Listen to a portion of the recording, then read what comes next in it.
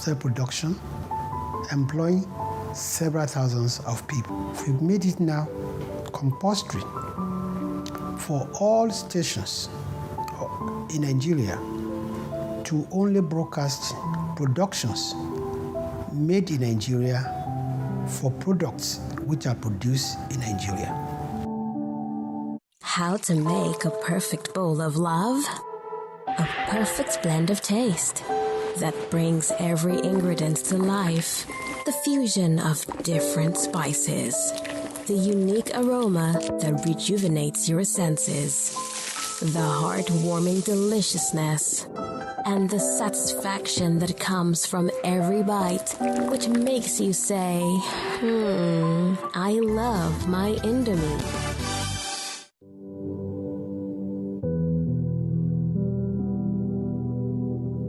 Well, the housing solution we have developed is a multifaceted one.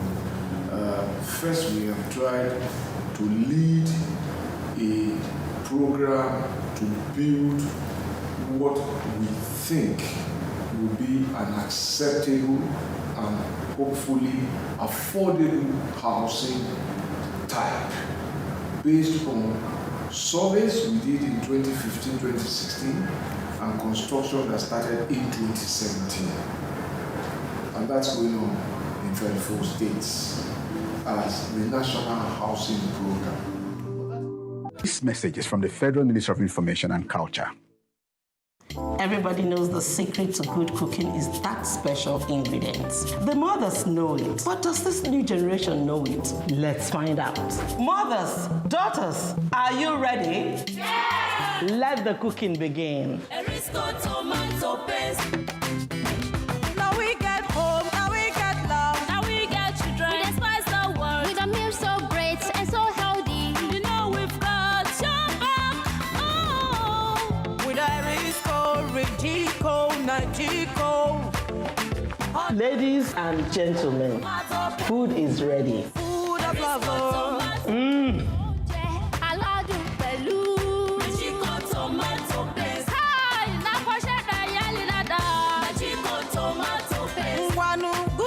For the yum yum for the Erisco Rigico and Nagico tomato paste is made by Erisco Foods Limited, feeding Africans with healthy foods. The NOA, for example, has succeeded a great deal in sensitization during the pandemic, and we have found the community mobilization officers most effective in the sensitization and in the advocacy campaigns, creating awareness on the coronavirus pandemic. We have done this through the production of jingles, which were very widely distributed in different languages, in English, in Hausa, in Yoruba, in Igbo, in Tiv, in Igala, in Kanuri, in Fulfulde, in Ijo, in Isoko, in Bini.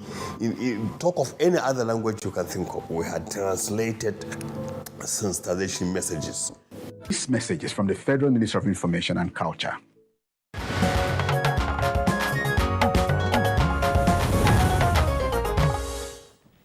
Well, we thank you for staying with us on Good Morning Nigeria on the network service of the NTA. Now, the Accountant General of the Federation, Ahmed Idris, advocates the evolution of strategies and practices to manage pandemic-induced financial challenges. Details with Aleka Obanachi Aroa on Business News.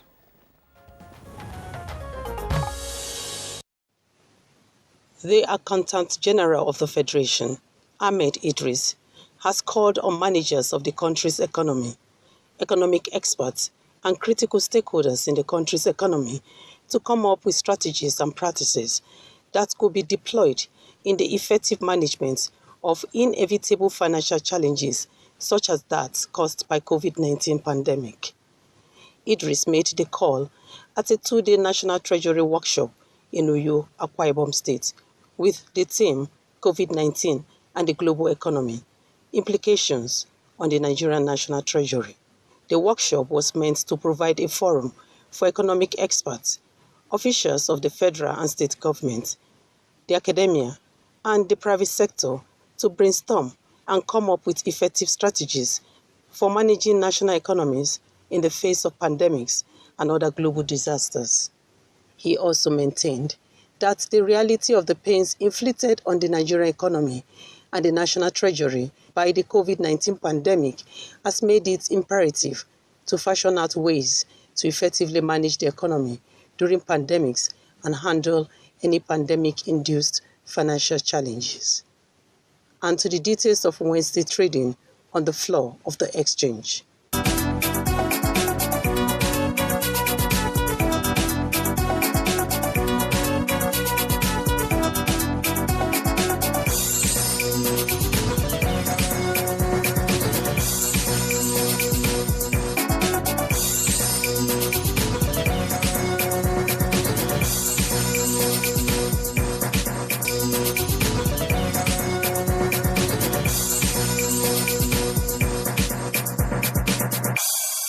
With business news, Alika Opanachi, Arua. Many thanks, Alika, for the business package on Good Morning Nigeria. Next is newspaper review.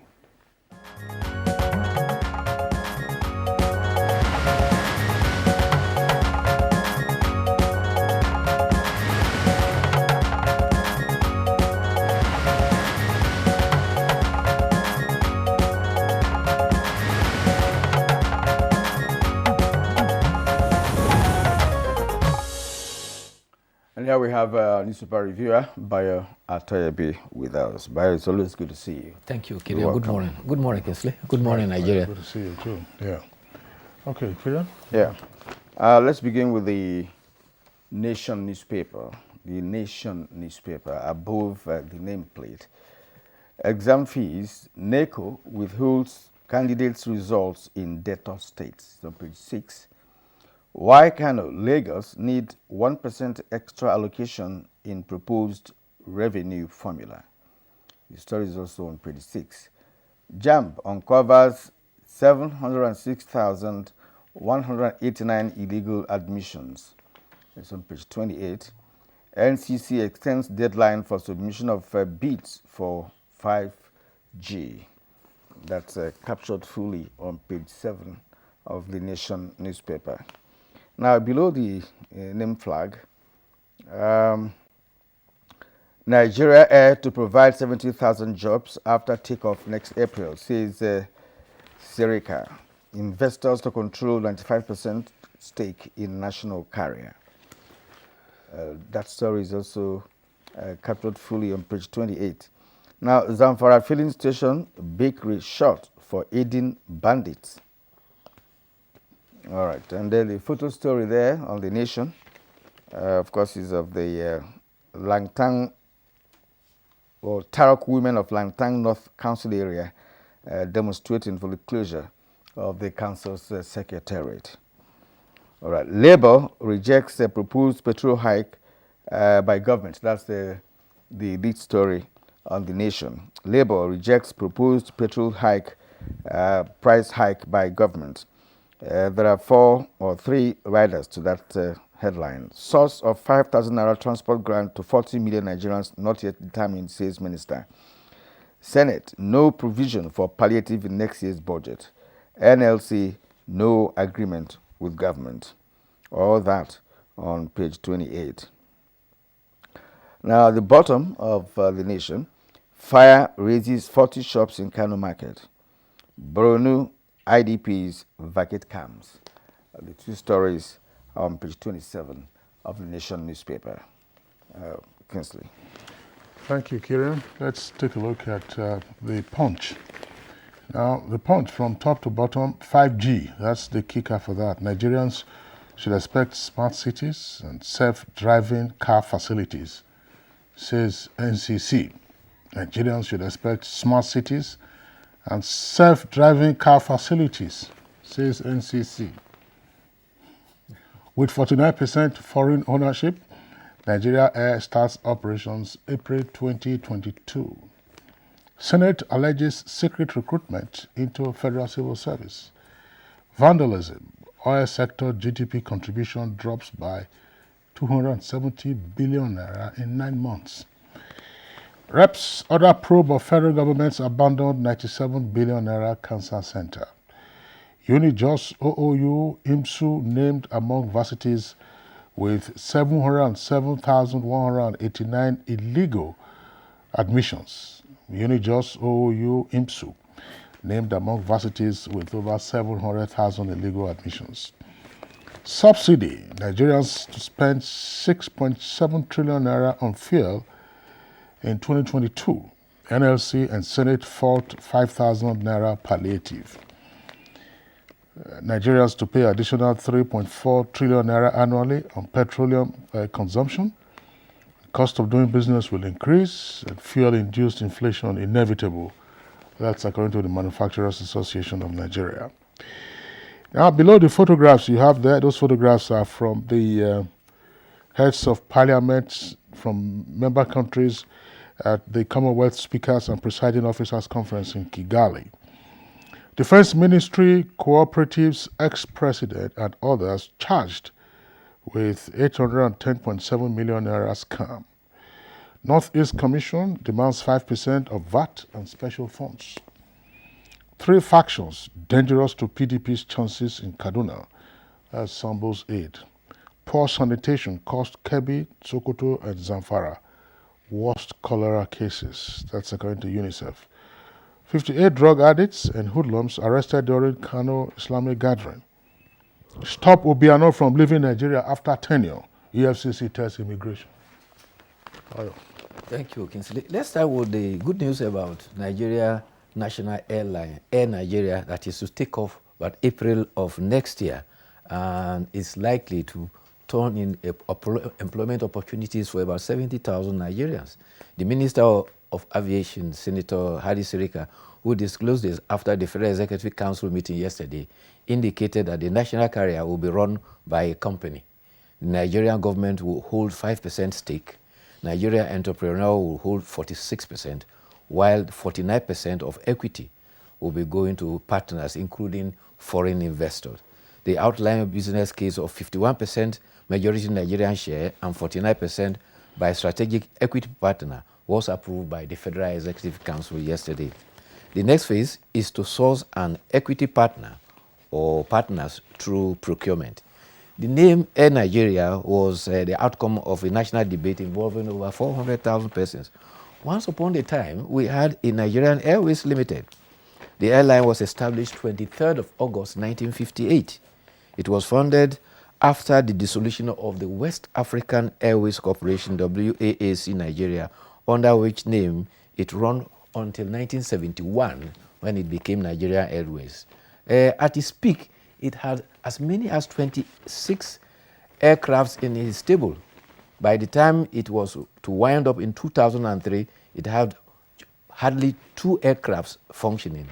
I remember having the opportunity to fly in it in 1989 when the Nigerian Airways came to Riyadh, Saudi Arabia, to fly home the victorious Flying Eagles after they won silver medal. It ceased operation in 2003. We hope that Nigerian Air will be saved the vagaries and the experiences of the Nigerian Airways so that it will be managed properly and profitably to serve and boost the pride of Nigeria. The reports that Kingsley and Kirian read indicated how Labour is protesting removal of subsidy that will lead to a hike in petroleum, the proposal of 5,000 naira to 40 million poor Nigerians every month for a period that could be between 3 months to 6 months. And also, Senate is saying there's no provision for it in the 2022 budget. But Governor Nasir El-Rufai of Kaduna State says that the current subsidy regime does not benefit Nigerians. Rather, it is benefiting Nigerian neighbors. And he cited an example. He says subsidy costs Nigeria 250 billion monthly.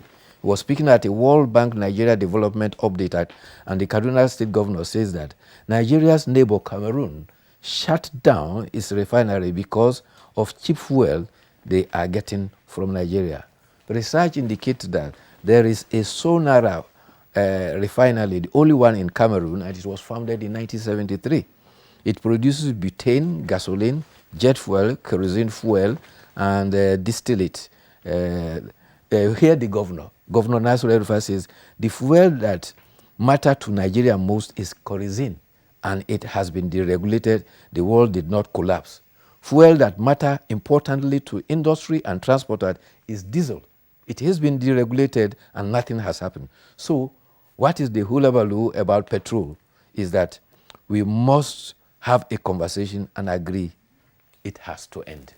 Talking about ending, the federal government is planning to end COVID-19 pandemic in Nigeria by 31st December 2022. The National Incident Manager of the Presidential Steering Committee, Dr. Mukhtar Mohammed, says the end of the National COVID-19 Summit is planned for 6th and 8th of December. The whole idea is to ensure that COVID-19 comes to an end by 31st December 2022 and will become a legacy of the President Buhari administration, which will bequeath to Nigeria before the tenure expires in May. It may be recalled that world leaders, including President Muhammadu Buhari, had resolved to end COVID-19 by the end of 2022. A global summit was convened by President Joe Biden of the United States last September. House of Representatives have resolved to investigate the National Cancer Center plan of 2018 to 2020, that for which a budget of 97.3 billion was budgeted. Federal and state government were required to provide 75% of that funding, and donor agencies were to provide 25%. Honorable Olusegun Odebumi of the House of Representatives, who raised the issue, says 116,000 new cancer cases were estimated in 2018 with about 41,000 mortalities. Presently, 4 out of the 8 treatment centers are functional. For cancer patients to go through complete session, radiotherapy and whatever, it is estimated to cost them 750,000, and this is beyond most cancer patients. The Committee of Health Institutions have been mandated to investigate and include, they probably should include, you remember the National Cancer Center that is sitting on the Umaru Musa Yar'Adua Expressway, launched sometime in 2009 from public funds. It looks apparently isolated, not only isolated, but also abandoned and not in use. I think they should also include that in their investigation. The other story of interest is that on issues of rape, in Rivers, a magistrate court has remanded a man for allegedly impregnating an 11-year-old girl and also going to procure a portion for the poor girl. He is to face a 3-count charge, 1 of rape, a 2nd of abortion, a 3rd of threat to life. The man committed the crime in 2020. He had been on the run and he was arrested last week. He's been brought to the magistrate court. The magistrate says it has no jurisdiction, especially based on the threat to life. Therefore, it is seeking advice of the Director of Public Prosecution and has adjourned the case to January 25th. Well, this issue of rape has really been on the increase, lately. Respected persons, including clergy, men, have been accused variously, and academics, professors, and the professors, for rape. I wonder why that is I wonder why that's making headlines this time around. Because it is on the increase. Yeah, it's really appalling, to hear such stories from a country like Nigeria, where a professor, for instance, or a clergyman, for instance, is accused of rape. I just can't understand that. But it does appear that the society is really going down the drain, based on morals, lack of morals. Certainly. A clergy is supposed to be a bastion of morals. Exactly. A professor in an academic institution is supposed to be a role model for young students. But see what is happening. Well, the other interesting story is that Christian Association of Nigeria has faulted the removing of Nigeria from the list of countries violating religious freedom by the United States. Reverend John Hayab says that Nigeria should be watched until everybody in Nigeria has freedom to decide how he practices his faith without molestation. He says Nigerians can coexist, except that our leaders just deliberately are exploiting religious differences. And indeed, some religious leaders made presentations to members of the U.S. Congress claiming kidnapped victims are predominantly of one faith and attacks on certain communities, as specifically of faith. The assertion did not hold any water because the UN Secretary of State, Anthony Blinken, of recently said that criminality and insecurity is a matter that is of concern to all, but it tends to cut across Nigeria and something has to be done about it. The US revision of religious freedom rights violation worldwide listed 10 countries. Nigeria was not one of them. The 10 countries are countries in Europe, Middle East, and Asia. Well, the number of interesting stories you have raised, Bayo, but I'm just, of course, as interested as most Nigerians will be in the proposed Air Nigeria. Yeah. In our headlines, we said that, the airline could begin the flight in April next year. April is just around the corner, that's 5 months. The shareholding structure has been approved by the Federal Executive Council, federal government 5%, Nigerian entrepreneurs 46%, and according to them, international strategic partners 49%. I do hope that amongst the Nigerian entrepreneurial stake, which is 46%, state governments, well, let's not just even mention local governments because they don't seem to have that kind of disposition. State governments that may wish to take a stake in the airline should be given the opportunity to say the federal government already has its own, so the federal government is not investing on behalf of the federation, but on behalf of the federal government. And therefore, state governments that might be interested to say, look, instead of setting up our own airline, it's just as you have now with Ibom Air, which is doing well, according to reports, and Kale Air from Cross River. Others will say, look, we'll take a stake, so it becomes a business investment, and you get your returns from time to time. But my concern is, how do you intend to get all of this sorted out, and then you take to the skies in April? Airline business is not you going to buy condiments in the market and get all those. You have to acquire your assets, and then all kinds of things are required, to get this off the ground. So you don't get too optimistic about the takeoff date. Exactly. I remember that it was not last year or last 2 years, that it tried to, commence, but because of the complexity of what Kinsley had just explained with respect to shareholdings and what have you.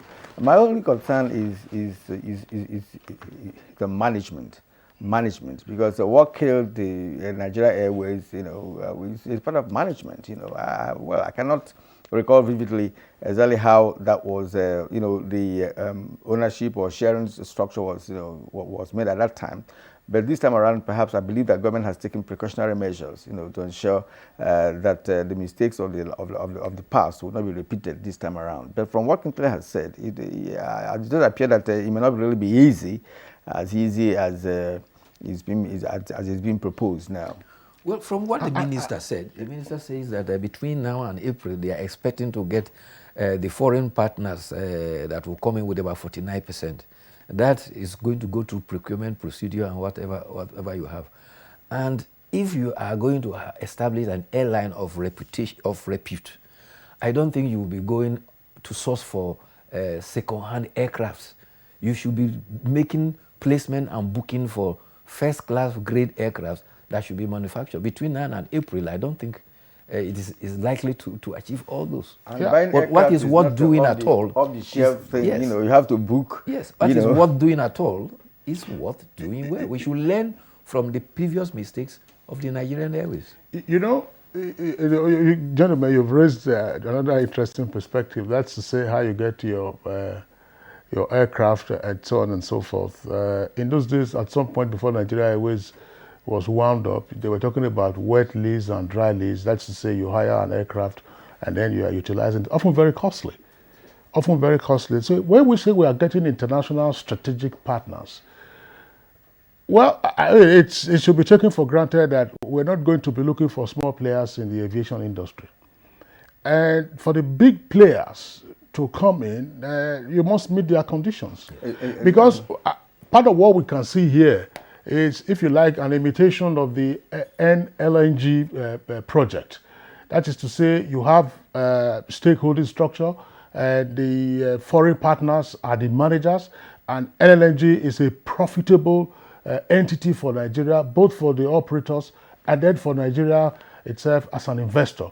And it doesn't admit of some of the interventions and other things that you will find usually with the management of government enterprises. So if you want to get an airline, get seasoned operators. The largest airline in the world is American Airlines. But what is even worrisome is that at this point in time, we are still hoping to get the foreign partners. And you are projecting that by April you will be. So that's why I said that deadline is optimistic, too optimistic. But I'm sure they would have worked out their best. But the key point, gentlemen, as you have said, is if you want to play in the aviation industry and if you want this to be sustainable and if you want it to be profitable, go for the big. There are all kinds of small aviation operators, around the world. But go for the big ones, those ones that you can take advantage of their backup, of their linkages, either in terms of maintenance or in terms of staff, in terms of training, in terms of equipment, and so on and so forth. That's what you need. And the good news is that there is a viable market. There's no question about that. But you see, sorry, gentlemen, let me also mention, I recall, it will seem like a joke. Some years ago, one of the local airlines acquired a new aircraft.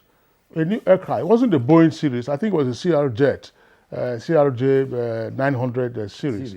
And to launch it, the then president was invited, but the president didn't attend the event. I said he sent his chief of staff to one aircraft. At that material time, that same year, that's around 2014 or so, American Airlines placed order for 60 of such aircraft. Other airlines as well are doing the same. No, but these are aircraft for regional flights. What do you call regional flight? 3 hours, not more than 4 hours. 60. All right. And the U.S. president then wasn't called to come and commission them when they were launched. All right, gentlemen, we have exceeded our time, and we have to call it a day at this point. And I appreciate Bayo for his analysis for today. We hope to see you again tomorrow. Yes, we are all excited about Nigerian Air, but it should be done properly. Exactly. Yes. So you are still watching Good Morning Nigeria on the network service of the NTA. We'll take a short break now. When we come back, we'll focus our attention on the real issue for conversation today, which is on the latest MPC meeting with respect to, of course, the financial issues. Stay with us.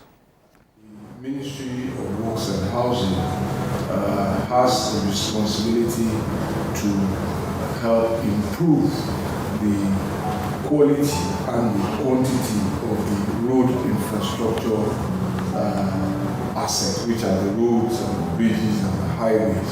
At the moment, we have over 13,000 kilometers of road network under repair, reconstruction, or rehabilitation out of the existing 35,000 kilometers of federal road network. These 13,000 kilometers are comprising about 850 different contracts which the ministry superintends across Nigeria. We are fulfilling the mandate of our ministry to expand the connectivity of Nigeria's states and by extension the towns and villages through road transport. Give your kids winning energy. Milo Active Go. With the goodness of malt, milk, and cocoa, helps them make the most of every day. Milo, the energy to go further. Everybody knows the secret to good cooking is that special ingredient. The mothers know it, but does this new generation know it? Let's find out. Mothers, daughters, are you ready? Yeah! Let the cooking begin. Erisco tomato paste. Now we get home, now we get love, now we get children. We despise the world with a meal so great and so healthy. You know we've got your back. Oh, with Erisco, Rigico, Nagico. Ladies and gentlemen, food is ready.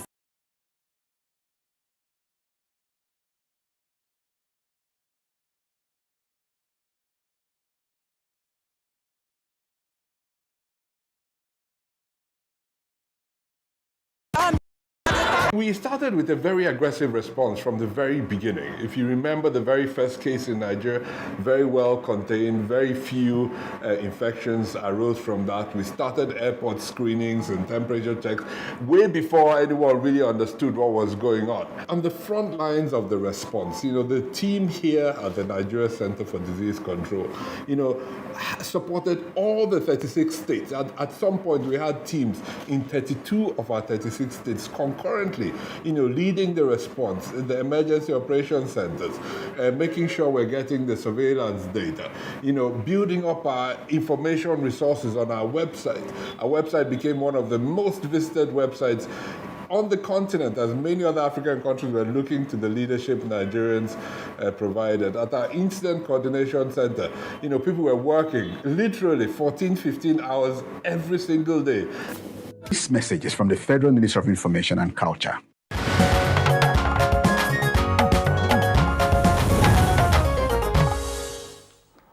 All right, you're still watching Good Morning Nigeria. And to begin our conversation, which is on the MPC resolutions, here is correspondent Ekene Ntalive with a background report.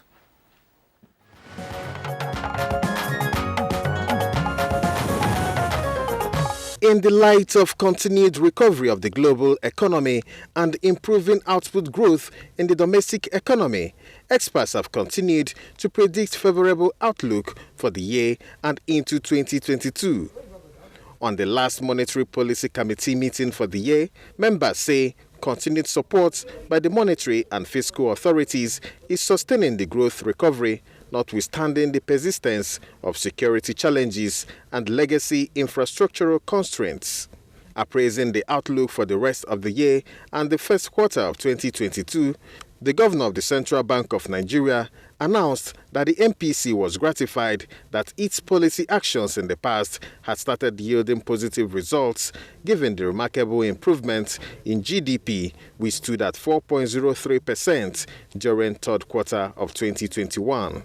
MPC believes that the existing monetary policy stance has supported the growth recovery and should be allowed to continue for a little longer for consolidation to achieve the MPC mandate of price stability that is conducive for sustainable growth. The committee also feels that a hold stance will enable it carefully appraise the implications of the unfolding global developments around policy tapering and normalization by advanced economies. The continued security challenge across the country remained a major source of concern for members, noting its impact on business confidence, foreign investment inflows, and overall economic activities. With improved security, especially in the food-producing areas, members expressed optimism that food inflation will drop significantly following successful harvest and distribution. Based on the foregoing, the committee decided by a unanimous vote to retain the monetary policy rate MPR at 11.5% and also retain the asymmetric corridor around the MPR. It also voted to retain the cash reserve ratio at 27.5%, while liquidity ratio remains 30%. On this edition of Good Morning Nigeria, experts will be speaking on issues around the Monetary Policy Committee's resolutions.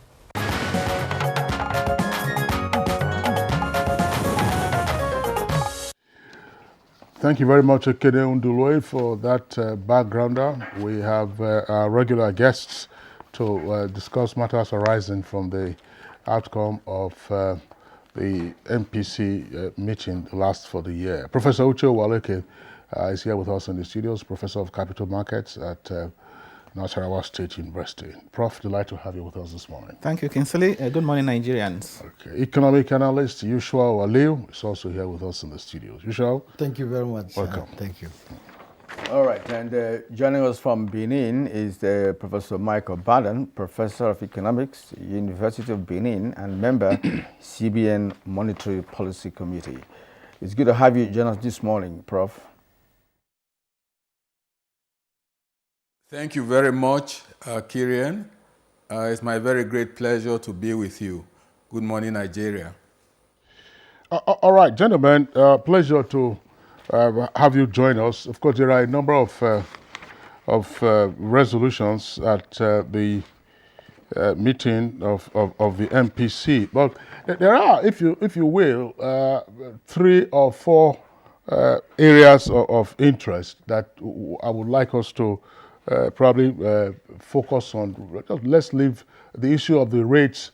Nothing has changed. Things appear to be as projected, and so on and so forth. There are, as I said, 3 or 4 areas. Number 1 is the concern about the quantum of Forex demand. The CBN governor, of course, spoke to that at the end of the meeting.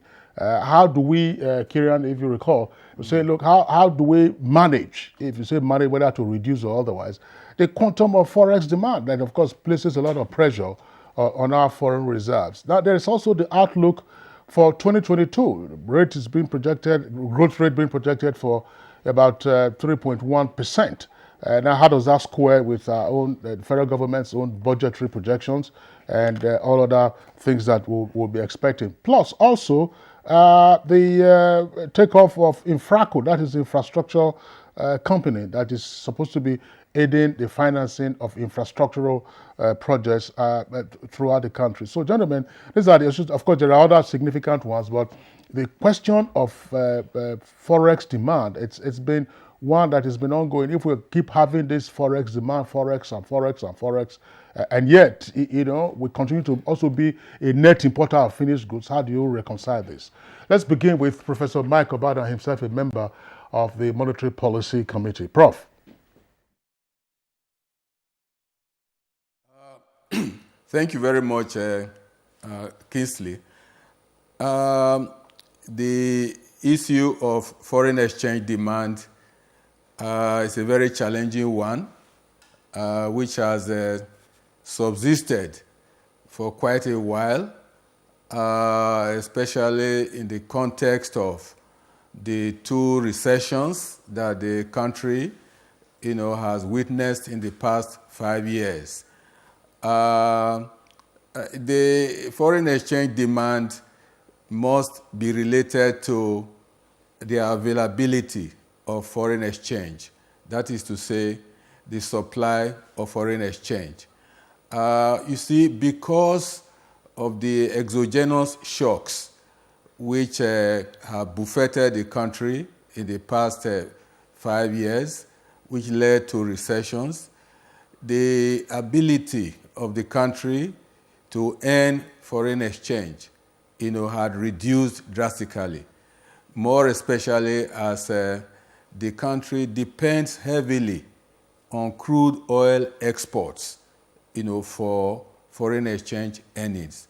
And so the ability had reduced to earn foreign exchange, and the stock of foreign exchange available, foreign exchange reserves, has also reduced. But unfortunately, many Nigerians don't seem to appreciate that or even want to understand the true position of things.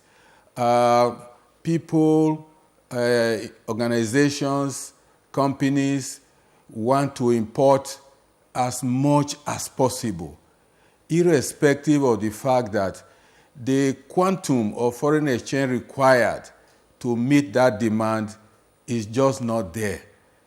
And the monetary authority has a responsibility, to manage the available foreign exchange. And since in the short term or even medium term, the ability to increase foreign exchange is not really there, particularly through non-oil exports, then the monetary authority strives to manage the quantity available. Huge demand, but very small quantity of foreign exchange, of foreign reserves. And it uses a number of demand management strategies. And it intervenes in the foreign exchange market from time to time, putting foreign exchange as available. But it appears that a good number of economic agents don't seem to appreciate that one, that what is available is limited. And there is need to want to demand foreign exchange for importation of all kinds of goods, frivolous services.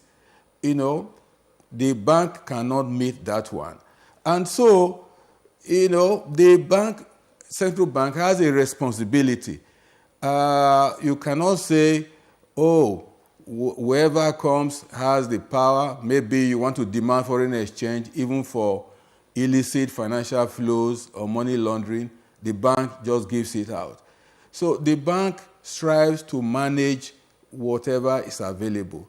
The crux of the matter is this, that there is a huge gap between the foreign exchange that is available and the foreign exchange that people want to buy and then import all goods and services from abroad.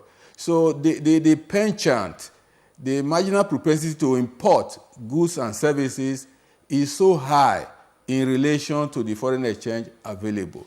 I know some people economic agents have suggested, in the context of managing the little foreign exchange reserves available, that the bank should just float, the currency. In other words, allow market forces to determine the exchange rate, in which event the highest bidder will get foreign exchange, and perhaps buy up all the foreign exchange available, and there will be none available to meet the essential needs of critical sectors of the economy, manufacturing in particular, certain, infrastructure equipment, and some services.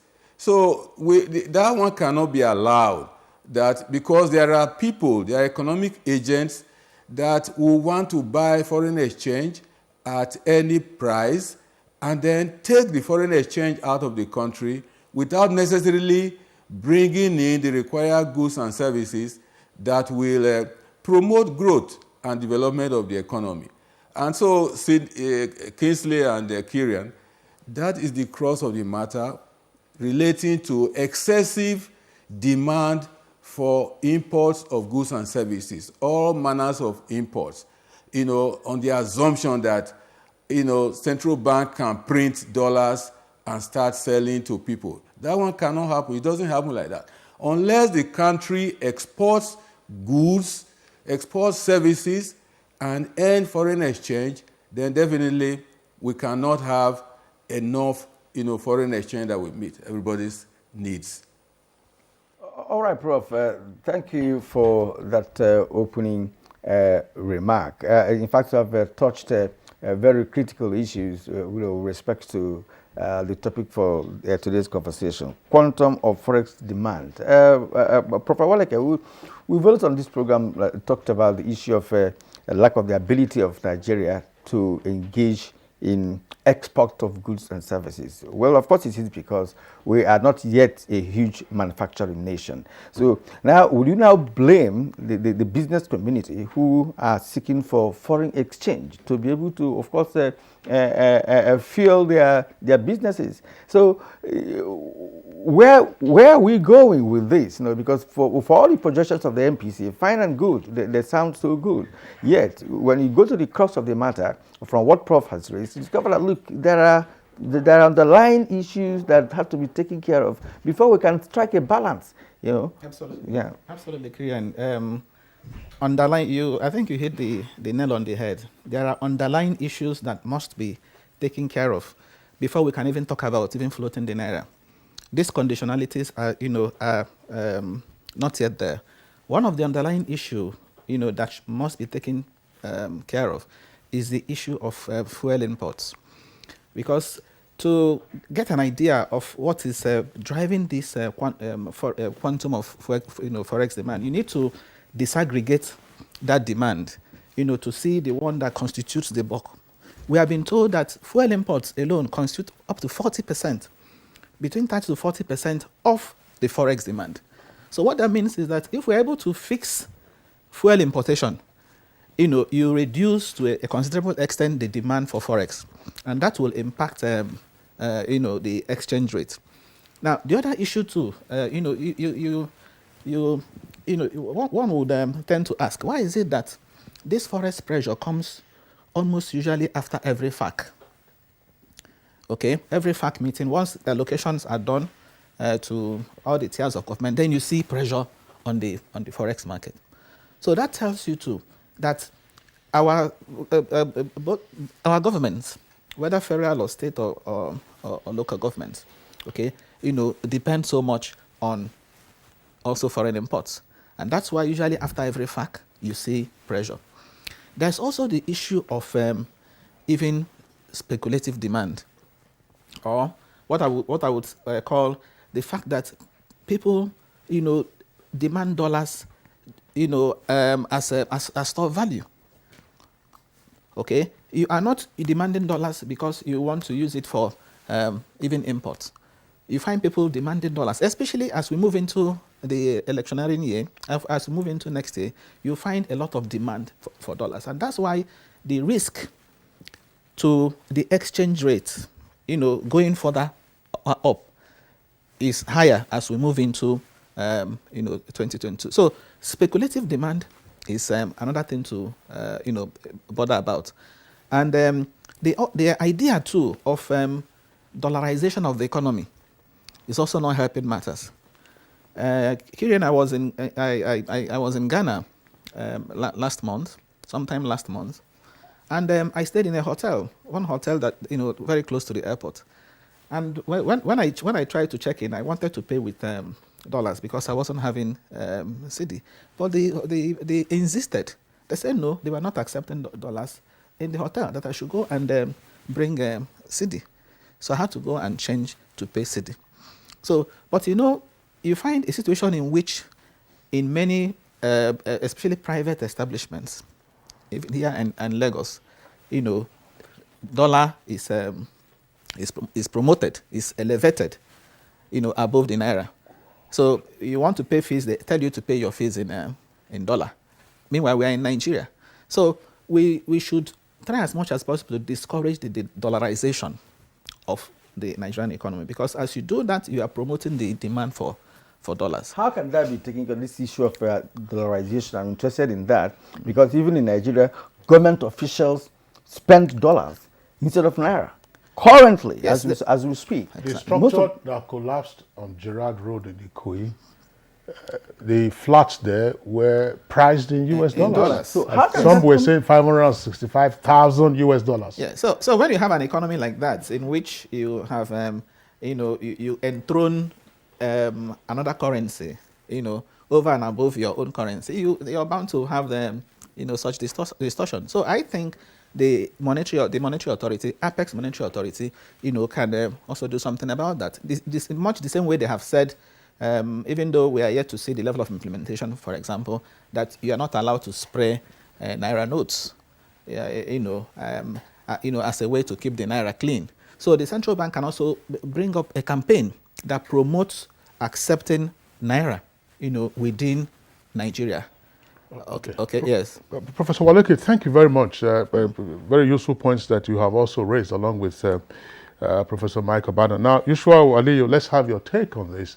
What, of course, the central bank is now recognizing as a worrisome climb in the quantum of forex demand that, of course, continues to pile pressure on our forex reserves and therefore, ultimately, the value of the naira. You see, well, we just have to look at the mandate of the central bank, that is establishing price stability. Once you are attempt to make price stability, you have all the option to take all parameters and make adjustment. Let me be precise in this regard. Discussing the MPC, having a unanimous decision on most of the rates now, it's not also helping matters, but it has a very long history. A long history since 2014, when President CBN Governor took over the mantle. The first MPC was based on the restrictive monetary policy, whereby most of the rates, if they are adopted, that is how the economy is going to use them. And most of these parameters is what has encouraged probably the demands that is too much in the market. But like rightly pointed by Professor Waleke, you see, anytime currency is mentioned, there is what is called the motives behind demanding any economic item, including currency. So these motives, he mentions speculative, but in regard with the current issue in Nigerian economy, government establishment, institutions, not only private, are engaged in dollarization. And that is what brought the high demand, pointing out a situation where immediately after fact, then demand will rise. Nobody is importing. The central bank, as asserted by our colleague professor from Benin, there is role of the central bank to make these supplies. But at the same time, also they have to check certain motives, the windows at which these Forex are issued. Recently, the central bank has shut down the bureau de change window. Shutting down has increased the demand because obviously the other window, which is the commercial bank, have a link with all these bureau de change operators, and they know what they do. And the CBN, being monitoring authority, also is aware of what they are doing, and that is why we have the shutdown. So this is one of the measures at which, if we want to contain these supplies and the demand, we have to also check carefully our attitude to our currency in general. Developmental experts always asserted that until we have a change of attitude to a positive ground, there is no way we can make a headway. Today, exchange rate is high, and we are approaching two seasons, electioneering season and festive seasons. All demand these currencies. So it is obvious that from now till January ending, we know there is going to be high demand for these currencies. But after that, also, if we come back slightly to the rate at which the CBN is adopting, especially the MPR, putting the basis of contraction or expansionism, you realize the fact that those windows are not working properly to establish the mandate of the CBN of establishing price stability. Nobody mentions inflation that is above 15%, but we have targeted an inflation that is single digit for a long, and we are not getting it. And also, the CBN and Monetary Policy Committee, even though it is a unanimous decision, when unanimous is mentioned in a decision of MPC, it means that all members have agreed that to contain two issues. One, the development in the world economy. Second, the sustainability issues of our economy within the domestic market. But however, even if we put those parameters on a scale, and we want to now establish why price refused to be stable with a high inflation, we take record from 2016, when we had the first recession, inflation reaches up to about 18.3%. And now probably when we say 15.3, we want to sustain it. And especially attached to agricultural output, which always experience persistent increase in the general price. You realize that now the demand is going to rise not only for the Forex, the demand of individual household is going to expand, thereby pushing inflation. And when you push inflation, and a lot of it has become a culture. Many people want to travel, especially government officials, in an attempt to rush the budget surplus. So that will also increase the demand. After 40% demand for PMS importation, we cannot succeed. Energy. What is the demand from energy in an attempt to develop the energy sector? What is the percentage of demand of Forex from the energy sector? These are some of the indices the central bank should put, not only the restricted commodities. I was just wondering, Kieran, you know, when we talk about, as Professor Waleke earlier said as well, that, at the end of FAC, we normally find pressure on the Naira arising from demand for foreign currency. Now, is this demand made through the official channel? And if so, does the CBN readily oblige them? Or, as the CBN has argued, the parallel market constitutes around about 5% or even less. Let us be generous and say parallel market, personal transactions take up, say, just 10% of the Forex market. But the 90% of it is through the official channel and therefore one within the control of the central bank. Is it necessarily the case that the CBN itself is unable to manage demand for the 90% that comes to it, and are these demands normally one that will relate to governmental transactions or otherwise, plus of course the 40% that Waleke earlier indicated for oil exports? Professor Obadan. Thank you very much, Kingsley. But first of all, let me quickly clarify one or two points earlier made. Let me say I fully support the point made by Professor Waleke on the impact of heavy importation of refined petroleum products, on foreign exchange, external reserves. Yes, if and when the Dangote refinery, comes on stream, and importation of refined products is minimized, that will have a net impact positive impact on external reserves, foreign exchange supply.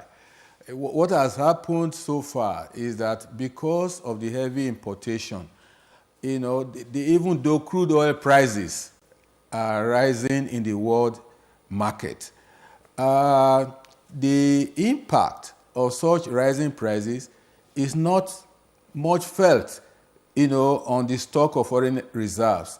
The net accretion is very small, if any, because of this heavy importation, of refined petroleum products. And you then find a situation whereby even government revenue is negatively impacted. I think the data we've seen show that since June, foreign exchange receipts from oil and gas export sales, have been zero, which means then that, because of this heavy importation. So it's important to have a handle on that. That one will help a lot. And, our friend there, Sam Michel, says that the CBN's keeping rates constant is not helping the economy. I'm not so sure about that. These CBN decisions are based on data, information, which members have access to. And, perhaps, some stakeholders and analysts, don't work to avail themselves of such information. And so the decisions they make may not align with what monetary policy decision members make. Data on global trends, domestic economic trends, suggest the need for caution, in monetary policy changes. Otherwise, we can arrive at a situation whereby certain decisions made, changes made, turn out to be precipitate, which will not be in the interest, of the economy. And you look at the existing monetary policy stance is relatively tight. 11.5% monetary policy rate is not, and it does not reflect easy or expansionary monetary policy. So if you say you consider the challenges which the country is facing now, the dual challenge of, high inflation, then a fragile growth, although it has improved in the last 4 quarters. If you look at the two, they constitute a challenge. If you say, let's further, tighten monetary policy, you increase, the monetary policy rate or raise the cash reserve requirement. What you are then doing is to make the cost of borrowing to be very high for investors who should be able to impact possibly on the economy. And if that is the case and investment reduces, then it means the fragile growth that the economy has achieved will be further undermined. And again, you say, let's, loosen monetary policy parameters. Let us reduce the monetary policy rate or the cash reserve requirement. If you do that, you are moving the direction of expansionary monetary policy. You are injecting more liquidity in the system. That does not help the inflation objective, which our colleague there talked about. Yet, we are interested in inflation coming down because it has very serious impact, negative impact on cost of living. So given that kind of dilemma, a number of factors, are considered. And again, very importantly, the policy rates were kept constant. We observed that even the existing monetary policy stance, which is relatively tight, is working and supporting, the inflation objective, which has been decelerating, and also supporting the growth objective. And so we felt that there is need to sustain such policy stance for some time. And again, these various parameters you talk about are supported heavily by central banks' development finance interventions, which straddle 7 major sectors, ranging from agriculture, manufacturing to export, and the services sector. And as at today, the cumulative disbursement of funds to the various sectors by the bank is 7.12 trillion naira. If you add that to what the fiscal authority is also spending through the budget and the economic sustainability plan before now, you will find that there have been massive fiscal and monetary policy support. And finally, Kingsley, if you look at the global developments, as at the moment, the global economy is experiencing aggravated uncertainties that have been aggravated by the resurgence of COVID-19 infections in the advanced economies and some Asian countries. There is the rise in energy prices, which is hurting, the consuming nations, over which President Biden is asking OPEC to, increase supply. And those economies are also now experiencing rising inflation, among others. There are so many vulnerabilities now. What then, a good economy should do, you look at all this and then strike a balance. And these various factors I've outlined, informed the policy stance. The global developments, you need to watch them and then see what the implications will be while we're evolving, various proactive actions to deal with them. So it's not that the Monetary Policy Committee members, take pleasure in keeping the monetary policy rates, constant and so on. And then secondly, he also said that the CBN shut down the Bureau d'Exchange, organizations or companies. And that one has increased the demand for foreign exchange. No, that is not correct.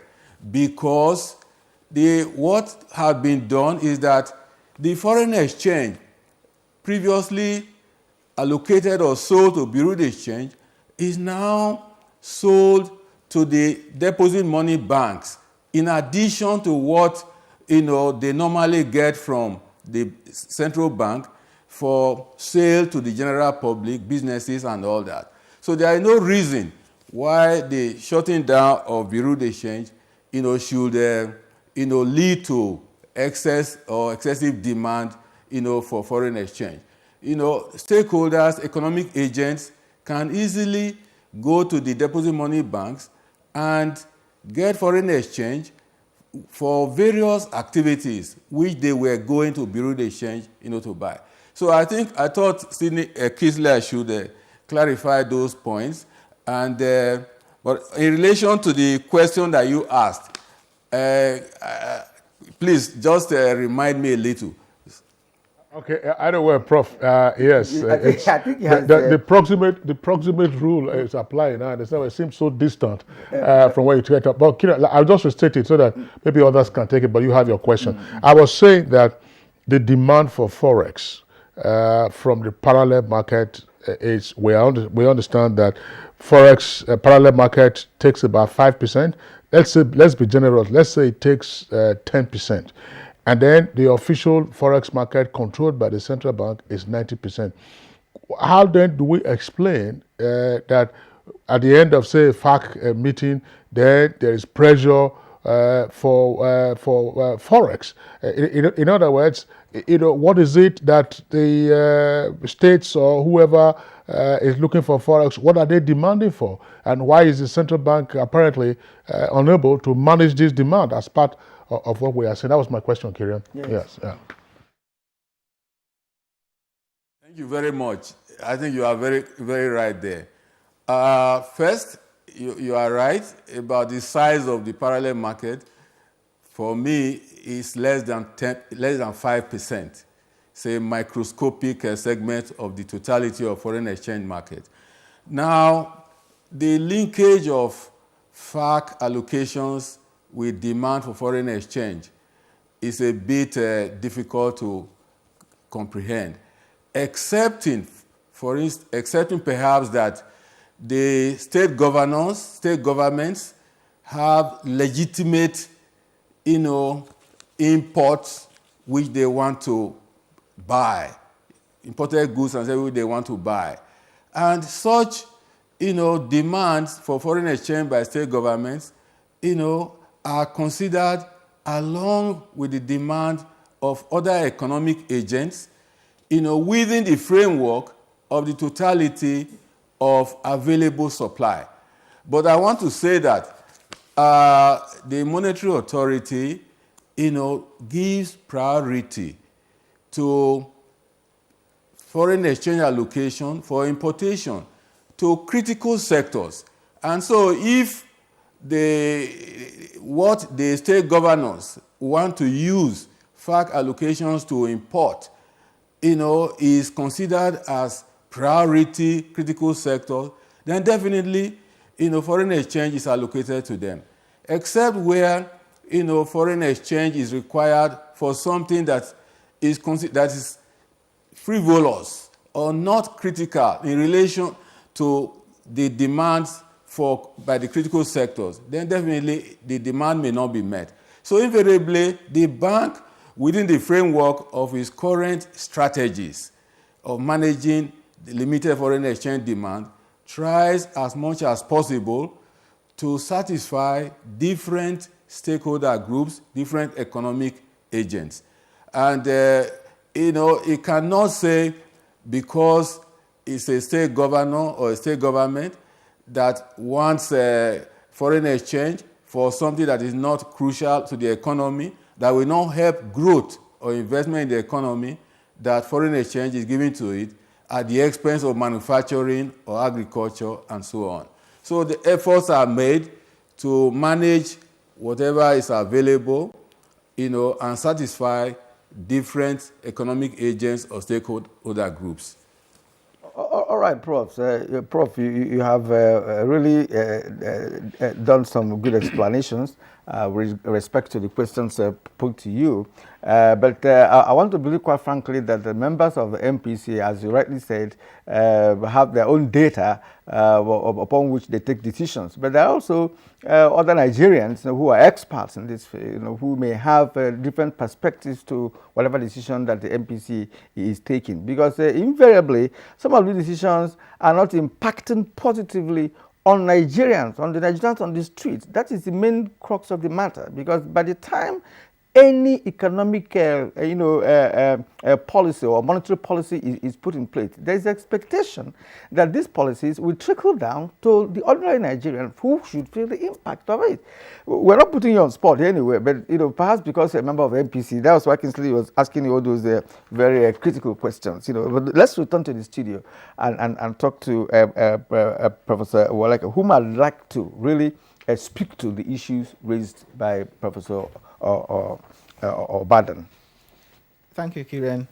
I think the point being made is that, yes, there are experts elsewhere, but the fact remains that the information at the disposal of these experts may not be the same as the one you have at the disposal of either the bank staff, that's talking about central bank staff, or even members of the MPC. There is a monetary policy, technical committee that assists the MPC, provide data for the MPC upon which they make their decision. So, to that extent, you would say information asymmetry is in favor of members of the MPC. Okay, so, on that note, I want to lend my voice to lend my support to the decision of the MPC to keep the rates the way they are. As a matter of fact, I don't see them changing the stance, monetary policy stance, till sometime next year.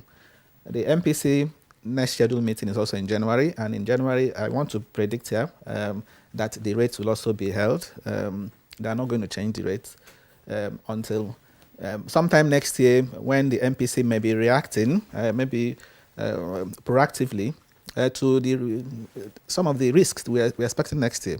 The risk that is going to come from the removal of oil subsidy, because as soon as you remove oil subsidy, they're talking about mid of 2022. Once it goes off, inflation, will likely spike.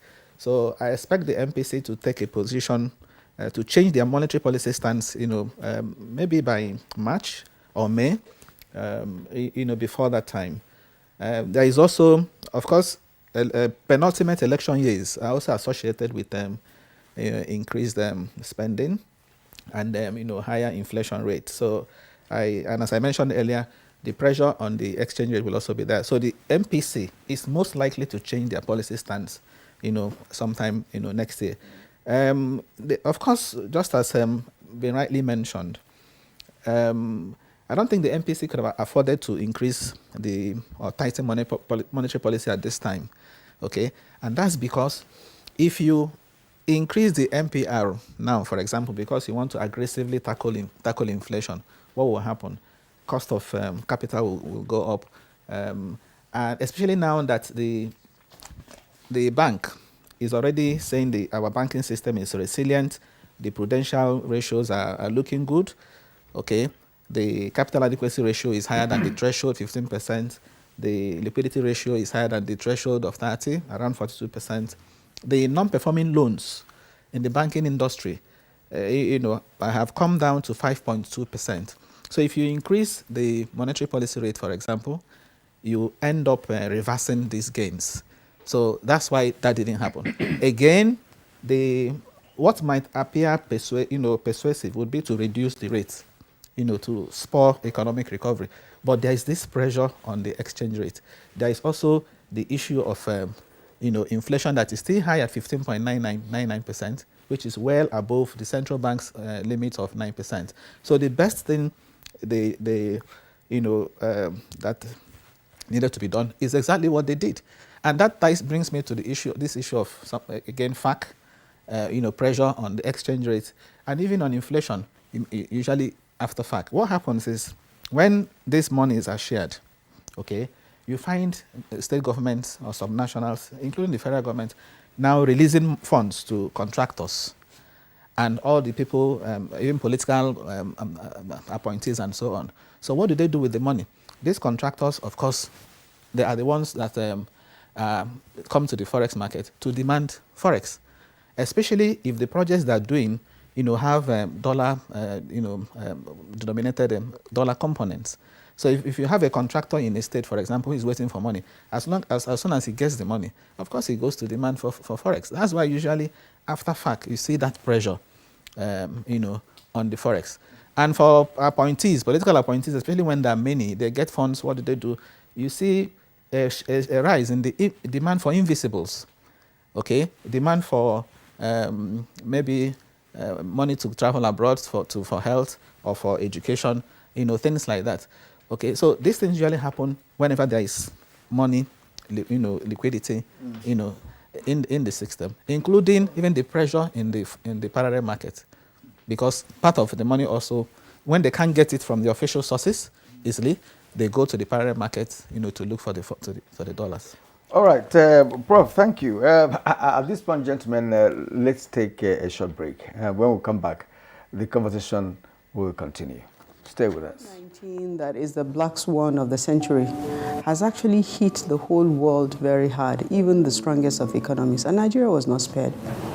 But due to the proactive stance and steps that the president has taken, we've been able to come out quickly. The president has consistently said we must invest in infrastructure. Even as we're investing in human capital, that we must invest in infrastructure, because at the end of the day, that is what will bring about a sustainable economic growth. So the president has given us our directive. He has said you must make sure you pay salaries and pay pensions, but you also make sure that the critical projects of roads, railway, airports, bridges, major infrastructure that are meant to drive the growth of the economy, that we consistently invest in them, even if we have to continue to borrow to do so.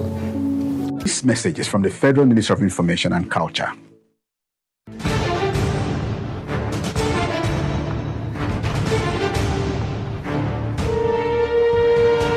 Finally, the hero of Nigeria's democracy has arrived. He shall usher us into a new phase of development, peace, and prosperity. He is the father of the new Nigeria, His Excellency President Muhammadu Buhari, GCFR. Welcome to another season of giving Nigerians hope yet again. We are sure of a great future for both ourselves and generations yet unborn. We look forward to your leading us as a nation into our manifest destiny. Though the challenges against us as a people are many, we know that your leadership shall set us on the right path to our greatness. A new dawn beckons on us all, and having you as our president is a precursor to this. Thank you for believing in Nigeria. This message is from the Nigerian Television Authority, NTA.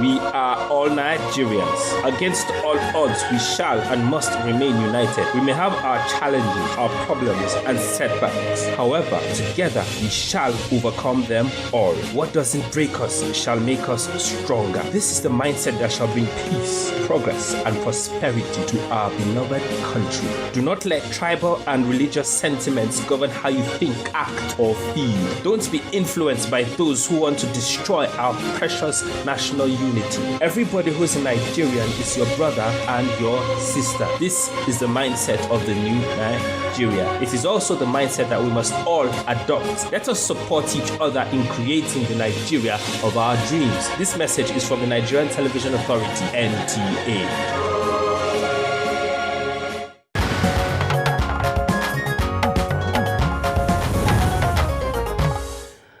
You're welcome back, and it's still Good Morning Nigeria live on the network service of the Nigerian Television Authority. We still have all our guests with us discussing the latest resolutions from the Monetary Policy Committee of the Central Bank.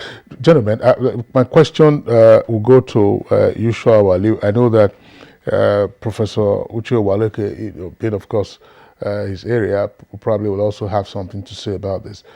One other aspect before we get into the outlook for 2022, into which we're already being led, let's just look at this aspect about Forex demand. One of our marketing strategies is to play up the unique selling proposition that Nigeria has very high return on investment. Yes. That the kind of profit you can make in this country is probably unavailable anywhere else. So you attract portfolio investors. Portfolio investors come, and at the drop of a hat, they are ready to take off with the returns on their investment. And when they are taking off, there are often no restraints on both capital and profit repatriation. And this repatriation is not in the local currency. It's in hard currency. That's why sometimes you're asking yourself why there's so much interest in the level of Nigeria's foreign reserves. Are we over-marketing ourselves by saying that the return on investment is the highest around the world, and therefore ultimately also hurting ourselves? Usual. Yeah, I think that is the point I was trying to make. Recently, Mr. President was in Durban, South Africa, and was marketing Nigeria intra-African trade, and investors are about coming. So anytime investors are putting in money or they are coming with the new funds, because of the agreement you entered with, and because of the policy on ground, and because of the standard of ease of doing business that you rightly stipulated in most of these engagement, you cannot stop them from taking. The nature of market is hit around. These people are making, when they make their money and they understood the atmosphere, and they studied the environment, what stopped them? These are some of the things, because presently you call for investors to invest, and they call through different channels, financial institutions, probably in agriculture. Remember, in 2017, the Economic Recovery and Growth Plan, as advocated by the former minister, the Focus Laboratory, where over $400 billion was expected to be raised. What is the fate today? Who are the investors? And how much? And what is the multiplier considerations that we can attach to the economy? So I think it's from our policy and from our engagement and from the resolutions we agree on upon. Well, okay. Thank you, Kinsley. Let me start by saying that this country needs all manner of investments, whether foreign portfolio investment, whether foreign direct investment, other investments, as categorized by the National Bureau of Statistics. Let me also say that the issue of high returns on investments is not peculiar to Nigeria, but is a feature of emerging and frontier markets, emerging and frontier economies. Nigeria, as a matter of fact, is a frontier economy. It's still within the fringes of a frontier economy, not yet an emerging economy. If in Africa, for example, is just South Africa, and sometimes you see Egypt also included. So we're actually a frontier economy, and frontier economies are known for very high returns, and that's because the risk of investing in such economies is also very high. In finance balance, we say the higher the risk, the higher the return. So our markets are quite volatile.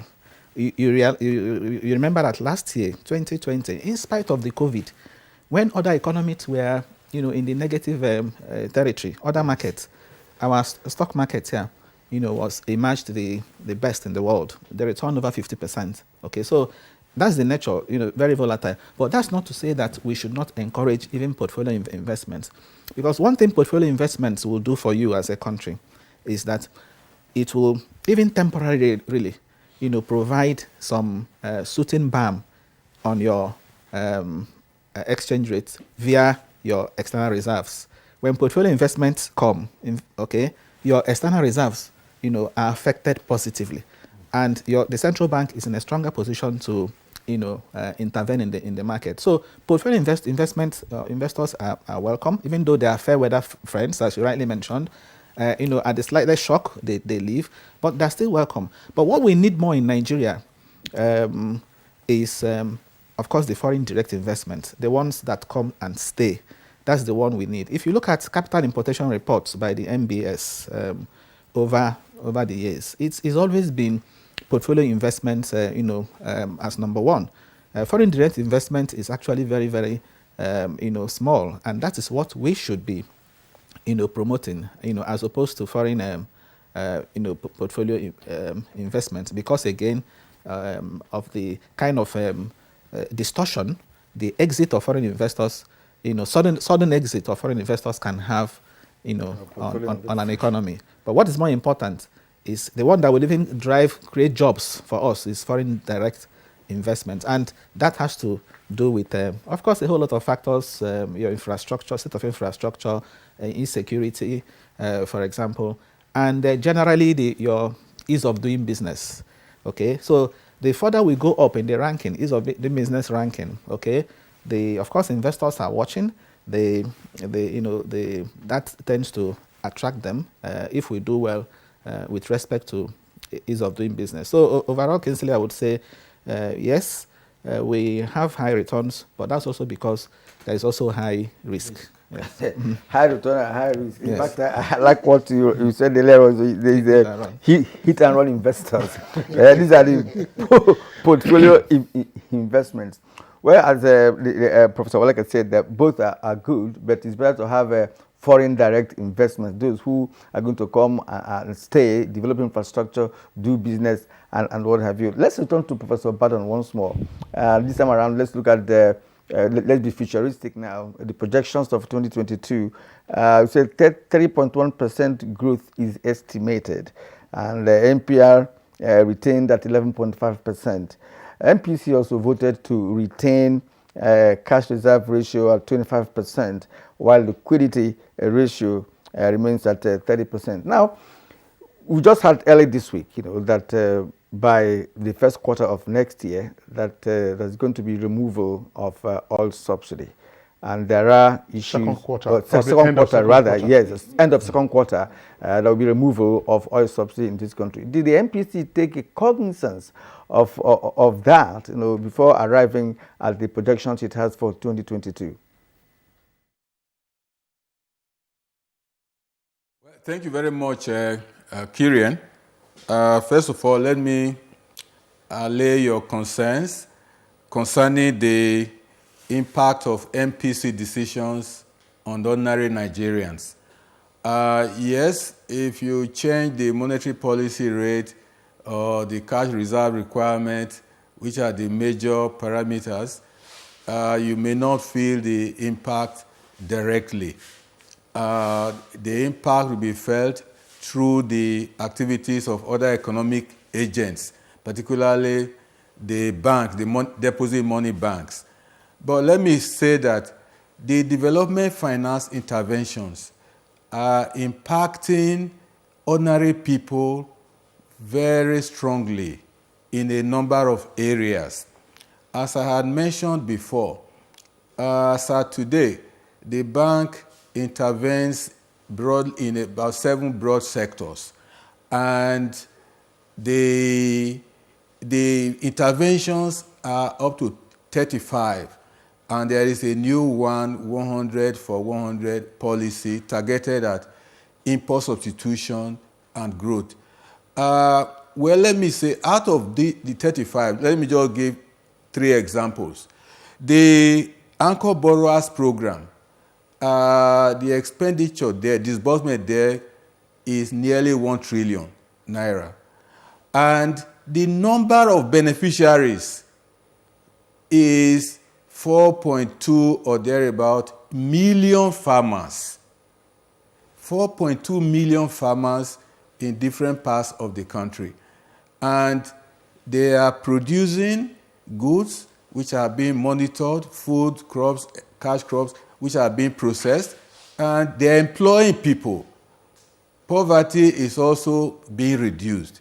And then you have, within the framework of the COVID-19 measures, the bank introduced several interventions, one of which is the targeted credit facility aimed at boosting consumer demand of various households.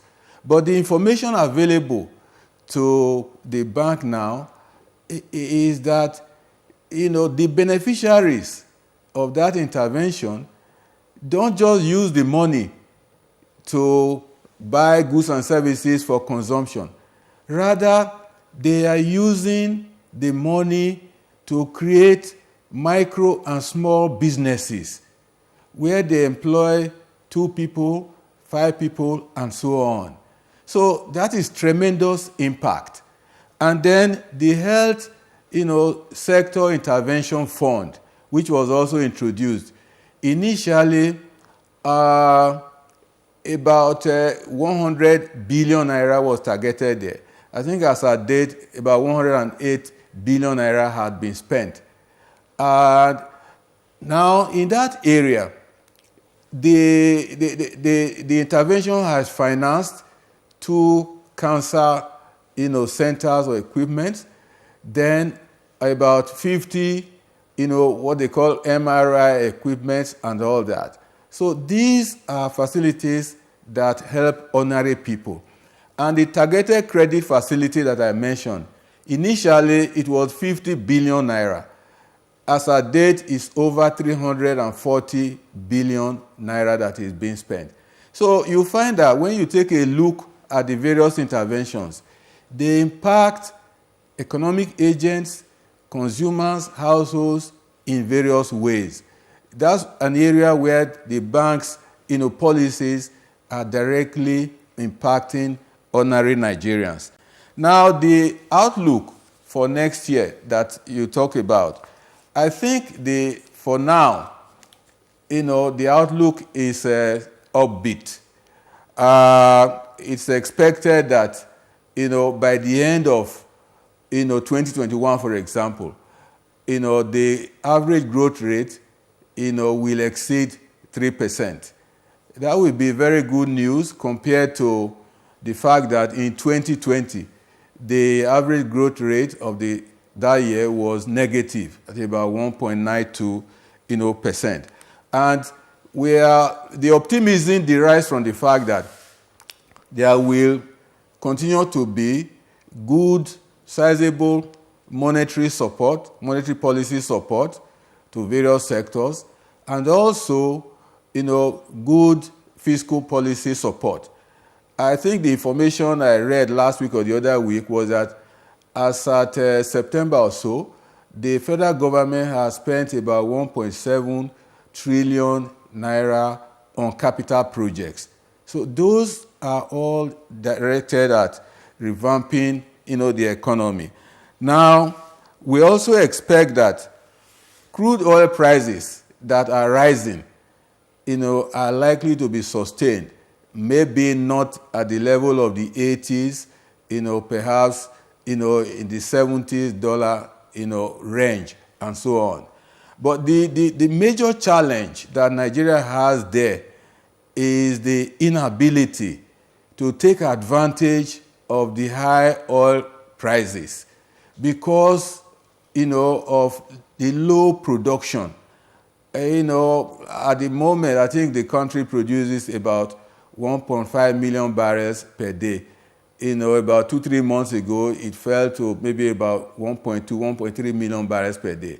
It's not producing, up to the budget, expectation.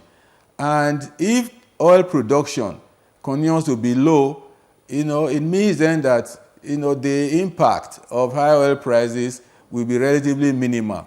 And that impact is further, whittled down by high importation, of refined petroleum products. So we also expect that economic activities will continue to rebound. COVID-19, vaccines will continue to be administered. Federal government seems to be, emphasizing that one and encouraging stakeholders and so on. And so we expect that the growth will be reasonable and acceptable, particularly as economic activities in various sectors have revived. And one thing that we must understand is that for now, people are a bit indifferent about COVID-19. They just want to survive. And so activities in various sectors, are reviving. And to the extent that that is the case, with the massive monetary policy and fiscal support, then the growth, projections, are realizable.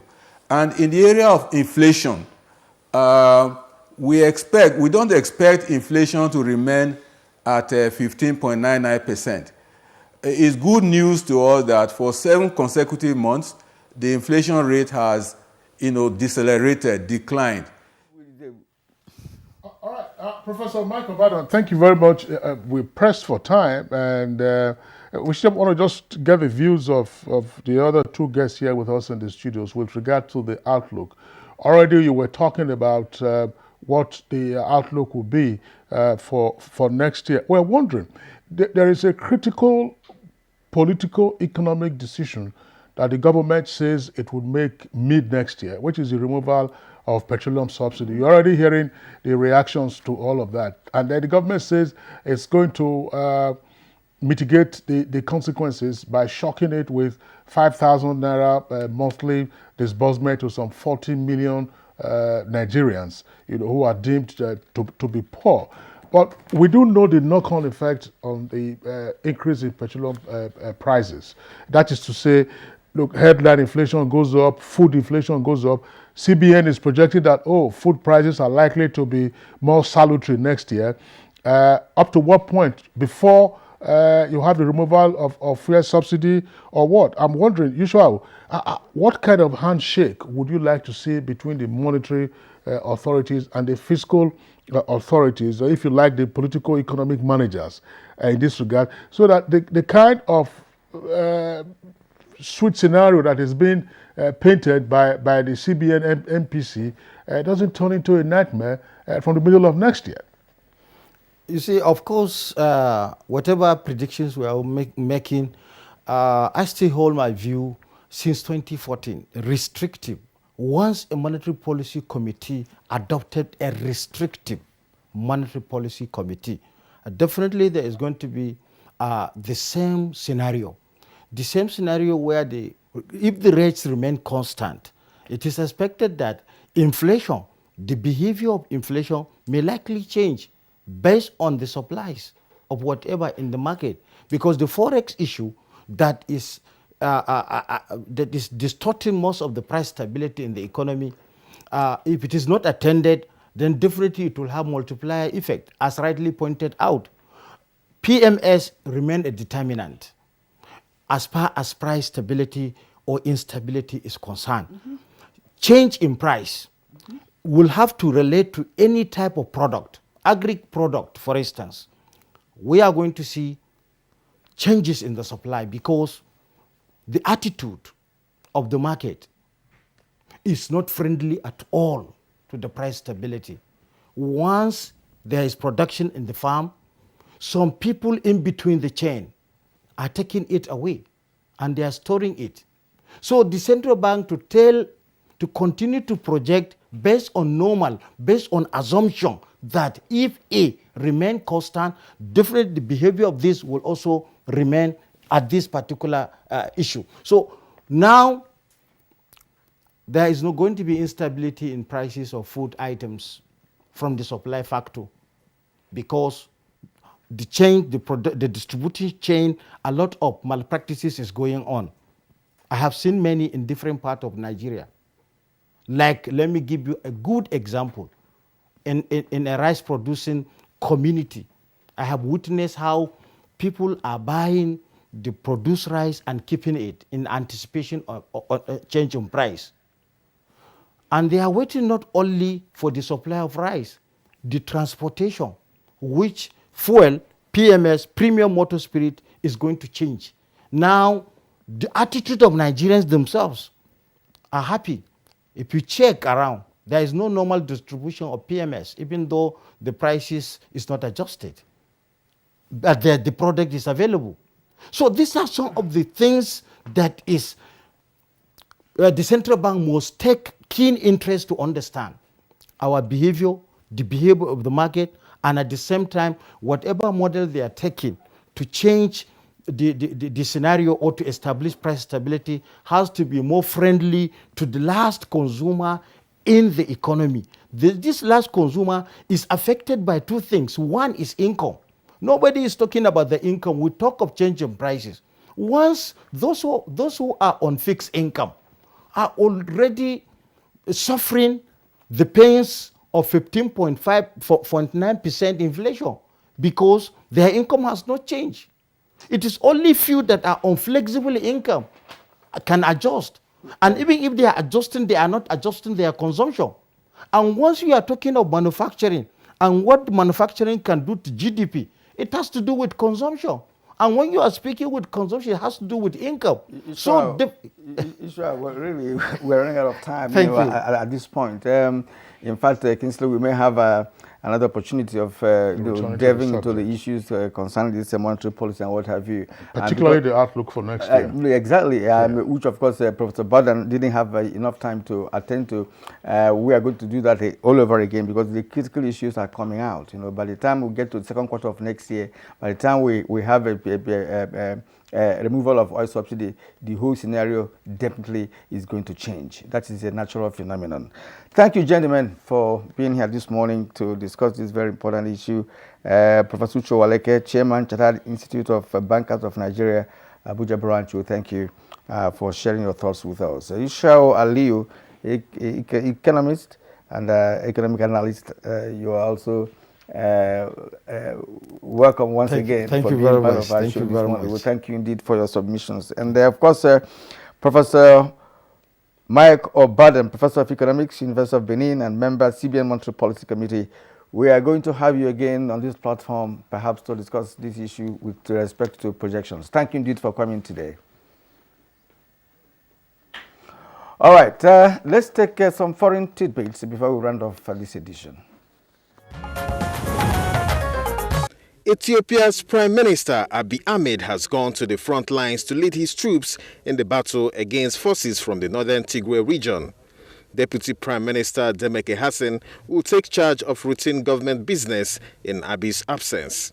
Other senior government officials have also immediately responded to the call made by the Prime Minister to save Ethiopia and joined the campaign.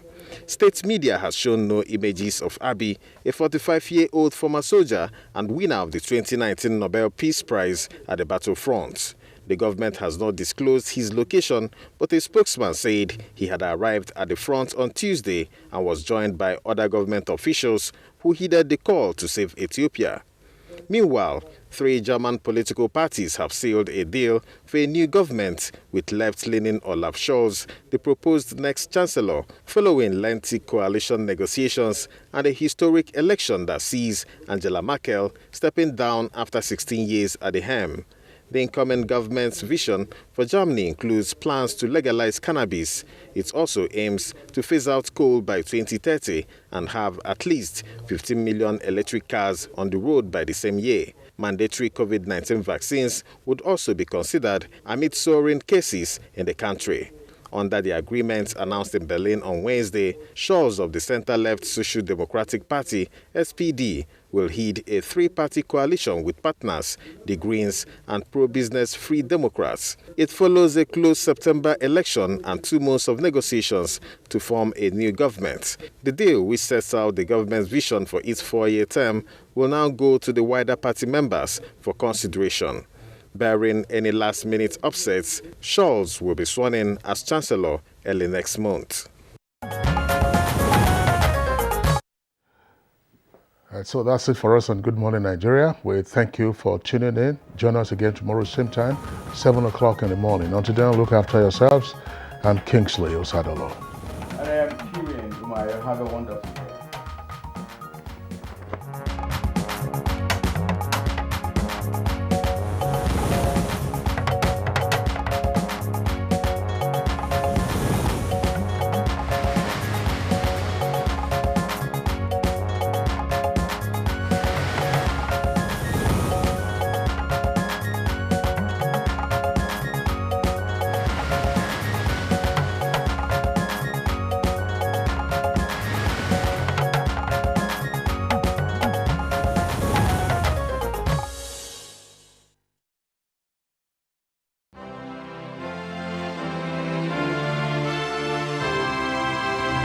We want to talk about rights, there are obligations. I'm not saying that this government is a saint, it's very far from it. But there are things that we can do to make it better, and that's the challenge I'm throwing to you. You don't want to build this nation? I don't know where else you want to go. If I had a choice, I'll come back. When I stand outside and I hear what you have to say about this country that I know that I can die for as one, then I'm really sad because you're young. You have education. You have tools. You have a huge future ahead of you. And you're condemning yourself before you started on that journey. So please don't do that. Please don't.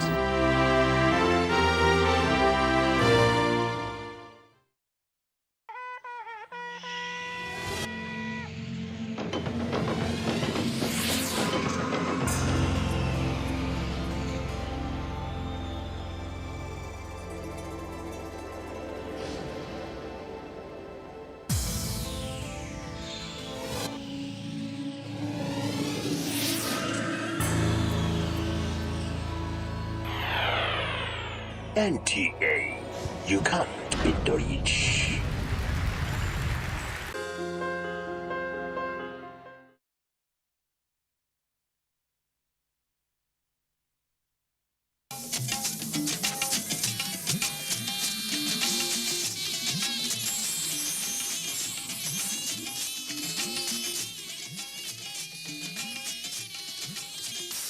This is the network service of the NTA.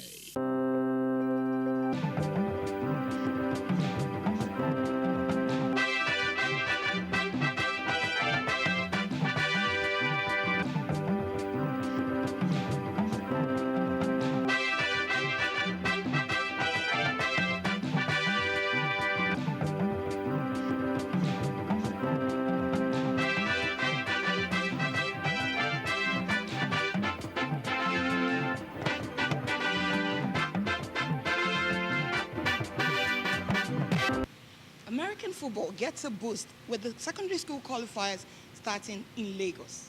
On grassroots football, the Peace and Unity Cup kicks off. On that note, I welcome you to Sports Reel. I am Adenike Kena. We have a bomber package for you today. Sit back, relax. We'll be back.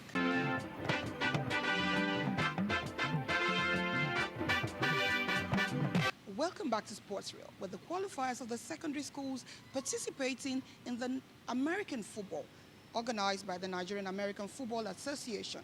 The association has engaged this youth and then believing that this competition will open doors and will expand the game in Nigeria.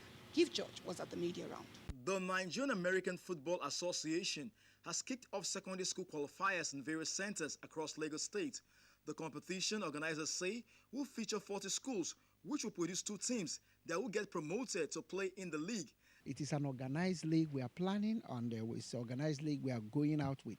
We have exhibition qualifiers.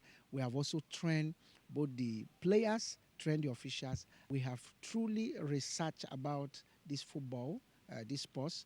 We have also researched very well about how to be able to manage and to be up there. We're actually the pioneer of American football in Nigeria.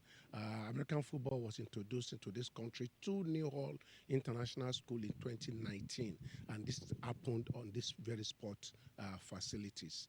And we introduced to the whole world, and our children are being trained on how to play American football. And why this is very important for them is that for any child that intend to go to America for studies, it's an easy way for them to go into to get admission into college, to get scholarship for their education. The initiative is a step towards developing a structure for the development of American football in the country. We believe that this game can do our youths, can do them well when it comes to the area of sporting activities. So that is why we believe that Lagos State Sport Commission should give them every support. The American Football School Secondary School qualifiers will be played across 4 centers in Lagos. In Lagos, Gift George, NTA Sports. Following the acquisition of the broadcast right for the 23rd African Cup of Nations by a London-based marketing firm, this company has entered a memorandum of understanding with the NTA to cover the entire 52 matches. Since its inception, the Nigerian Television Authority has never shied away from providing coverages for various events, be it in politics, the economy, agriculture, sports, and so on. It is an acknowledgement of this that Afro Sports, the broadcast rights owners to the 2021 AFCON finals, decided to collaborate with NTA in the live transmission of the marches to Nigerians. Together with the Nigerian Television Authority, are proud to be able to bring to fans across the country the 33rd edition of the African Nations Cup, set to take place in Cameroon from the 9th of January to the 6th of February. NTA Director General and veteran sports commentator Yakubu Ibn Mohammed says NTA is not a stranger to such big events like the African Cup of Nations. We are making very serious efforts, to reposition NTA as a force to reckon with in the field of sports in Nigeria. So the signing of the agreement between Afro Sports and NTA is one of the things we are doing in NTA to ensure that we return NTA to its preeminent position in sports broadcasting in this country. The AFCON 2021 that is going to take place in Cameroon has Nigeria as one of the finalists. And you'll agree with me that any AFCON finals that does not have Nigeria, is not complete. And since Nigeria is going to be in Cameroon, NTA has the responsibility to bring the matches of AFCON 21 to the sitting rooms and viewing centers of every sports-loving Nigeria.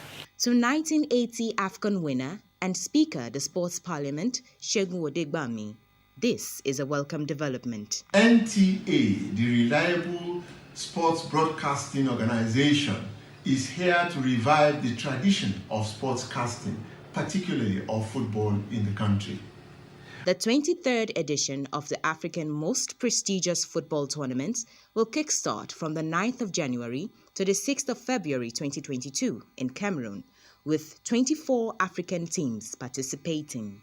Watch out for its new show that will support the cause of the greatest brand and sports ambassadors of Nigeria, the Super Eagles. Cynthia Ogun, NTA News. On grassroots football, the maiden edition of the Signals Barracks Mile 2 Commanders Football Tournament, tagged Peace and Unity Cup, kicked off in Lagos. At the Signals Barracks pitch, with about 24 teams participating, the aim is to get the restive youth off the streets and give them a platform to thrive. We were talking of building from the grassroots. And when you're building from the grassroots, you're talking of envisaging the future talent. So from here, you can be able to see talent. Talent can be able to come out from here. From the barracks, you will see a lot of them making it out there. So those are part of our vision over here, that we can be able to see upgoing talent coming from here, so that in the nearest future, we'll see them in the national team and even in the outside the country too. They were very focused and they will not have any opportunity to engage themselves in any negative acts. And by doing this, I believe by the special grace of God, we will achieve 1 or 2 players here, as we can also sponsor and take them to abroad. We have been preaching that we need more of grassroots competition. Thank God we were able to liaise with the commander of a Signal Operational Command, Signal Barrack MI2, in the person of Colonel City Lampupu, who has been able to use his wealth of experience to see how we can remove our restive youth off the streets. As countries begin countdown to the Commonwealth Games next year, the Nigerian School Sports Federation, as well as the Commonwealth Federation, have been in partnership organizing a quiz competition for secondary school students. Here's the story. The objective of the program is to educate the students on the history of the Commonwealth Games, promote social interaction among students, and also provide opportunities for them to meet new friends. Even those of them that can't play football, those of them that cannot do basketball, those of them that cannot be on the track to run, they also have events. We're encouraging them to participate in other events and to also get to know about sport.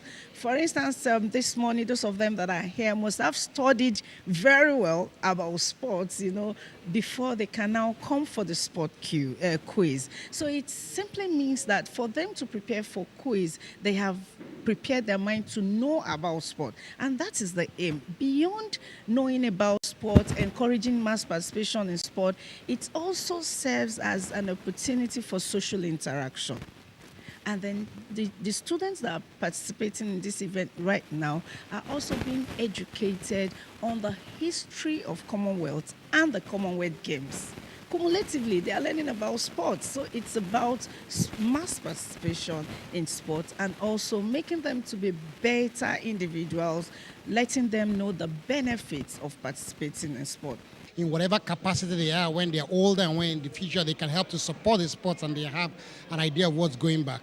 But the main aim of doing something like this is just to bring the awareness of the Commonwealth Games to them, to their consciousness, so that they can show more interest as we are going on. We know that these days sports really is going within outside the minds of the youths. They are more into video games and social media. So doing things like this will bring them back into sports. And by the time the Commonwealth Games on next year, they'll be more interested and they will know that they were part of it. They were part of this thing that we asked. They won awards because of it. They won prizes. They interacted with their colleagues. So it will bring it to their consciousness and it will help them generally to show interest in sports in the long run. At the end, Ijesha Tedo Senior Secondary School finished in the first position, while Aguda Senior Grammar School placed second. I've gained a lot of knowledge. At first, when we were given the letter for the competition, we went online and, get facts about the history of Commonwealth Games. So we had time to prepare well. So that's why we came out in flying colors here. The knowledge I've gained, I was able to, I wasn't told the topic we are going to be working on, but when I was told, I was able to assess the topic and know more of what I haven't even learned before.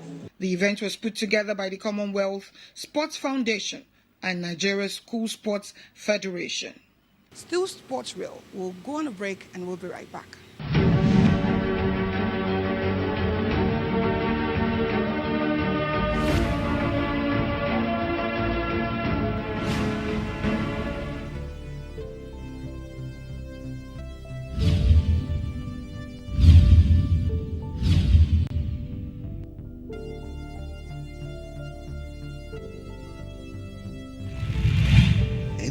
Sports 24, where sports thrive.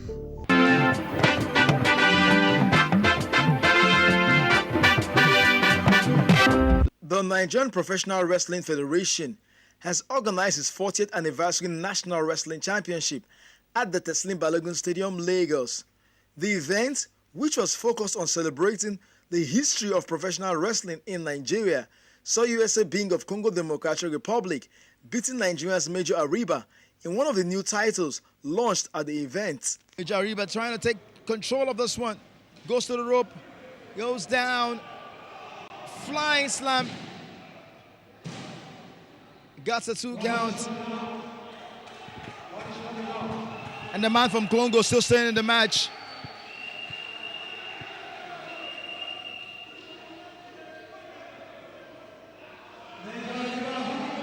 They're trying to choke him.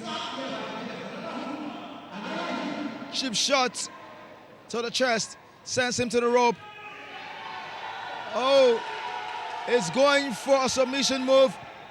Sideboard slam. 2 shouts, and the man from Congo gets the victory. Pandemonium right here. Welcome back. It's still Sports Reel, and we have with us today at the discussion segment the president of the Nigerian Professional Wrestling Federation, Chief John Uche. Chief John Uche, you're welcome to the show. Thank you. You just organized the 40th anniversary of wrestling in Nigeria, professional wrestling. How was it? Well, we thank God we planned it. It came to pass, and people came, and we enjoyed the program, and we thank God for at least keeping us alive. Yeah. Only, unfortunately, many of our world champion wrestlers, those who have passed on, at least wherever they are today, they will be enjoying. Proud. I mean, 40 years down the line, that's a long time. Exactly. 40 years with wrestling in Nigeria. Exactly. How would you rate the game in Nigeria so far, from your opinion? Yes, Honestly, you know, from the days of Papa Mike, who was the former president of Nigerian, the first president of Nigerian Professional Wrestling Federation during his days, wrestling was a people's game in Nigeria. And people were rushed to go home to watch professional wrestling, like football took over today. And after some time, it appears that went the game into went down. extinct. Yes, and people, but yet the love of wrestling is still in Nigerians' popular fans. Because, for instance, if you go to any streets of the Lagos or elsewhere, where they plug their cassette of wrestling, European wrestling, you see crowd because of the love of wrestling. So, but we now deem it fit that we have to resuscitate the wrestling championship in Nigeria and make it the popular game from every home in Nigeria. And by the special grace of God, very soon, the same wrestling championship will take over football. So you're saying that what we had in the years past, where we had the like of Power Mike, you know, and then we would go, everybody was excited to go and see what wrestling was, but you're hoping that that will come back soon? Most. The signs are there. We have the talents, we have the people, and the funny thing and the most exciting thing now is that we have scientific wrestling now. Now than before. Yeah. What you watched before is analog. But this now around, we are going to watch more digital wrestling championship. Because some people believe that wrestling is just an act. It's not real. But when they came here last Sunday, what they witnessed it and they love it and they say, so which means this is real. I say, well, more better things are coming. What is obtainable in Europe and other parts of the world, where amateur wrestlers, you know, get to professional level. We don't see that in Nigeria. How do we see them transiting? You know, because some would say maybe because they don't have enough backup or something. What would you say is the challenge, from your opinion, why we don't have them transiting to professional Honestly, wrestling? because of facilities for Olympic and Commonwealth. But after the amateur can last only for 5 years or 6 years, they've now turned professional. And when they turn to professional, there's no facility to train them, for them to fall back on something because they are now professional. They have to fend for themselves, so they abandon them. And this is the problem we are now facing. Most of the wrestlers, those who manage to find themselves to overseas, they go there and train and they don't come back. Like today, the heavyweight champion in Japan is a Nigerian, Ojo. If you go to like the WWE, the woman wrestling champion there is a Nigerian. Facility is one of them. Like in Nigeria, the only wrestling ring, the only cable ring is the one at the National Stadium here. The one we use, so that's the only cable ring throughout the whole system of the federation. And it's not good for us. But our wrestlers, our boys train with it. If any of the people you watch in Europe come here, they will break their waist here. Because we have the strength, we have what it takes, we have the natural powers. We are not trained under cool, we are trained under the scorching sun. So we are prepared and we are ready at any time. But if given the facilities, our boys will not be going to overseas to look for greener pasture. They will be here. And moreover, you see, when you train amateur and leave him, abandon him, it's a risk. Most of them that here, you see, a wrestler can hold somebody down here and rob him, you know, because he had the technique. And he won't shout.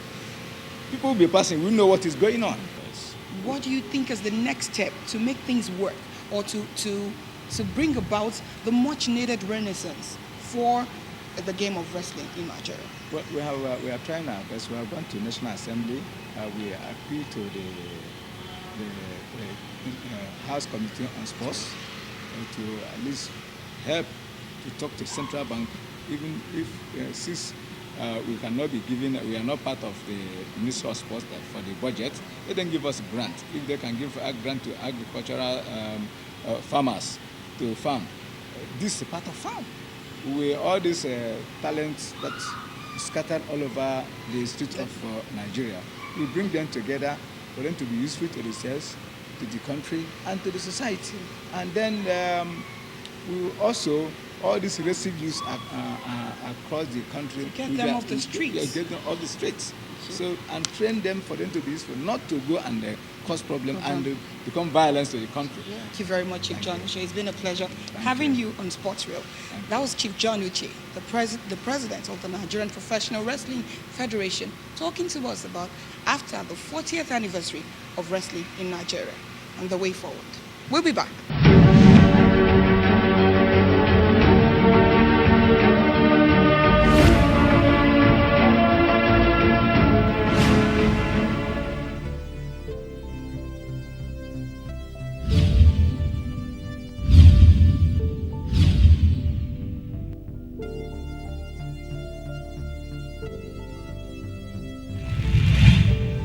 Esports 24, where sports thrive. As it is often said, there is ability in disability. This was further reiterated by the children of the Bethesda Home for the Blind at their last sports meets. Give George as the story. Start! Oh, come up! Believe it or not, these ones are visually impaired, but the passion to excel in sports was demonstrated by students of Bethesda Home for the Blind. It was a day to celebrate their exploit in various fields, with sports taking the lead. They showed great teamwork, which is one of the key values of sports. The sports day featured sports like tug of war, football, goalball, weightlifting, amongst others. It needed much mental alertness, specific skills, and the right facilities to compete in the sports, despite their inabilities to see. You're playing a football, you have to put all your mind in listening. You have to listen to the sound. Most times you collide with each other, not intentional, you understand? And sometimes it's intentional because it's football.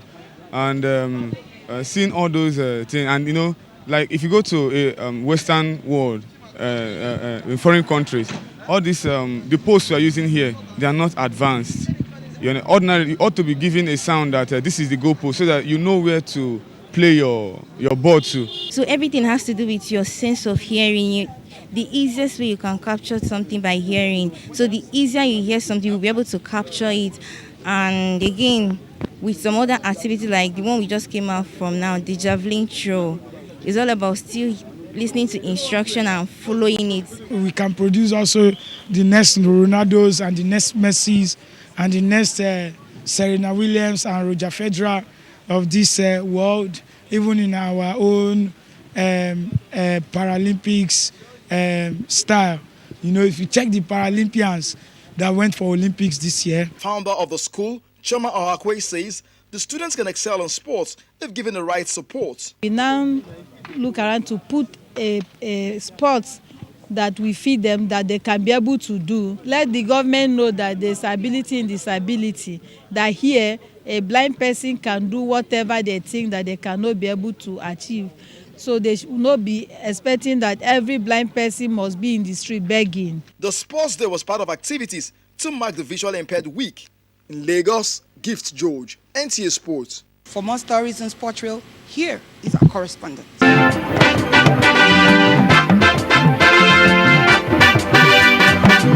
In the bid to revitalize and promote professional golf in the country, the Professional Golf Association of Nigeria organized a gala night to raise funds. The PGA in Nigeria says the focus is to have a yearly budget which will help the body organize tournaments anchored on the Nigerian tour. Be able to develop youth golf, catch those talented ones and bring them into our fold. In Nigeria here, we've had a lot of American and British professionals come here to play alongside with us and win our championships. And today, they are world-class professionals. We are looking at bringing back that same standard. We have a lot of talent hidden among our golfers in the country, our professional golfers, but the only way we can get it out is by having tournament. And we believe that with this fundraising, we have fund to prosecute tournament. We see golf as a market, and we intend to market golf for Nigeria and to the world. And we believe that if we continue to give this support, golf as a game will grow in Nigeria, knowing the dividends of how it will affect the grassroots in the country. The event also witnessed the investiture of former President Goodluck Jonathan as Grand Patron of the Nigerian Professional Golfers Association and the unveiling of the logo. It's one sport that Nigeria can also play on the international stage. And so the initiative of the PGA is actually going to start this sensitization, which will help to develop our youths, that can also begin to play professional. Why can't we have a Tiger Woods in Nigeria? The Professional Golfers Association of Nigeria is hoping to host one tournament every month next year.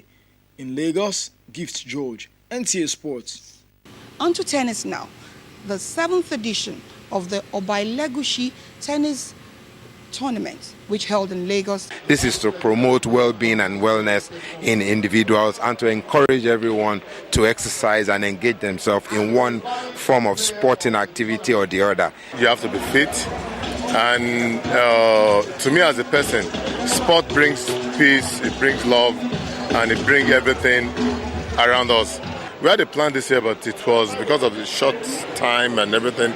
We are going to do that next year and start with the young ones and see how we can support them, the good ones among them, how we can sponsor them for a national or international tournament. There's so much we can do with sports. We can create a lot of opportunities with sports, job opportunities, professionalism in sports. That's all we can take on Sports Rail today. Here's wishing and hoping you join us same time, same station next week. I remain Adenike Kinam. Say bye-bye. Be good.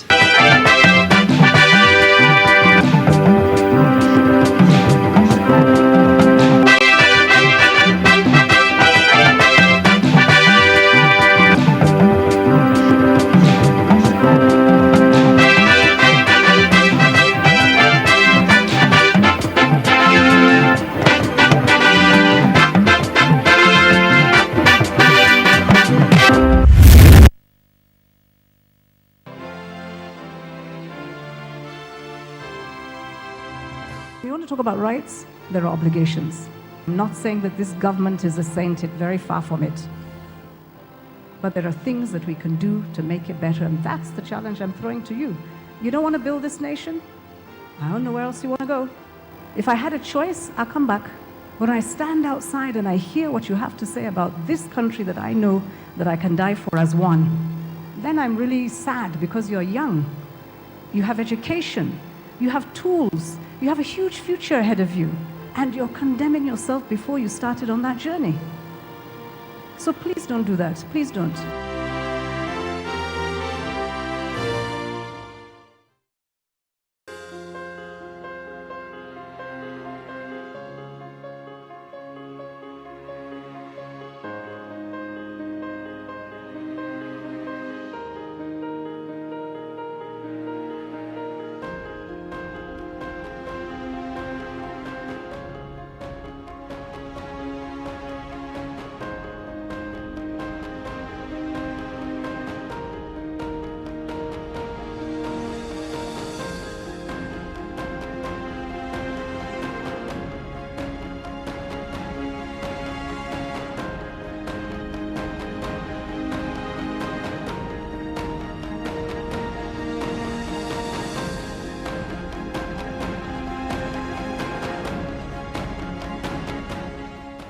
This vaccine is safe and it has been certified safe and usable by NAFTA.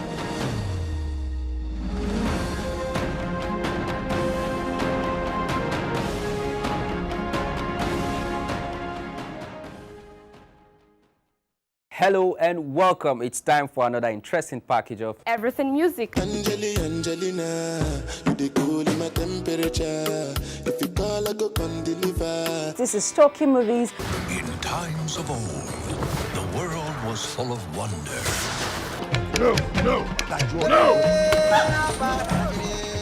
Stop it! Welcoming you to your weekend for today. Rise, oh, compatriots. It's time to use our voice. Beyond Six Packs. Bills, bills, bills, bills. Pay the bills. Keep paying my telephone bills. Keep paying my bills. Welcome to Gallery.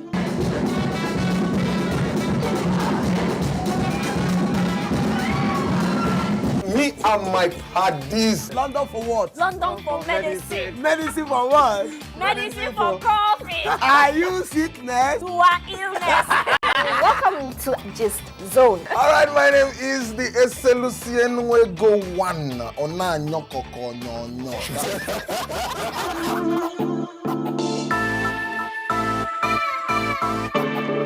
Ẹ kú dédé àsìkò yìí ẹ̀yin èèyàn wa ẹ sì káàbọ̀ sí yàrá ìròyìn Fọlákẹ́mi Adésọ̀nà Abina ní orúkọ tèmi ń jẹ́. Onye wete akụkọ wa nketa bụ Omenka Amarachukwu na nketa. Masu kallo assalamu alaikum barkamu da zagayowar ranar samun yancin kai. Hooray! NTA language is 10.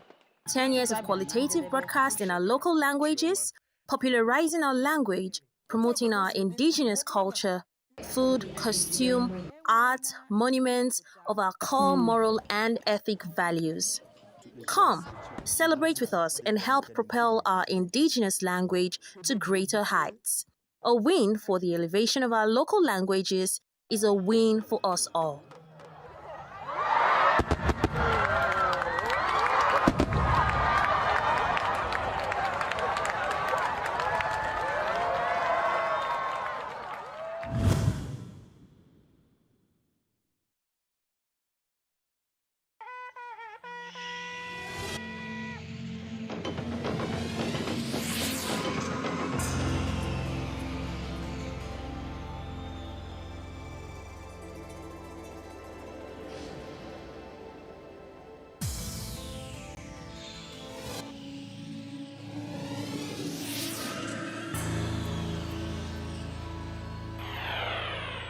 NTA.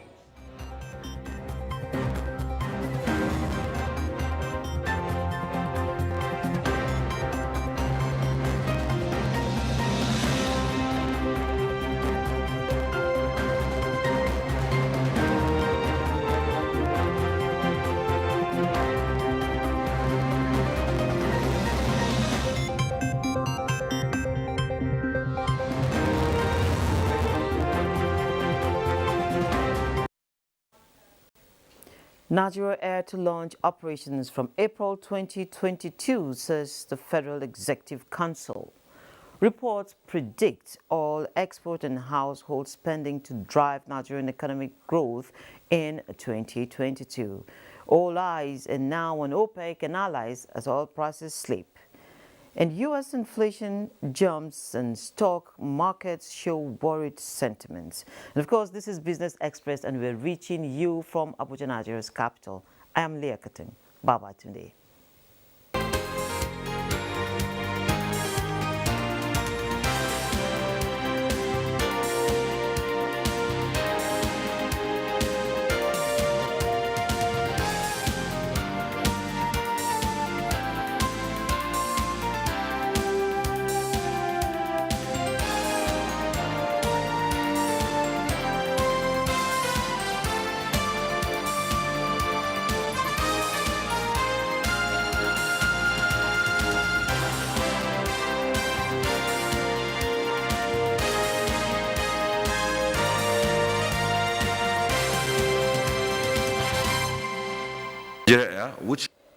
Now, all things being equal, Nigerian Air, the nation's national carrier, will take to the skies in April 2022.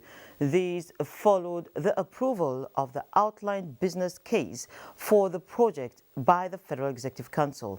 Minister of Aviation Hadi Sirika announced this while briefing journalists after the meeting of the council presided over by President Muhammadu Buhari on Wednesday. Yeah, which of course, if you remember back in time, this was subject to national debate, and 400,000 people participated to choose the name, the color, the logo, everything. And it was produced that time. And it was launched also in Farnborough as far back as 2018. If started, and within the first few years, will generate about 70,000 jobs. These 70,000 jobs, they are higher than the total number of civil servants that we have in the country. Its importance had been well discussed, but one important item is the EU Agenda 2063, which speaks to integration of Africa, which speaks to the commerce and trade within Africa, that is intra-Africa. The quickest way that you can integrate Africa is by air. Once the right policy is in place, like SATEM, you can connect Africa, and then, of course, the needed integration will happen. The Securities and Exchange Commission (SEC) has expressed serious concern over the resurgence of Ponzi schemes and illegal fund managers in the country's financial sector. This is as more members of the investing public continue to fall prey to the activities of these illegal fund managers. This was made known by the Director General of SEC, Lamido Yuguda, Wednesday in Abuja, where he said the unlawful schemes had continued to enjoy massive patronage of the populace and remain a source of concern for regulators in the financial sector, but government is ready to fish them out. Given the dwindling revenue profile of the country and the attendant challenges on the cash flow occasioned by the coronavirus pandemic, economy managers across the country converge in Uyo, Akwa Ibom State for a 3-day workshop to work out strategies for economic recovery, growth, and development of the country. Ifoma Aikoji reports that the workshop is at the instance of the Office of the Accountant General of the Federation. Pandemic and snowballed into an economic pandemic was double-pronged, and to mitigate its numerous impacts, according to the Minister of State, Budget Clemi Kandiaba, the federal government developed several strategies to accelerate quick recovery of the economy. Both health and economic data have continued to be on a positive trajectory in spite of the impact of COVID-19 pandemic. It is therefore expected that the retreat of economic experts will examine policies and measures to enhance post-COVID-19 recoveries and sustainability to prevent deep recession. When the world, as we knew it, was shut down, and the future of the world economy was in dire straits, it became exceedingly imperative that we came up with new approaches to growing our economy and adapt new ways of engagement. Let us all at this workshop strive towards coming up with our professed strategy, which, if fully adopted, implemented, and effectively applied, will greatly help in A, providing adequate financial shock absorber to the government. Economic experts say it is imperative to profile new approaches to grow the economy, expressing hope that the workshop will develop a viable template. The 3-day 4th National Treasury Workshop at the instance of the Office of the Accountant General of the Federation, with the theme COVID-19 and the global economy, implications on the Nigerian National Treasury, will feature an array of thought-provoking papers on how to confront and overcome the challenges of pandemics, especially the COVID-19. Now, what do you know about interstate trade in Nigeria and how to make the local communities viable? Well, it is a point for the success of Africa Continental Free Trade Area in Nigeria. And of course, the federal government has taken the campaign to states. In the midst of scarce revenue, one thing remains certain. Nigeria is a vast market space and a land of opportunity. Since signing the African Continental Free Trade Area Agreement in 2019, Nigeria has continued to develop the strategy that will ultimately be beneficial to all. Hence, the interface between the National Action Committee on AfCFTA and subnationals. Access to market is critical. It is a wake-up call for subnationals to increase local investments and promote backward integration across sectors that include logistics, supply chains, and transportation infrastructure, first for local demand before exports. We are aware that the era of oil is almost going. And then we have to develop our economy, and we have to provide all the necessary support for the economy to grow so that our people can benefit from the development of the economy. Jobs can be created away from oil and government. The Action Committee has zoned states according to their peculiarities and readiness for trade to work out policies that would ensure smooth market entry. At the end of today, we'll be able to say, yes, these are the products that we'll be focusing on. These are the capabilities that we need to build. All economic sectors, tiers of government, and human capacities must be involved.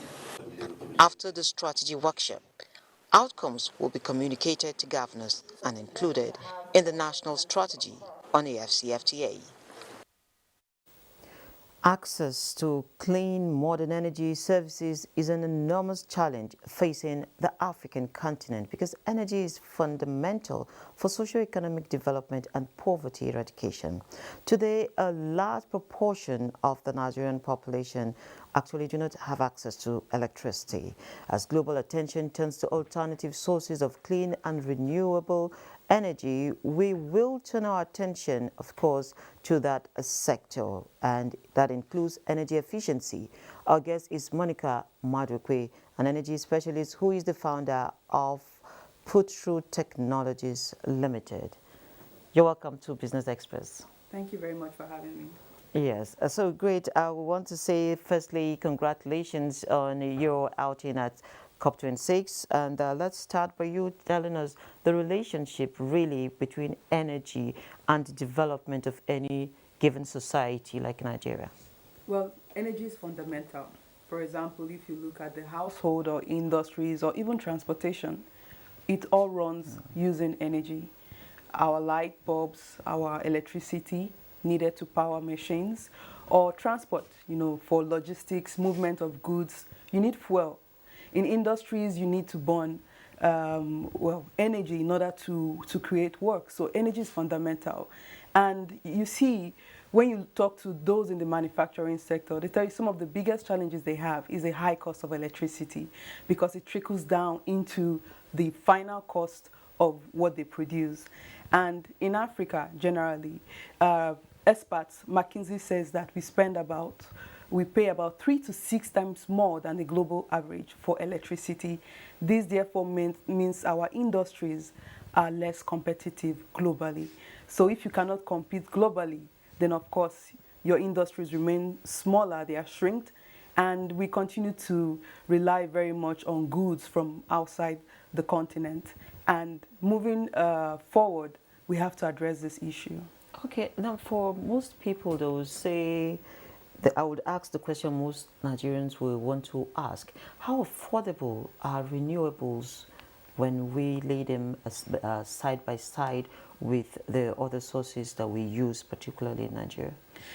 Well, there are certain conditions that will make renewable more affordable than, for example, grid electricity. So grid electricity is the normal electricity we're used to having. And for renewables, you have, the mini grids that are just providing electricity to smaller communities. These are communities that are outside the grid. Now, if your community is in a remote area and perhaps extending the grid, the transmission line to that community will require more investment, then having a mini grid project could be more affordable. But generally, we see that larger scale projects leverage economies of scale to provide more affordable electricity. So for us, we're not advocating for renewable energy blindly. We're saying that when it is more cost effective, choose renewable energy. But the goal is to have a system, an energy system that is more decarbonized, meaning that we're using cleaner fuels that ensure that at the end of the day, consumers have more affordable energy. Okay, now there's also the argument that really we want to cut carbon emissions, but Africa is not at the center of these emissions. But again, there's the issue of getting a sustainable energy mix. So where are people like you in this whole discussion? Okay, so as you know, Africa contributes among the least in terms of carbon dioxide emissions So we contribute about 3.9% as of 2020, second only to the Southern and Central Americas, which contributed about 3.6%. You have the big emitters like China and the United States.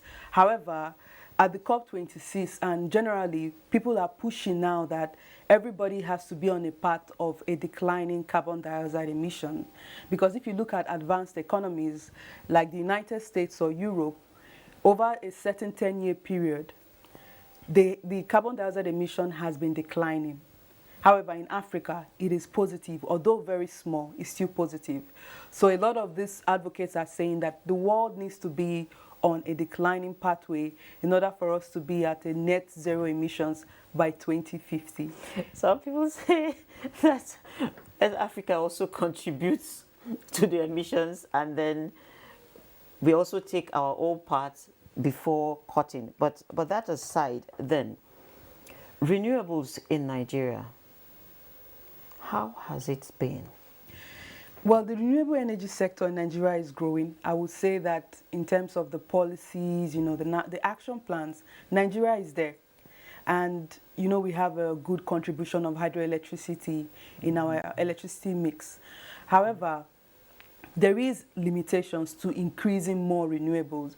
So Nigeria is doing well in terms of using hydro, but you see, you know, advocates requesting for more solar, more wind technologies being part of the energy mix. But in our paper, at the COP26 discussion paper we launched, we said that in order for us to increase these kinds of technologies, solar and wind, we need to deal with the issue of grid instability. Our grid is not stable enough to integrate intermittent renewable energy sources like wind and solar. We're asking for more investment in infrastructure, in transmission lines, and also in management practices. As you know, we have serious power cuts. As you mentioned also in your presentations, a great percentage of Nigerians do not have access to electricity. So these are some of the preconditions in order for Nigeria to be talking about net zero emissions in the power sector. The Ministry of Works and Housing has been canvassing smart housing for Nigerians that will be cost effective and efficient, and some of those things he's been able to put across and present. I was at the ministry and he actually pointed me to the parking lot where all the lots, they are under the solar panels. Now, for a place like Abuja, for instance, before we even go to the States, are people ready to embrace this?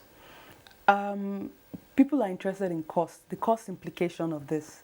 Definitely people are willing to pay for electricity. If they are going to have stable electricity, they are willing to pay for it. Now, if the stable electricity, if they look at the cost profile is more affordable using solar, of course they will choose it. So people are just interested in how does this affect my pocket? And if you look at, you know, the price of fuel or diesel, whatever you use in running your generator, and you look at solar panels, you need to compare them over the life cycle of your energy technology and decide which one is the best. I think Nigerians are embracing renewable energy. It's just the cost factor. The cost factor, the durability as well. If you go and import substandard panels that don't last, you know, panels should last for 20 to 25 years, and if after 5 years it packs up, then of course this also feeds into the negative perception people have about renewable energy. Okay, so what type of investment strategy and financing attention should Nigeria be given to renewable energy if we want to achieve this very, very satisfactory energy mix? Nigeria needs to look at the most fundamental thing for us is grid stability.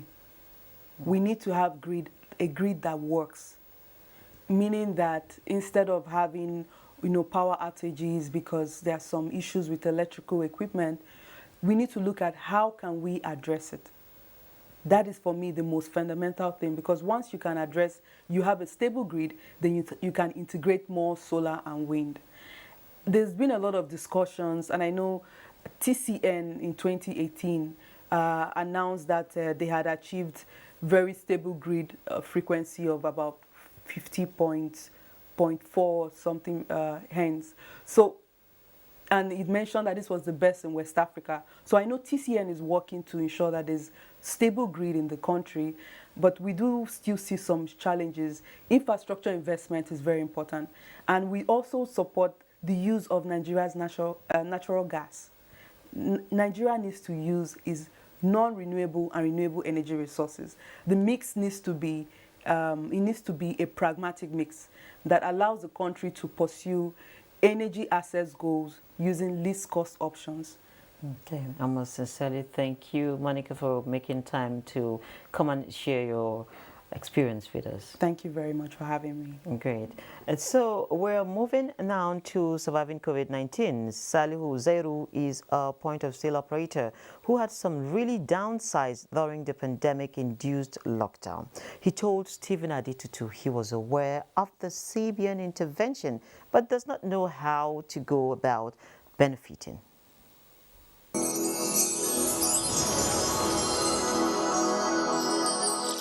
COVID-19 series is brought to you in partnership with the Central Bank of Nigeria. Yeah, I have been into POS business before COVID-19 started. Seriously, my business was going move well, rightly, but the way I was achieving now is not by the time. When there was lockdown, my business was not moving. Why we say people, they're not used to come out like outing to draw something money, at least to get chilling at outside like that. So I was not getting them. When they locked down the COVID-19, was not difficult, seriously. Why we see the business, immediately the oils called people for the COVID-19. My business now started moving well.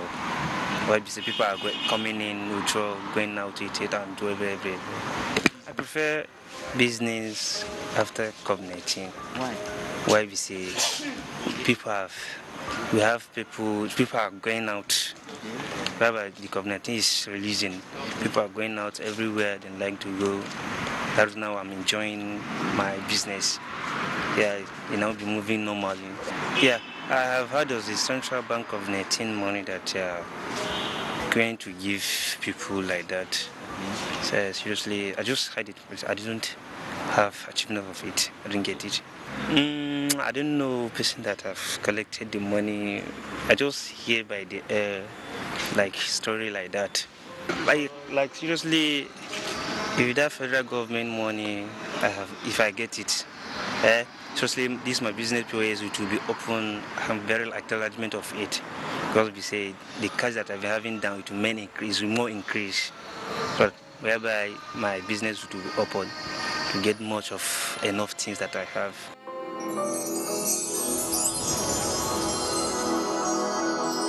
Surviving COVID-19 series is brought to you in partnership with the Central Bank of Nigeria. OPEC's Economic Commission Board held its 136th meeting Wednesday via video conference to review current developments in the global oil market. The meeting held a special session on global trade and the supply chain crisis.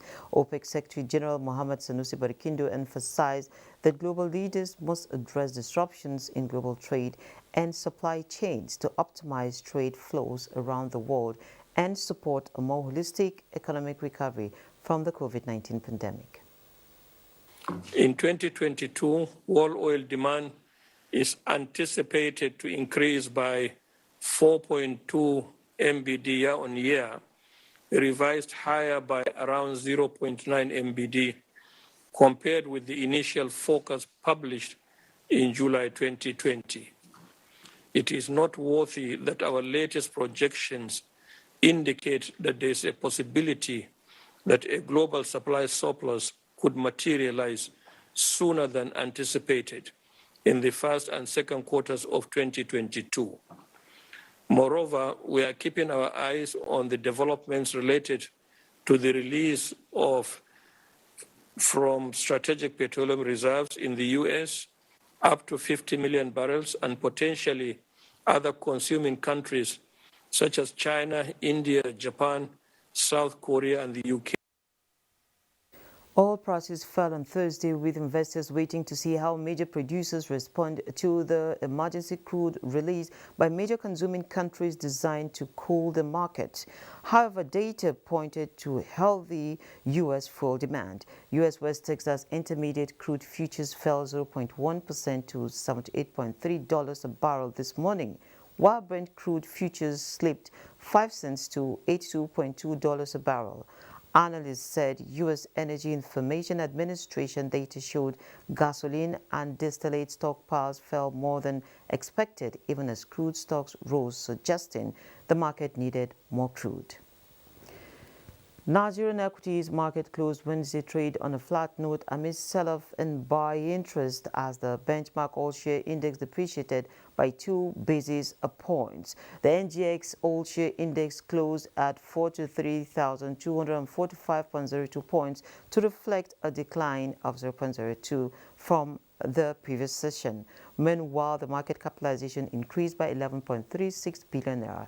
The market has just opened this morning in Nigeria, and we hope it cancels the previous flat performance.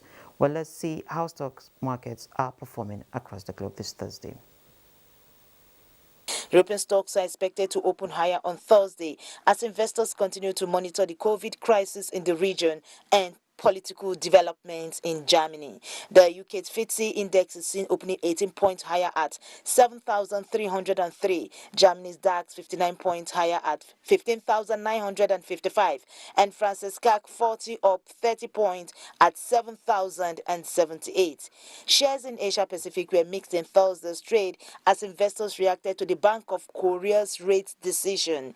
The Hong Kong index gained 0.24% as at its final hour of trading. Shanghai Composite shedding 0.24% to 3,584.18. The Nikkei 225 gained 0.67% to close at 29,499.28. U.S. stocks pushed modestly higher on Wednesday as the recent jump in bond yields took a breather, allowing tech stocks to recover, while African market opened mixed. South Africa's JSA Africa Top 40 opened positive. Namibia's overall index resumed negative, while others are yet to post new numbers. Boss Deebo, Business Express.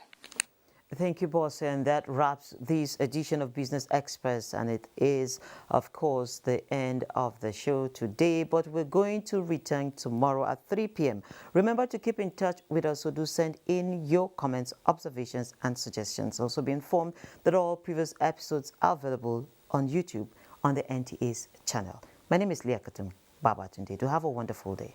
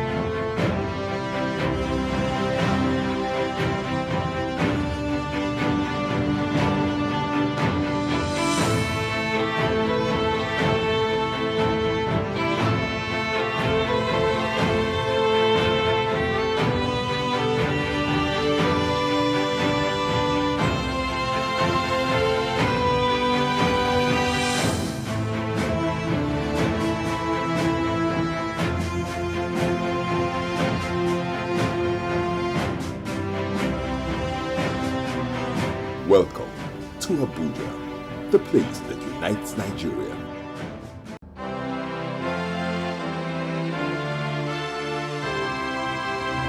We want to talk about rights, there are obligations. I'm not saying that this government is a saint, it's very far from it.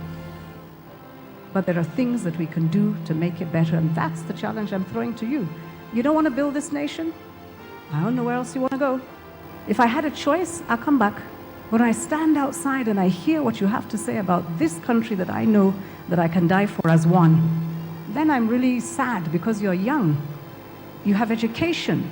You have tools. You have a huge future ahead of you.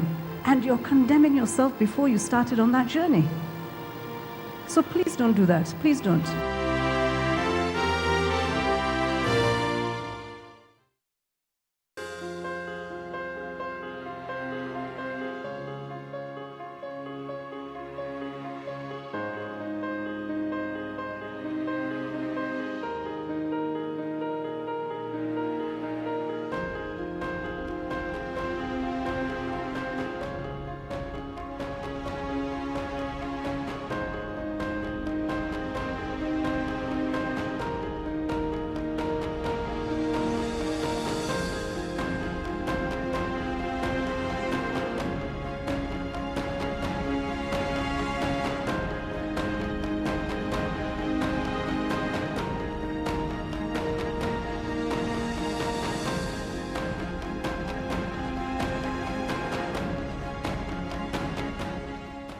This vaccine is safe and it has been certified safe and usable by NAFTA.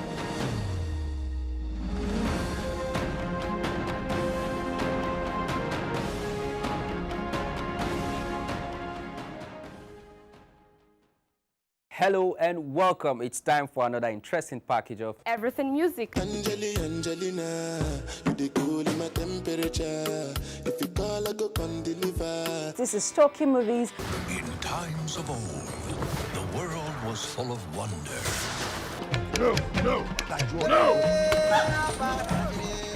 Stop it! Welcoming you to your weekend for today. Arise, oh compatriots.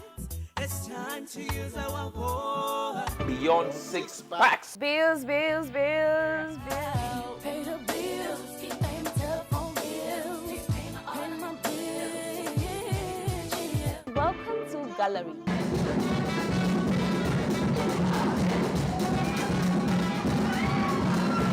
Me and my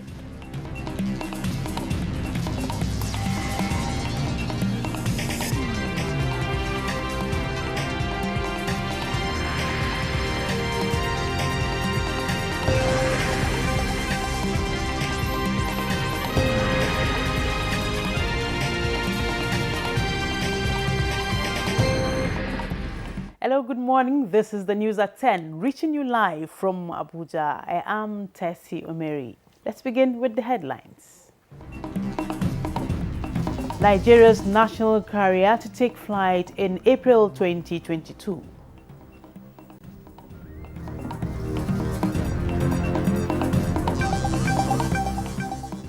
President Buhari laments oil spill in Bayelsa, says problem will be speedily addressed.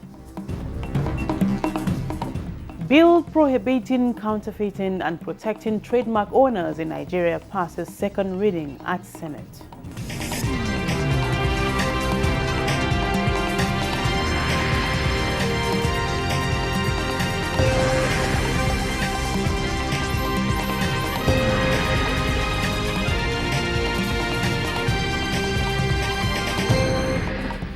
Those were the headlines on the news at 10 on NTA News 24. Let's begin with fallout from the Federal Executive Council meeting. All things being equal, Nigeria Air, the nation's national carrier, will take to the skies in April 2022. This followed approval of the outline business case for the project by the Federal Executive Council. Minister of Aviation Hadi Sirika announced this while briefing journalists after the meeting of the council presided over by President Muhammadu Buhari. State House correspondent Adamu Sambo reports. This is the sixth and perhaps the last time the Federal Executive Council under the Buhari presidency will be considering the outlined business case for the establishment of the national carrier. Nigeria Air, which of course, if you remember back in time, this was subject to national debate. And 400,000 people participated to choose the name, the color, the logo, everything. And it was produced that time. And it was launched also in Farnborough as far back as 2018. The structure of the proposed airline indicates that government will be owning not more than 5% of the equity share and 46% by Nigerian entrepreneurs. The remaining 49% will be held by what the minister called strategic equity partners to be sourced during the procurement phase of the project. This airline, if started and within the first few years, will generate about 70,000 jobs. These 70,000 jobs, they are higher than the total number of civil servants that we have in the country. Its importance had been well discussed, but one important item is the AU Agenda 2063, which speaks to integration of Africa, which speaks to the commerce and trade within Africa, that is intra-Africa. The quickest way that you can integrate Africa is by air. Once the right policy is in place, like SATEM, you can connect Africa, and then, of course, the needed integration will happen.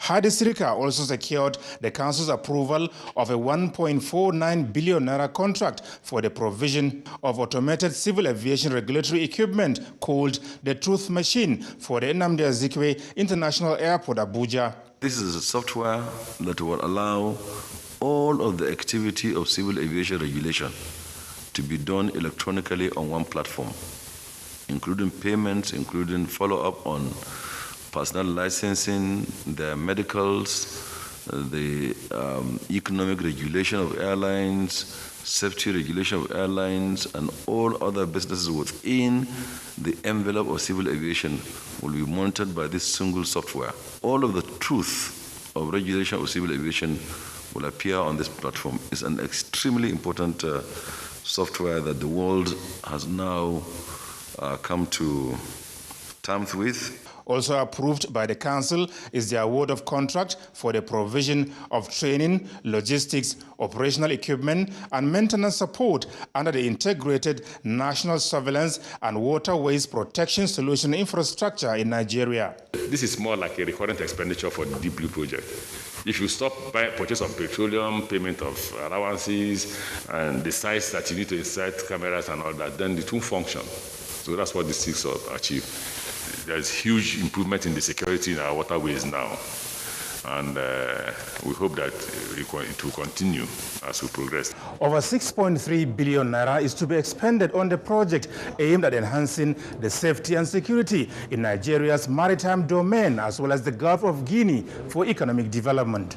From the State House, Adamu Sambo, NTA News.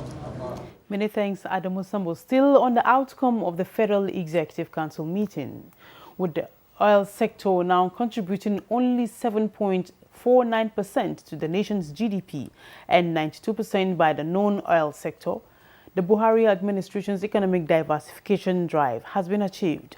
The Minister of Finance, Budget and National Planning, Zainab Ahmed, stated this at a media briefing after the meeting of the Federal Executive Council. State House correspondent, again, Adamu Sambo, has details. Finance Minister Zainab Ahmed briefed the Council on the third quarter GDP report for 2021 released last Thursday by the National Bureau of Statistics. Amongst others, the report, which shows a growth of 4.03%, made it clear that Nigeria has recorded 4 consistent quarters of economic growth. The Nigerian economy is truly very, very diversified. We aspire to continue to push this growth to the point when the growth supersedes the growth in our population, because that's the time that people will actually feel the benefits. So we're pushing the bar. At the third quarter of 2021, the average annual growth is now 3.3%. Our population growth is roughly about 3.2%. So we still need to do a lot more for people to feel this. But the fact that the service sector is now in positive territory it also means that people will actually begin to feel the difference, because that's where it's the service sector that has the first direct impact on people. Factors that are responsible for the upward trajectory include government's commitment to the containment of the COVID-19 pandemic, the implementation of fiscal and monetary measures to support businesses as contained in the Economic Sustainability Plan, as well as the improvement in the rail, transport, and other services sector of the economy. Also reported is the inflation numbers for the month of October 2021 at 15.99%. This is consistent with the decline that we have seen in inflation from April 2021 to date. We expect this decline to continue through the rest of the year and also throughout the year 2022. We've seen also improvement in the financial services sector with higher supplementary incomes compared to 2020. There's been improvement in electricity generation and distribution during this quarter, as well as improvement in water supply, sewage and waste management, and remediation activities. The minister also gives an update on the 5,000 naira transport subsidy being considered as succor to Nigerians for the eventual removal of fuel subsidy. This followed the provision of the Petroleum Industry Act that petroleum products must be fully deregulated. The intervention we want to provide, we said between 20 to 40 million people, and there's still a lot of work going on. We already agreed it would be 5,000 naira, and we also agreed that the remittances have to be done digitally, so the e-naira will help. This money is meant to provide relief to the very poor and the very vulnerable. And from the experience that we have had on the conditional cash transfer, it shows that that 5,000 naira that some people think is small actually makes a difference to families. The intervention period, the minister explained, will last between 6 to 12 months, saying the register of beneficiaries is already being developed by the Ministry of Humanitarian Affairs, Disaster Management and Social Development with the active involvement of the state governments. From the State House, Adamu Sambu, NTA News. Minister of State Petroleum Resources Timi Silva has undertaken an on-the-spot assessment of the oil spill site of ITO Eastern Exploration Company in Bisambri, Bayelsa State. The minister accompanied Benga Komolafe, Chief Executive Officer, CEO of Nigeria Upstream Petroleum Regulatory Commission, the traditional ruler of Opunembe Kingdom, King Biobelomoye Josiah, Israel Adi, member of House of Representatives representing Brass Nembe constituencies, said the president is very concerned about the spill. That is why he sent delegation to come and have an on-the-spot assessment of the situation. The minister reiterates that President Buhari feels the pains of the people and wants urgent steps taken to address the problem. He gave an assurance government will not allow further degradation of the environment and will take urgent measures to tackle the situation. ITO on November 5th reported a major oil leak from its oil mining lease OML 29 in Nembe, Bayelsa State. And from the National Assembly, the production and marketing of counterfeit products in Nigeria have had a long history, but the legislative intervention of the 9th Senate is set to reverse the trend. The legislators are considering a bill that seeks to protect owners of trademarks and copyright and to provide stiffer penalties for defaulters. National Assembly correspondent Ignatius Nko reports. Senator Ibikunle Amosun is leading this parliamentary movement against manufacture, sales and consumption of counterfeit products. The bill, which has passed second reading, is expected to ensure efficient prevention and prosecution of offenders while protecting trademark and consumers from unwholesome products.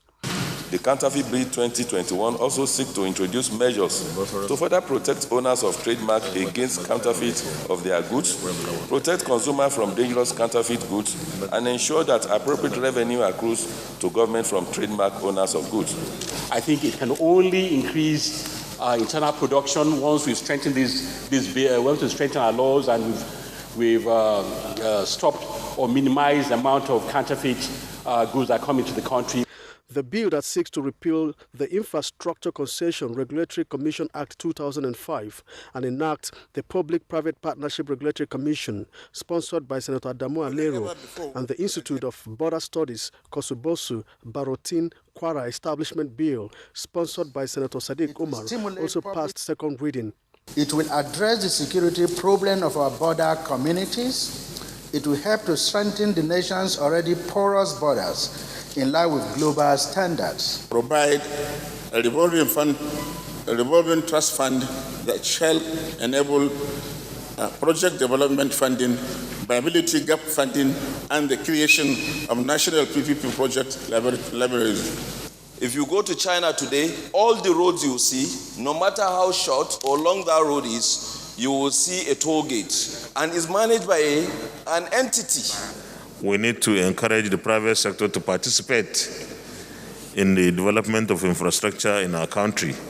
Senate paid tribute to Umaru Sani, former clerk of both chambers of the National Assembly, who died a few days ago.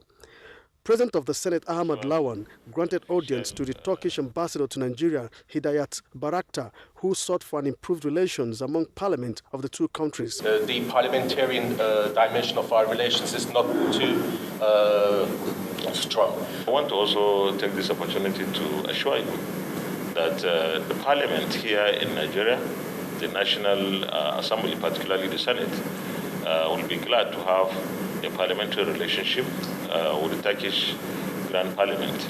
The president of Turkey had visited Nigeria in October as part of his mini tour of 3 African countries. From the National Assembly, Ignatius Nkwo, NTA News. Still talking trades. What do you know about interstate trade in Nigeria and how to make the local communities viable? Well, it is a start point for achieving success of the African Continental Free Trade Area in Nigeria as the federal government takes the African Continental Free Trade Agreement campaign to state governments. Leah Katumba-Batundi completes the story. In the midst of scarce revenue, one thing remains certain. Nigeria is a vast market space and a land of opportunity. Since signing the African Continental Free Trade Area Agreement in 2019, Nigeria has continued to develop the strategy that will ultimately be beneficial to all. Hence, the interface between the National Action Committee on AfCFTA and subnationals. Access to market is critical. It is a wake-up call for subnationals to increase local investments and promote backward integration across sectors that include logistics, supply chains, and transportation infrastructure, first for local demand before exports.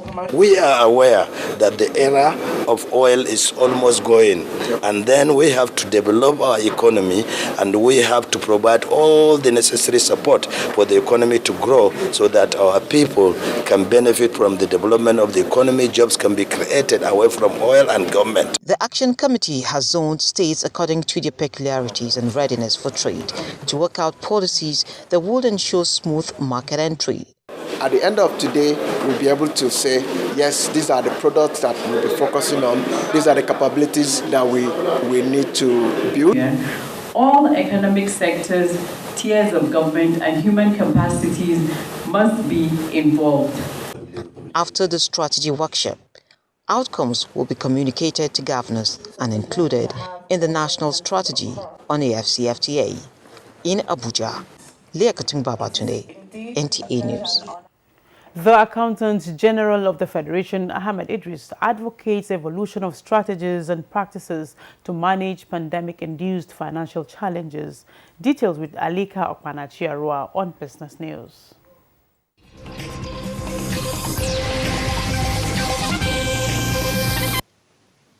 The Accountant General of the Federation, Ahmed Idris, has called on managers of the country's economy, economic experts, and critical stakeholders in the country's economy to come up with strategies and practices that could be deployed in the effective management of inevitable financial challenges such as that caused by COVID-19 pandemic.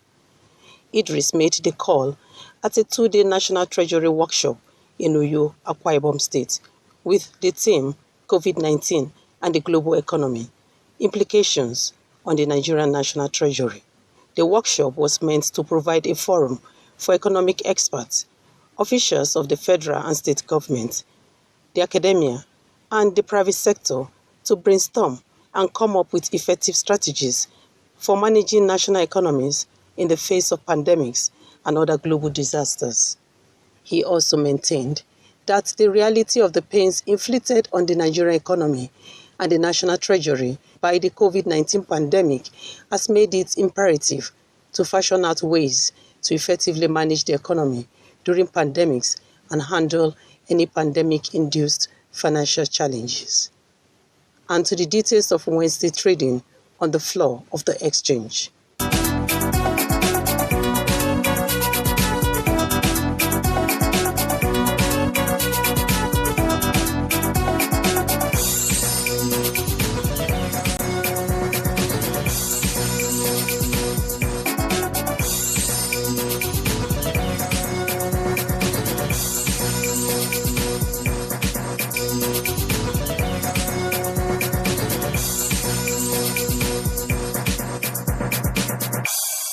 With business news, Alika Opanachi, Arua.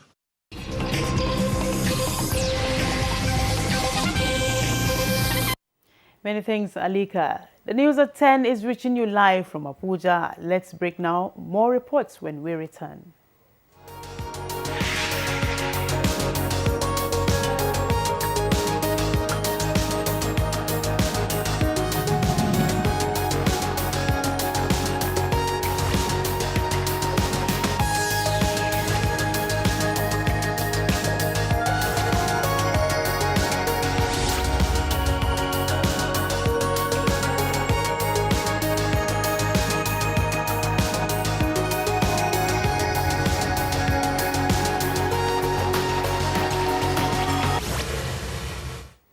Thank you for staying with us. Now to security matters.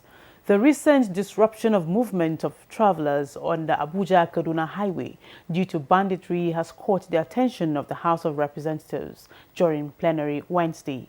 House members urged security agencies to take action and curb the attacks. National Assembly correspondent Lami Ali reports that Representative Hassan Nalaraba raised the issue.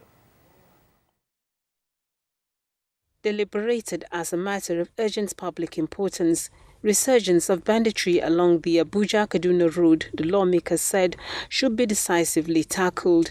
Taking on attack consistently, Sunday, Monday, Tuesday, Wednesday, I think is something that the security agency needs to do something about it. And it's in particular area called Regina. And this Regina, there are a series of security reports that bandits are being grouped in Regina. The House therefore wants a monthly report and quarterly briefing from security agencies on combating insecurity.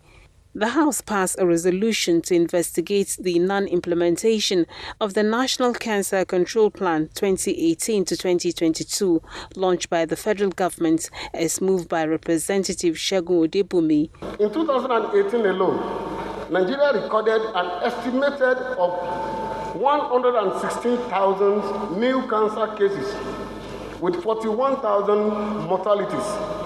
And since then, the mortality rate keeps increasing. Following a motion from Representative Gudaji Kazauri on implementation of the Presidential Youth Empowerment Scheme, the House mandated relevant committees to interface towards ensuring funding for the scheme, just as it urged relevant government agencies to address the plight of communities in Delta states over devastation caused by ocean surge. The recent surge has not only rendered the residents of the community homeless, but also pose a threat to health of the resident, which may lead to disease outbreak, thus increasing the risk of transmitting COVID-19 as residents has resorted to makeshift settler. 4 bills passed second reading, including a bill to rename University of Ilorin Teaching Hospital and a bill to establish Federal Polytechnic Ayete in Oyo State.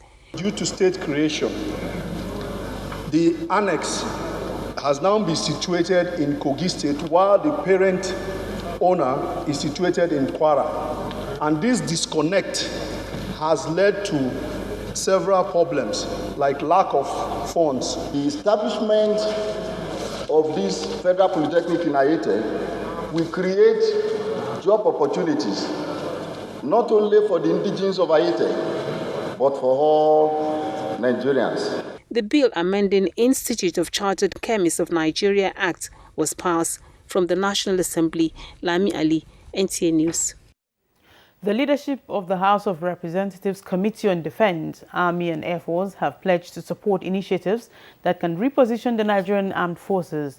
This was when members of Implementation and Advisory Committee on Armed Forces Reforms came on advocacy visits to lawmakers. National Assembly correspondent Dayo Ogunshola reports. This advocacy engagement between the 24-member Implementation and Advisory Committee on the reforms of Ministry of Defense and Armed Forces and House of Representatives is part of the strategic moves by the committee to deliver on its mandate, particularly implementation of the approved recommendations of the Presidential Committee on the reforms. Reforming the MOD and FN will also ensure that we have an FN that is affordable for the national economy, while sufficient in size, structure, training and equipment to respond effectively to both conventional and asymmetric warfare.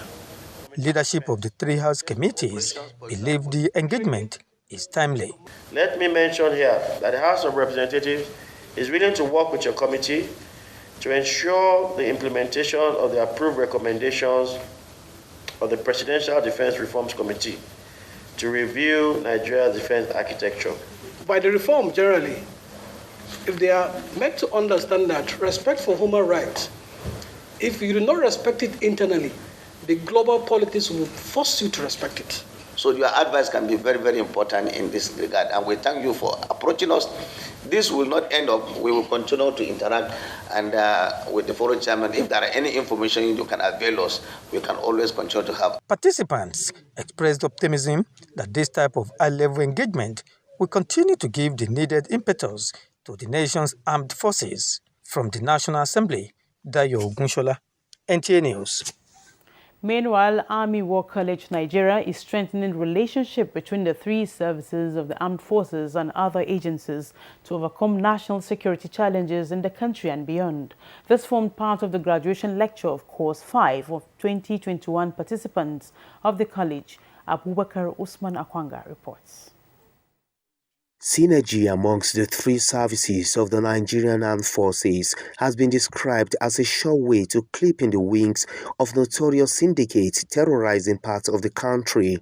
Now, for the 2021 graduates of the Army War College Nigeria, the new approach is on strengthening the existing relationships for a stable country and secured future. Without doubt, jointness amongst the three services is highly imperative to fostering comprehensive approach to national security in our nation. It is against this backdrop that the topic for this graduation lecture, Enhancing Jointness in the Armed Forces of Nigeria, My Perspective, is indeed apt. To the Chief of Defense Staff, a more sophisticated measure and attitudinal change are being evolved to match present security reality of emerging threat to national unity. In response to these very interests, the Armed Forces of Nigeria have continued to support the police and other security agencies towards containing the situation by making several security interventions through activation of several internal security operations which cut across the geopolitical zones. The 63 participants who cut across Army, Navy, Air Force and other relevant security agencies are expected to drive the required change at domestic, regional and global levels. In Abuja, Abubakar Usman Akwanga, NTA News. And not done with security matters. In these days of heightened insecurity, it is reassuring that the Nigerian police says it is working round the clock to bring policing and service delivery closer to the people. To this effect, an application for mobile phone users to report emergency security challenges for prompt response in crime fighting is up and running. Let's join Elias Onotu Yakubu in this report to tell us more about the NPF Rescue Me app.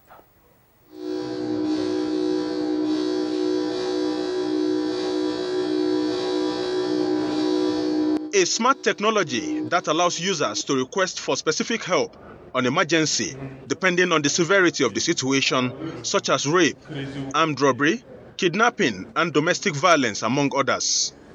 Each of the police commands across the Federation is equipped with the technology to manage its own operation based on the emergency alerts that may be generated locally or as referred from this Nigerian Police National Command Control Center. Hello, good afternoon. This is the Nigerian Police Emergency Call Center. I'm here, sir. Come up with emergency. Sergeant Mina Ebiforo is one of the first responders at the Command Control Center, and like her, all other operatives designated to the platform works round the clock to directly create a link between the Nigerian public and the police to enhance an atmosphere where the people can better be served, putting safety and security at their doorsteps. However, in driving the workability of such impact-desiring initiative, experts say awareness amongst the populace is key. So, how much knowledge of the NPF Rescue Me app do Nigerians have? Have you ever heard of the NPF Rescue Me app? No, I haven't. You've never heard anybody talk about it? No, I haven't. But how, as a Nigerian, especially at this critical period of the nation's security challenges, how do you feel to realize that you practically have your security at the tip of your finger? I mean, internationally is a good development if that does exist, and I mean that will be easy reach to these times, So it's a good development. Well, it's a beautiful idea to know that I can just place a call across or beep the NPF and then I get a rapid response. I think it's a good one. I've never heard about it before, so people will need an enlightenment for us to know about it as a citizen of the country. Security challenges are amongst the most pressing issues Nigerians face daily, and the people say no effort can be too much in the quest to help the populace connect with security agencies for service delivery. Ilyasu Notu Yakubu, NTA News. Rebranding the nation and enhancing national security via capacity building and leadership training is the mission of Stand Tall Africa initiative, which has organized a 2-day summit tasking key players in the security sector to rise to the challenge of insecurity by standing tall against known state actors. Defense correspondent Naja'atu Tijani has the details. Every day, they stand against insecurity in the country in one form or another.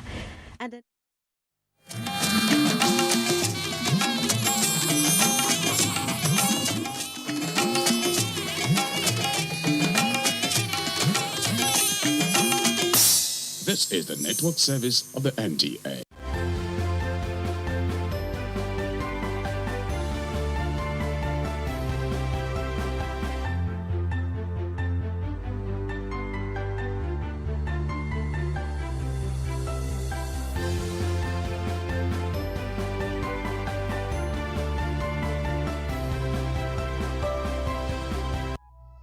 Despite the colossal disruption to global economic development and advancement staged by the COVID-19 pandemic, the Nigerian government has continued to make remarkable efforts at initiating and executing various pro-poor and pro-development projects across the country aimed at helping Nigerians cushion the dragging effects of the pandemic, as well as closing the implementation gap and fast-tracking the actualization of the Sustainable Development Goals in Nigeria.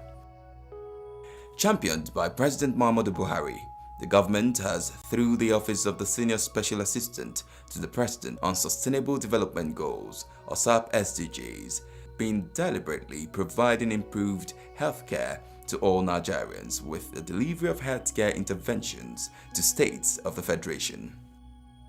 The Office of the Senior Special Assistant to the President on SDGs has, in a bid to improve the health indices in Oyo State, constructed a 100-bed mother and child care center in Abode community. The project, which was facilitated by Senator Teslim Folarin, lawmaker representing Oyo Central Senatorial District, is to be fully equipped with state-of-the-art facilities, which will be first of its kind in the state. Strategically located, the MCC will provide quality mother and child care to about 4 communities, which include Abondi, Resettlement, Irewole, and Onilogbo. The Mother and Child Center MCC intervention, which is one of the needs-specific projects of the OSAP SDGs, focuses on infant, neonatal, and maternal care aimed at generally reducing mother and infant mortality rate in Nigeria. Speaking at the pre-commissioning and pre-handing over inspection of the facility, the Senior Special Assistant to the President on Sustainable Development Goals, Princess Adejoke Orilokpe Adefulire, said the intervention is yet another confirmation of President Muhammadu Buhari's commitment to significantly reducing maternal and infant death in Nigeria. This is born out of the fact of the administration of President Muhammadu Buhari, the President of the Federal Republic of Nigeria, efforts to reduce maternal and infant death. Since the introduction of this project in 2017, our office has been complementing the efforts of the Federal Ministry of Health and the State Ministry of Health to reduce the maternal death and infant deaths. Princess Adejoke Orilokpe Adefulire noted that the 100 hospital is designed to cater for mothers through the prenatal, antenatal, and postnatal stages of pregnancy, as well as the provision of gynecology and immunization services. Princess Adejoke further reassured of the federal government's commitment to attaining zero infant mortality rate of children between the ages of 0 to 5 years and to drastically reduce birth associated with complications, especially for women in the rural communities. What we have here is to take care of the expectant mother, the pregnant women, for prenatal, antenatal, postnatal, gynecology, and children immunization. We have conviction that if this is taken to the community, very close to the community, definitely it will reduce complications, it will reduce death of mothers in their quest to have baby. So this is one of our very many aspirations to change the narratives and ensure that we bridge the gap when there's many gaps in the health sector, in the education sector, around poverty alleviation, around economic growth and decent work. Some members of the benefiting community who spoke with Agenda 2030 team thanked President Muhammadu Buhari for the laudable project and expressed joy over the OSAP SDG's healthcare intervention as they eagerly look forward to the experience of a new beginning in quality healthcare delivery that is now within their reach. Before, our women are not been having good services when they want to have delivery of the children. We have primary, health center, we have secondary, we have comprehensive, but this one is better than all these ones I mentioned. As women have been having problems because there's no good services. But we believe that this one will offer them good services. We really appreciate the government for that. I want to thank Adejoke Adefulire, who is in charge of this place. We want to appreciate you for that. Pray that God will continue to help you. The Lord will give you sound health and longevity of life in Jesus' name. Like in the past, we have a very difficult, a difficult situation. Whenever our women, wanted to give birth, at times it takes us, a long period of, time before we'll be able to get to the, to access the facilities in town, in the nearest, hospitals. But now that this thing is here, we know that this will be able to cope the, matter.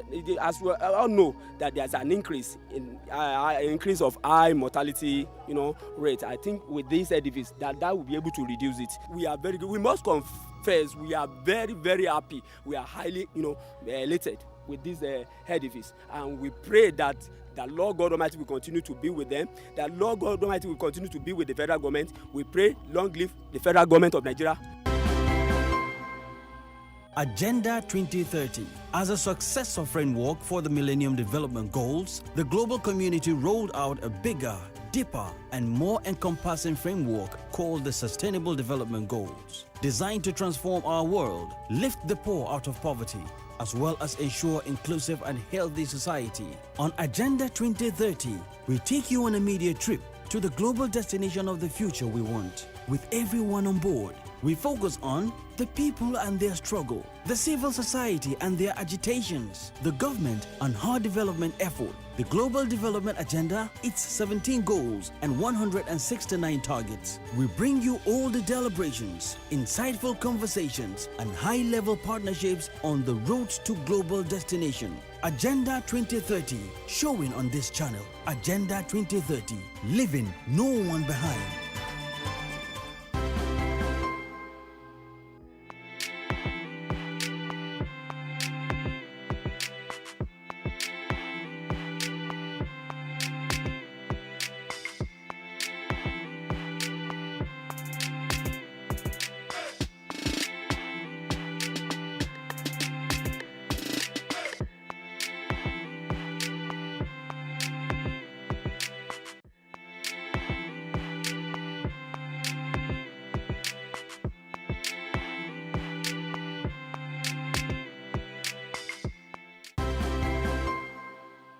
Like Abondi, the Office of the Senior Special Assistant to the President on Sustainable Development Goals has also been providing sustainable health and well-being to communities in Nasarawa State. The people of Fongwayewa and Shabo communities, both in Lafia, were recently thrown into ecstasy when their sub-SDGs recently handed over newly constructed primary healthcare centers for use, with one for each of the communities. The newly constructed primary healthcare centers are to cater for the healthcare needs of the benefiting communities, also have VIP toilets, solar-powered streetlights, and boreholes for adequate water supply for hospital use and people within the hospital environment. In his remarks, traditional ruler of the communities, His Royal Highness Mahmoud Umar II, expressed gladness over the projects and thanked President Muhammadu Buhari for bringing such an intervention to the community through the OSAP SDGs. He said that the people have for so long looked forward to when such a facility will be sited within their proximity, while assuring that the people will take ownership of the primary healthcare centers for effective management. Such primary health care clinics in our environment will go a long way, because preventive measures in the health sector ought to be what we are supposed to pursue. And I think this at the grassroots is going to be 100% of help to my people. And that is why I wish to commend. My happiness and my people knows no bound in having this project here. Such project cannot really achieve so much if the beneficiaries cannot put it very much into use. To ensure that we benefit much more, patronage, ensure we safeguard the facilities there, which we have been doing all along. It's one of the reasons why I always call it the communities. Any project in your community is supposed to take charge. And I want to assure the federal government that we're going to do just that, to achieve maximum benefits of the project in the community. In Kano, the Office of the Senior Special Assistant to the President on Sustainable Development Goals has also been taking steps towards improving the quality of healthcare delivery for residents in the state. The office has embarked on different categories of turnaround maintenance on critical health facilities for better service delivery. Top among the beneficiaries of the OSAP SDGs intervention are the Infectious Disease Hospital, Kano, Mohammed Abdullahi Wase Teaching Hospital, the Murtala Mohammed Specialist Hospital, and the Abubakar Imam Urology Center, Kano. The chief medical directors of the hospitals share their experiences on how the various interventions by the OSAP SDGs have significantly improved patients' management and staff operations. For all this time, being able to admit patients that have meningitis outbreak, and even the current cholera outbreak that is the state is facing. This is the central treatment center where these patients are admitted, managed, and discharged. So it plays a key role in Kano State for admission and management and treatment of patients with infectious diseases. Currently, with the recent renovation activities, we are able to perform these duties more effectively. New structures have been erected. We have, for instance, a new medical store where we tend to keep a lot of stocks of drugs that we have safely and in a conducive atmosphere to ensure their viability and use. We also have gotten a lot of other new structures like the primary healthcare center that was built by the SDG, and this building also provides more space for our teeming population that are coming to access care in the hospital. So also the new building for patients that have health insurance, both the National Health Insurance and the Kano Contributory Healthcare Scheme. This will help us in achieving the universal health coverage that is the target of the health care provision for patients. For providing us with a more enabling environment for us to discharge our duties effectively, for making the environment very comfortable to the patients, which helps facilitate the healing process, which is why we are here. And I must confess, we found them to be very cooperative. They cooperated with us very well to the maximum. They were very understanding. They took our advices and they did most of the things that they did according to our proposals. And now the hospital is much better. Actually, people were coming to take selfies, in different parts of the hospital because the hospital environment is much better now.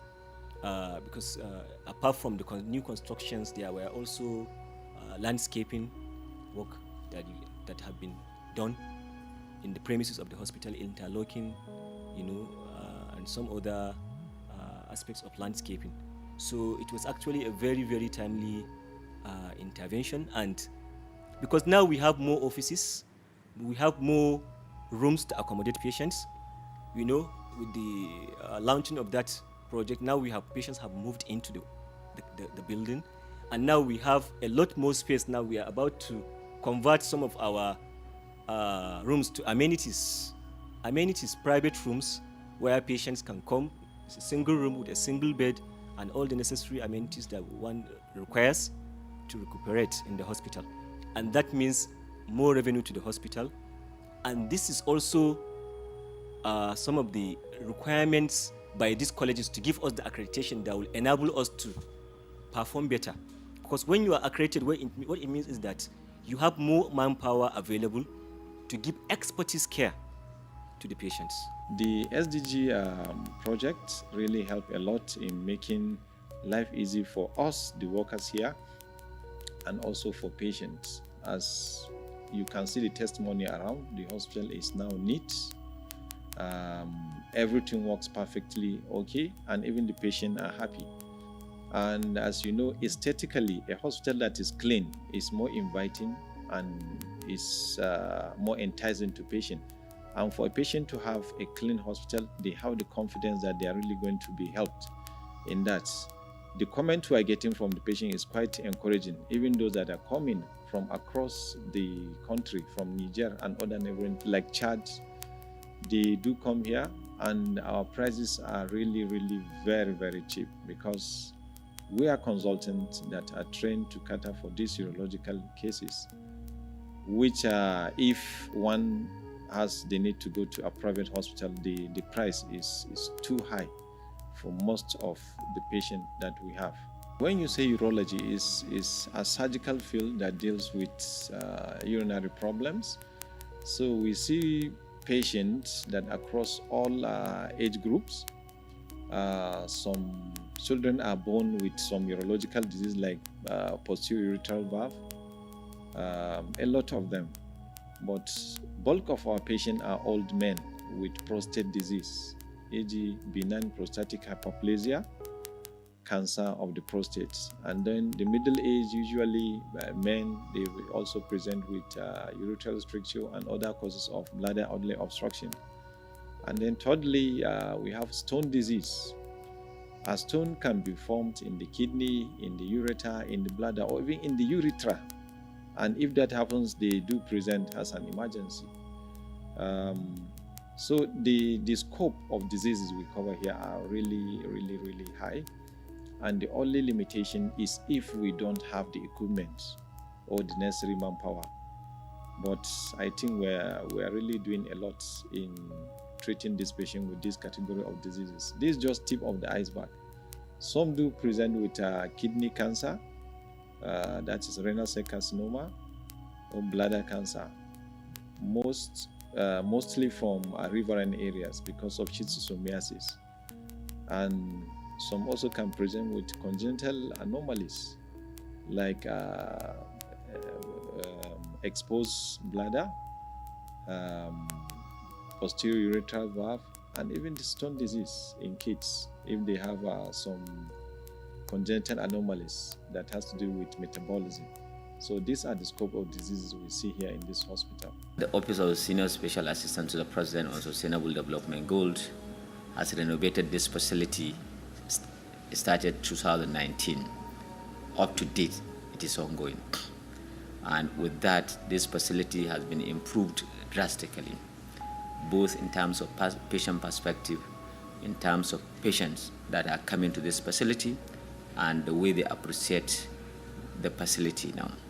It is far better, highly appreciated at both level of the patient, the staff, and the community at large. With that, there are some patients, sincerely speaking, that they don't even come to this facility before, but presently they are now coming to this facility to receive patient care. Currently, one patient that I am aware of, he doesn't, even if you ask her to come to this facility, her relations are health workers. So when they said, let her come to this facility, she doesn't want to come to this facility. She preferred to go to Aminu Kano. He felt that this place is highly dilapidated. It's not at her own taste. However, due to the circumstances of strike, she was brought to this facility. She was admitted. Thereafter, she was asked, she was acting her own sons. Where is he? They told her she's in Murtala Mohammed Specialist Hospital. He said no. Let her tell them the truth. Is she really in private sector or in Murtala Mohammed Specialist Hospital? They explained to her very clearly that she's in Murtala Mohammed Specialist Hospital. Up to now, that lady is presenting herself to Murtala for healthcare delivery. So that makes us also feel very happy. I would really appreciate that. That is only available because of the way it is at the moment compared to what it was before. This is a structure that is 95 years old, and this is the first time that is receiving this massive renovation at this juncture by the SDG. So it is highly commendable, highly appreciated, with both in terms of the renovation of the building, the structures on ground, that's the beds, bed sheets, pillowcases, solar lights, and this culture that were added around the house officers' quarters and the junior staff quarters. So when you see them, that's really very wonderful, and also water supply. The intervention projects carried out on the healthcare facilities by the OSAP SDGs in Kano include complete rehabilitation of dilapidated structures, construction of new blocks of hospital wards, repiping and reconstruction of the sewage and drainages, construction of VIP toilets, installation of solar-powered streetlights, and the drilling of boreholes for adequate water supply for hospital use. The hospital's chief medical directors thanked President Muhammadu Buhari and the Office of the Senior Special Assistant to the President on SDGs for the laudable interventions, which has brought about massive facelift to the medical centers.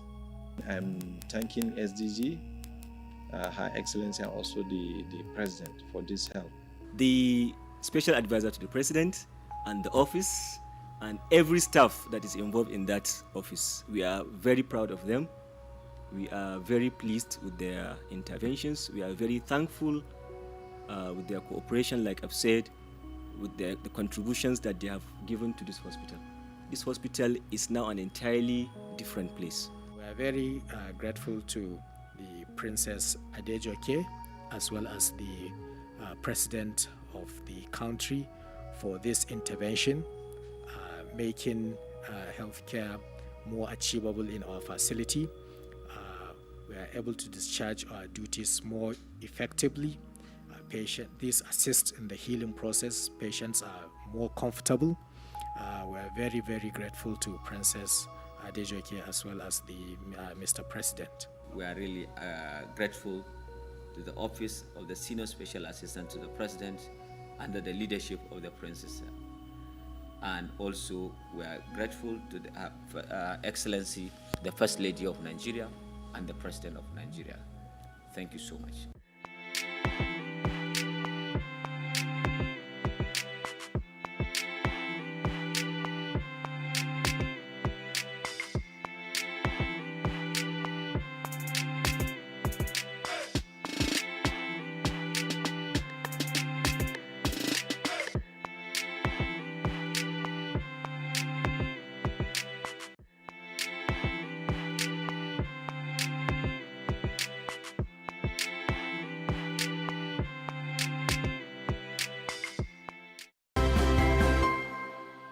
Agenda 2030. As a successor framework for the Millennium Development Goals, the global community rolled out a bigger, deeper, and more encompassing framework called the Sustainable Development Goals, designed to transform our world, lift the poor out of poverty, as well as ensure inclusive and healthy society. On Agenda 2030, we take you on a media trip to the global destination of the future we want. With everyone on board, we focus on the people and their struggle, the civil society and their agitations, the government and her development effort, the Global Development Agenda, its 17 goals and 169 targets. We bring you all the deliberations, insightful conversations, and high-level partnerships on the road to global destination. Agenda 2030, showing on this channel. Agenda 2030, leaving no one behind.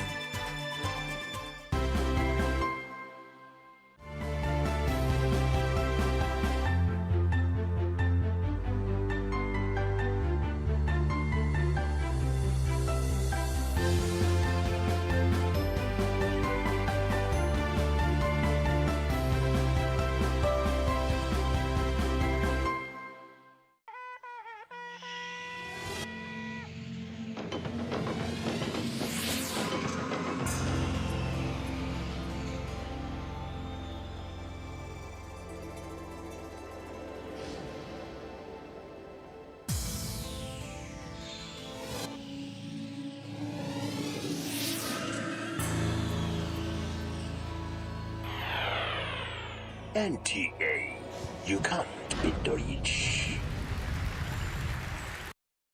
The act of making something more beautiful by adding ornaments to it is also known as decoration.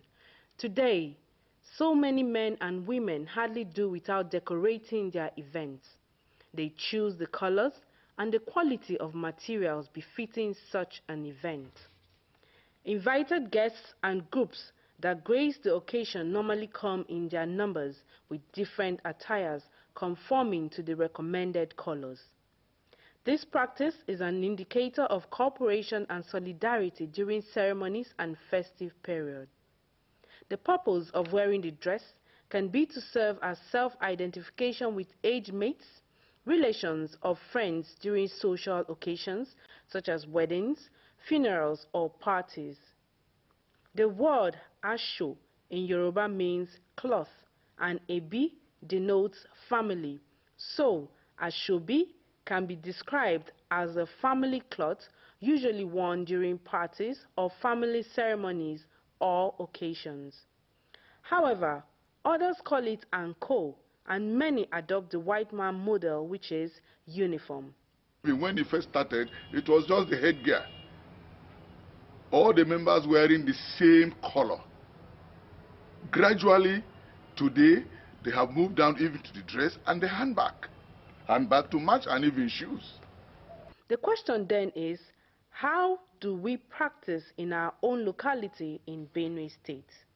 Because of our association with the outside world, our people are bringing it and introducing it now in Benue State. They use it in order to make their events colorful. Almost all the Tiv traditional marriages, you see them making black and white ashobi. So for the Idomans, it's red and black. Then the Igede is blue and black on the traditional marriages, and even on the white weddings, they use black and white. How do you feel when your event is accentuated with different colorful attires? So much excited because I will know that at least I have a group, as in people that have identified with me on my day. I will be so excited, so joyous inside me. I will know that yes, so people, everybody will know that yes, these are so people, he belongs to them, so it makes you happy. What happens if the guests come with attires whose colors do not correspond with those recommended? It is not as if it is a must that you must wear ashobi. It's not for everybody. So if the chief celebrant sees somebody who is not into that attire, why will he or she not welcome the person?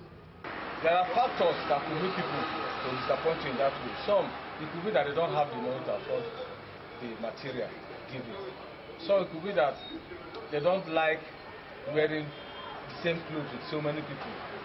Inasmuch as decoration is aesthetic to an event, people whose attires do not conform with the color of the day should be free to partake in the merry-making or identify with others wearing the same uniform. After all, the essence of attending any party is just to celebrate with others and have a nice time. So, next time you're going out for that occasion, the choice is yours. Stay with the crowd or have your own unique identity.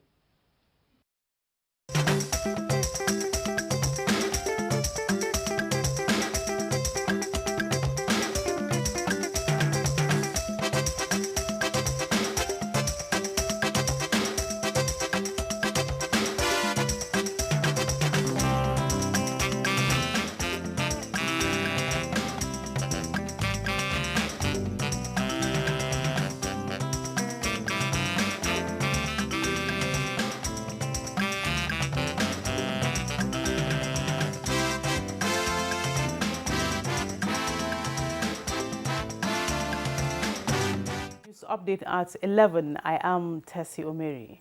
All things being equal, Nigeria Air, the nation's national carrier, will take to the skies in April 2022. This followed the approval of the outline business case for the project by the Federal Executive Council. Minister of Aviation Hadi Sirika announced this while briefing journalists after the meeting of the council presided over by President Muhammadu Buhari.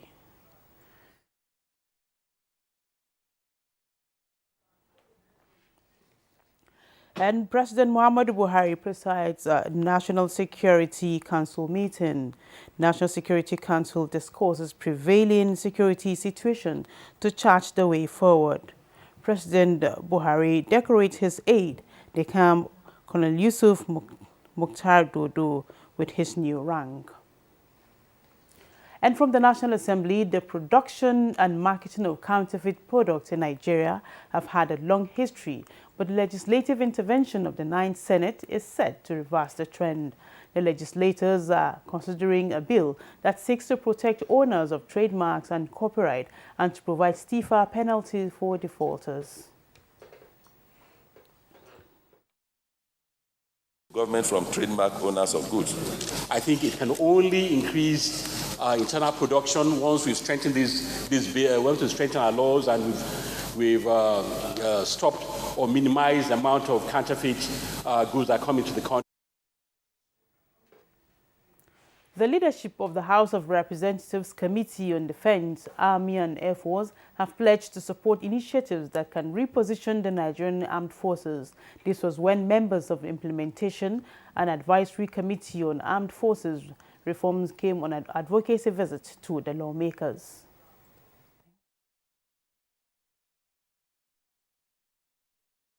That we have an FM that is affordable for the national economy, while sufficient in size, structure, training and equipment to respond effectively to both conventional and asymmetric warfare. And that's news update at 11. Good morning.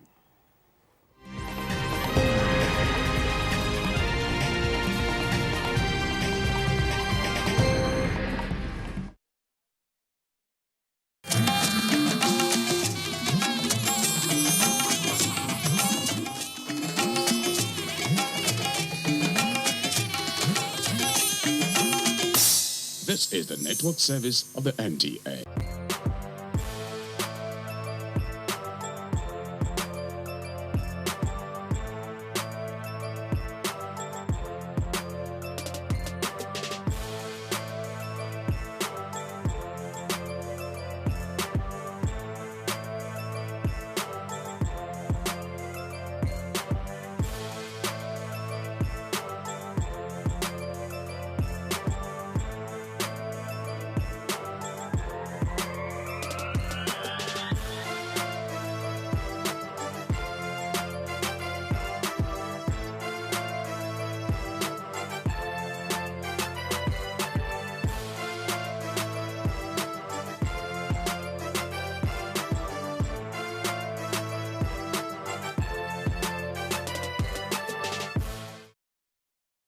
Bakers don't just bake, they also engage in cake designing known as sugar craft.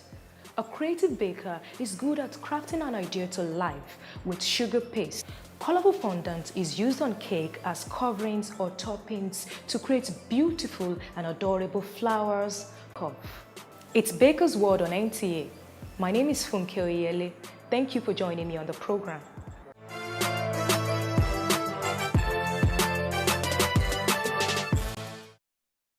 On Baker's World today, you will be opportune to explore how to achieve fondant decoration on cakes. Our guest is a professional baker and a creative sugar craft expert that will inspire you greatly. And lastly, we'll show you some of our creative works.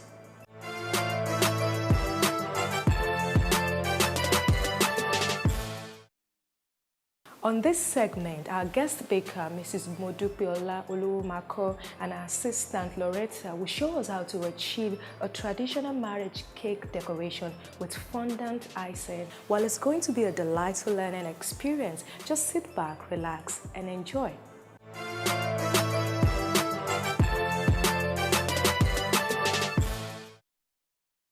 First, we'll be mixing our fondant. To mix our fondant, we have our icing sugar here. We have glucose, the liquid glucose. We have Tylor, CMC, and gelatin here. Then we have our shortening to knead together. We also have our glycerin. So I'll be measuring on my electronic scale. Right now, I need to measure a kg. To sieve the icing sugar.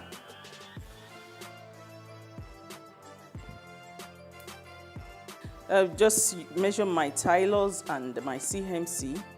They have both sugar gum, and I can either use any of the two, but I decided to combine the two together just for a more pliable fondant. So after this, my dry ingredient is ready. So I just stir together my dry ingredients.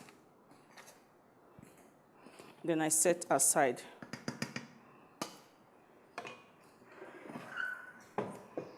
This is ready. So now I already have my pot on fire with water. So I'm going to measure inside here water.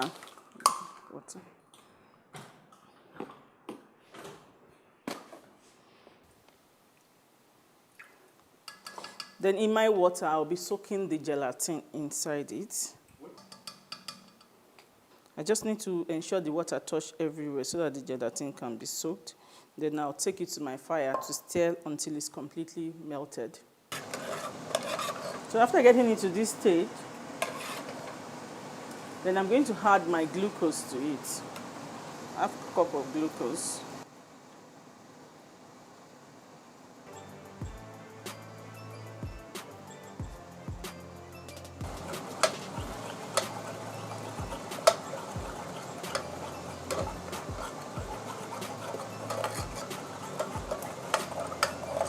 I'm adding my glycerin now, my half tablespoon glycerin. This glycerin is actually determined by whether you want to use or not.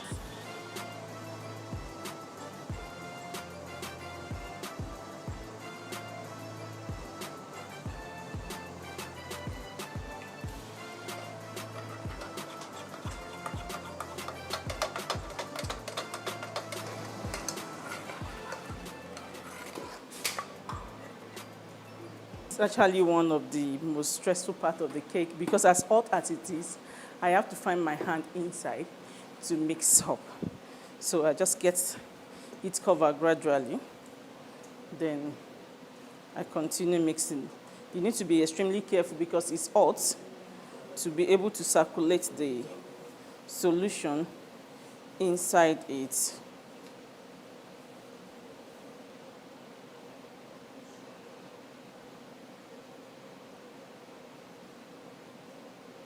That to the pot, like 2 tablespoons I'm doing it. You don't introduce your water so much at the time because you will get it too soft, and to get it back into the state might be a bit difficult. So you need to add gradually.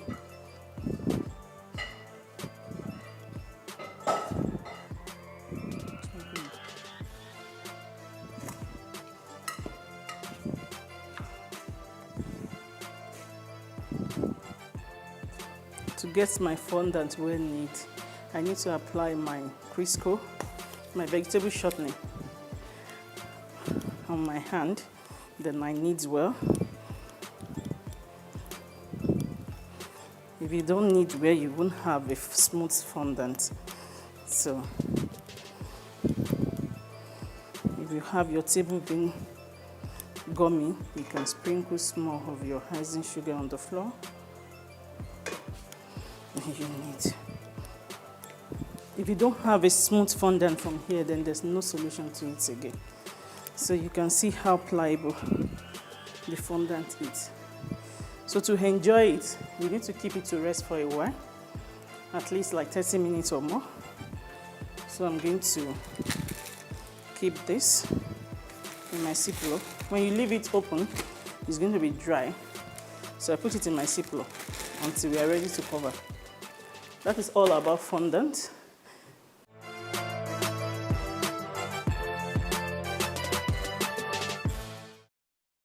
While our fondant is resting, let's meet our guest baker.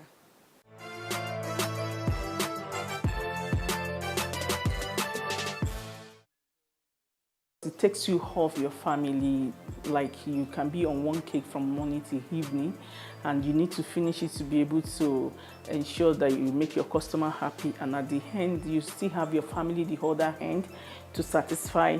So it's a big challenge for most bakers to balance the two together. Modupe Ola Olowomakan is an indigene of Osun State. She started her early life attending Iludun Oro Primary School, while she proceeded to Immaculate Grammar School in Ado-Ekiti.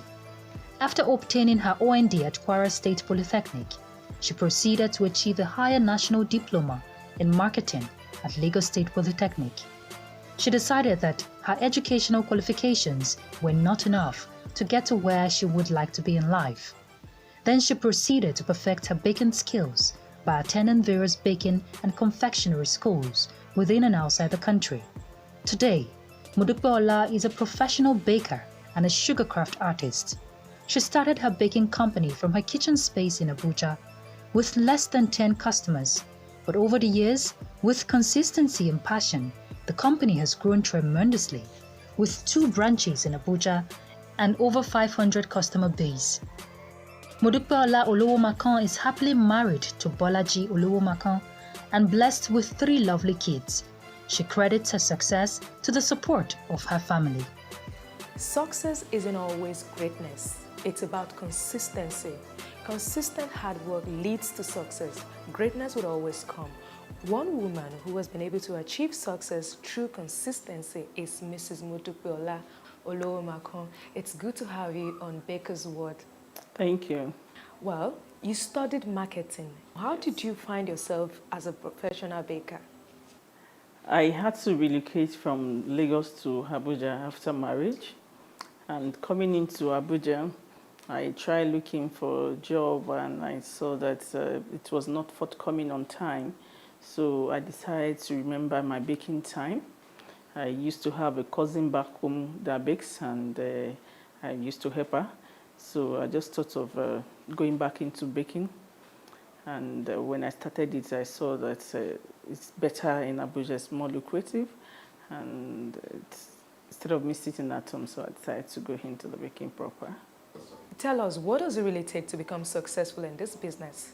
It takes passion. Passion and a good knowledge. You have to have a basic training. Okay. Like when I was starting, I have a little idea about baking, but I discovered that it wasn't enough to just start off. So that's why I went for training when I was starting, and after which I was able to lay my hands into a better cake, and I was proud of myself doing that. How do you push your level of creativity when you want to design or decorate a cake for a client? I need to ask some questions about the customer. I'll know what they like, their colors, their work, or their passion, something they just love doing. So to be able to, like if you are a man and you love watching football, so we want to do something of ball, then I need to know the club you are supporting and all that to be able to create. And for a woman, like a makeup artist, so I need to ask questions about it. You do makeup, okay, what color do you like and all that, then you put the team together to create something for them. And also children's aspects, most now children like cartoon, so I need to ask of their favorite cartoon, something to catch their attention when they see their cake so that it can wow them. I will be working on the traditional wedding cake for Yoruba, and we'll be working on the palm wine keg, which is also, palm wine is used for, is a drink for occasion in Yoruba land, and we will also be using kola nuts, which we use for prayer during wedding in Yoruba.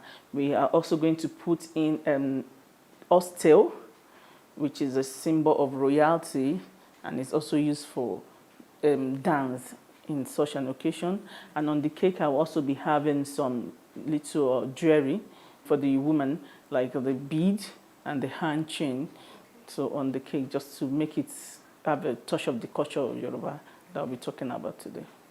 We know that no business can be started without any challenges. What are the challenges that you face in this industry? Because of the saturated market, so they easily poach your staff from one company to the other. You don't have a stable staff for a long time. So that means you have to be working endlessly. After training staff for a while, they just tend to leave after a short period. That you don't have your staff for a long time. It's a big challenge in the industry. We know that clients are different everywhere. So have you ever had a conflict with a client over a cake that you designed for them or a decoration that you made for them? I had an experience when I baked a banana cake for a customer. It was a serious one. She was having a party and I just felt, okay, I've been baking for her for a while. Let's have a change. Let me put in a small piece of banana cake so that she can have a taste of it. And that really cost me. In fact, I lost the customer. she was so bitter about it. And because when you blend banana, you see that black particle of bananas inside it. And she saw it and she called me that the cake was bad. I was like, wow, cake bad? This cake I baked this morning, bad? Okay, I had to package another cake and take to our party. But getting there, I saw the cake. It was just the particle. She said, see this particle there. I was like, just this? It's not bad. It's banana cake, and that's how it looks. It took some other people to come and testify before she could, because she has not tasted before. And I also had it on my chocolate cake. Chocolate cake, if you are using real chocolate for chocolate cake, it has one kind of, if you are eating a dark chocolate, you know, one kind of after bitter cake, you know. And a customer sealed that after tasting it, say, but I said it's chocolate, why is it bitter like this? Why did it? And they start making problem with it. They are the one that requested for it, but they have not eaten it before. They just hear or see somebody eating it. And it really gives a lot of problems. So what do you do in that kind of situation? Sometimes I try to educate them. This is how it is, you know. Some of them, if you can't convince them, I just give them a plain cake to replace, just to keep peace. Let's talk about your achievements. What have you been able to achieve so far in this business? I give glory to God Almighty. I started baking in my kitchen when I was in Kadu Estate. And by God's grace, I was able to open a proper bakery for myself and open a cake tools and accessory shops where people can shop from me. And we have been able to train a lot of people in this Abuja. I have a lot of, up to like 50 bakers that have passed through my school, and they are really doing well in the industry. It's actually a great achievement for me, at least to be able to replicate myself in different areas in Abuja through my students. Well, that's our chat with the CEO of Party Plus Limited. I hope you've been inspired by her. We'll take a quick break now, and when we come back, we'll continue with our fondant cake decorations.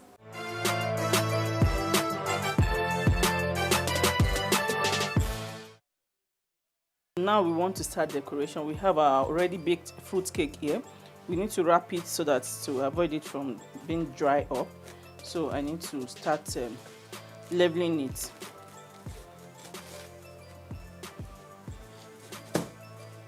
So I need to cut off the hop to ensure that it's level with the next cake I'm going to put on it.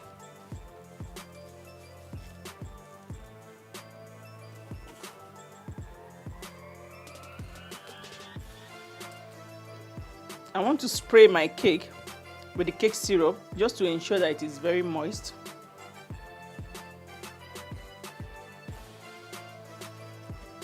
So I'm getting my butter now. I want to spread it on the cake to be able to stack the cakes together.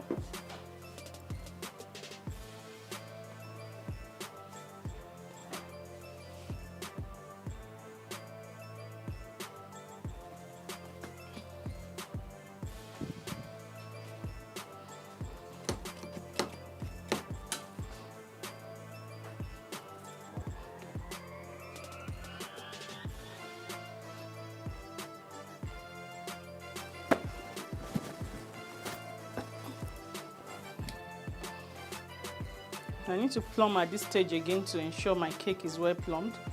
So like what I have here now. But the cakes I trim off from the cake is not actually a waste. I can use it for my crumb coating. I have some here that I've already mixed into powder. So I'm going to add it to my butter to mix up my crumb coating paste. Then we can also use it for cake pop in this same procedure again. We can use it for cake pop, and we can also eat the remaining one.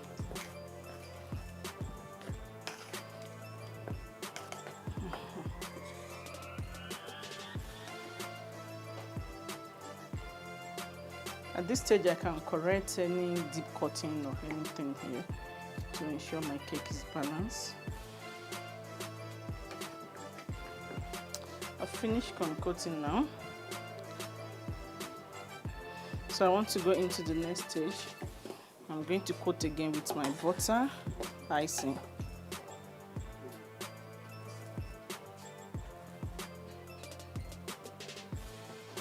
I need to check the size of the cake again to ensure how I will roll my paste. So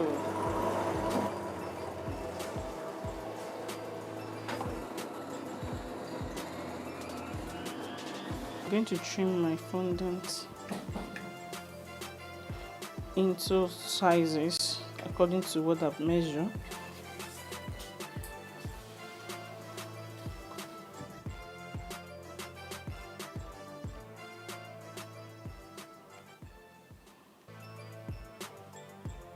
Just to keep it safe.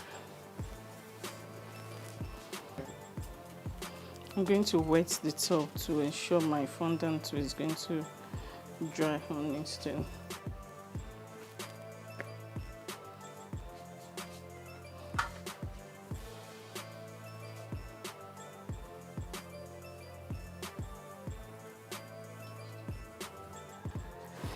To ensure friction.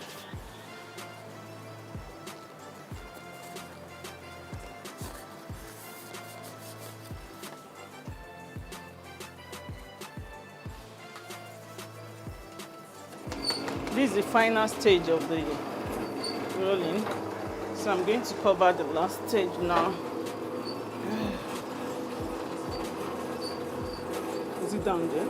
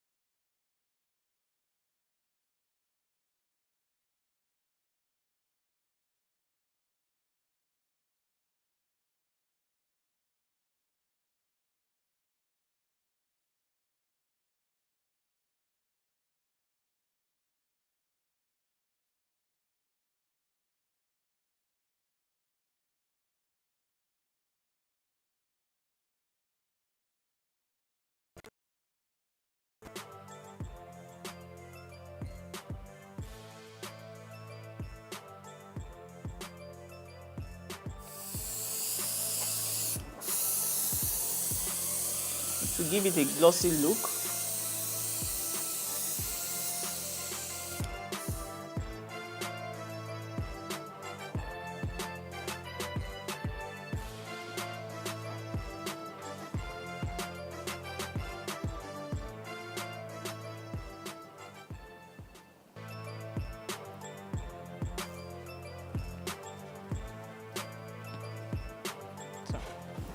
This is representing my shekere. I want to arrange some of my kola nuts. We use kola nuts for prayers in Yoruba land, so we'll be putting some kola nuts by this side. I want to put my royal icing here to make the cup stable in one position. So I have it here. Into my fondant. Then it will stay. Wow, after a long day, we finished the cake. I get it ready for presentation.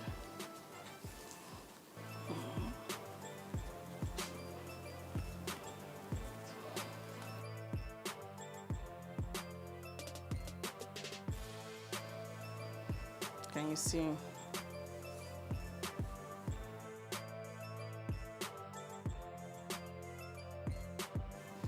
You can see the palm wine pouring. It's graffiti cake. Wow, this is a really beautiful job. Wow, you've done a good job. Well done. Thank you. Well done, Loretta. Wow, I love how it's so detailed. From the kola nuts to this, it's really beautiful. You've done a good job. Covering cake with fondant is a really tedious work. As you can see, our baker has been working tireless. It takes a lot of determination, patience, and hard work to achieve such a beautiful design like this. Well, do not limit yourself. What you believe you can achieve. Well, I hope you found today's episode of Baker's World really exciting, because I sure have with a beautiful design like this. Well, my name is Funke Oyele. Keep a days with us until next week. Bye for now.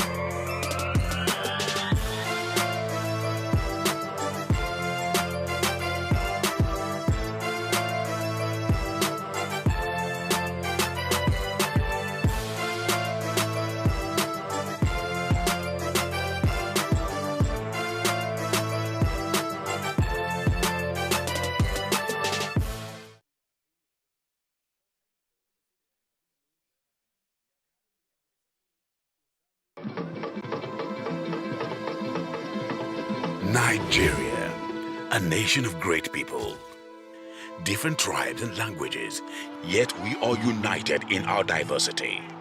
All over the world, Nigerians are known to be very hardworking and resilient people. In our history as a nation, there have been many storms, but just like the eagle, we always soar very high above the storms. Together, as a nation, we stood against Ebola virus disease in 2014, and we conquered. Together as a nation, we shall stand against COVID-19, and we shall surely triumph. Let's do our part as citizens, obey the health authorities, stay at home, practice social distancing and proper hygiene. When this is over, and very soon it will be, we shall dance again at the Calabar Carnival, the Eyo Festival, Celebration, Ojudeoba Festival, and Aragongo Festival. When this is over, and very soon it will, we shall flock the beaches again. We shall attend our music concerts again. We shall invite the world once again at the Lagos City Marathon. When this is over, and very soon it will be, we can return to our hustle and bustle. We will gather at our churches and mosques. We shall return to our schools and institutions. Our hope is alive. We are Nigeria. And together, we shall rise again. Nigeria Film Corporation, powering possibilities.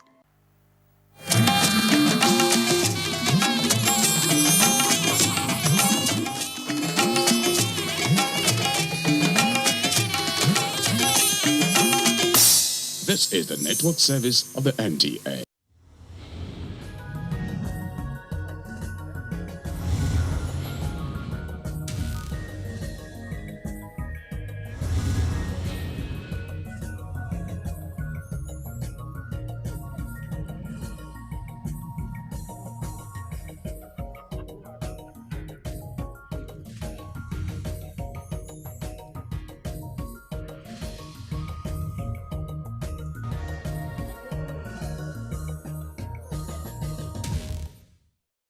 Mr. Speaker.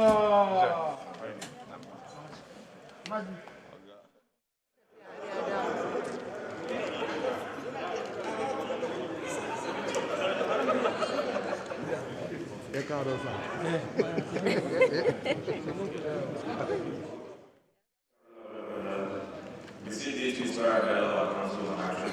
So we always talk about the justice, law, and charity for one another. Help us with our grace to move those things for only the unity, peace, happiness, and prosperity of Nigeria. Be faithful, loyal, and honest, to serve Nigeria with all my strength, defend the unity, and uphold the honor of glory.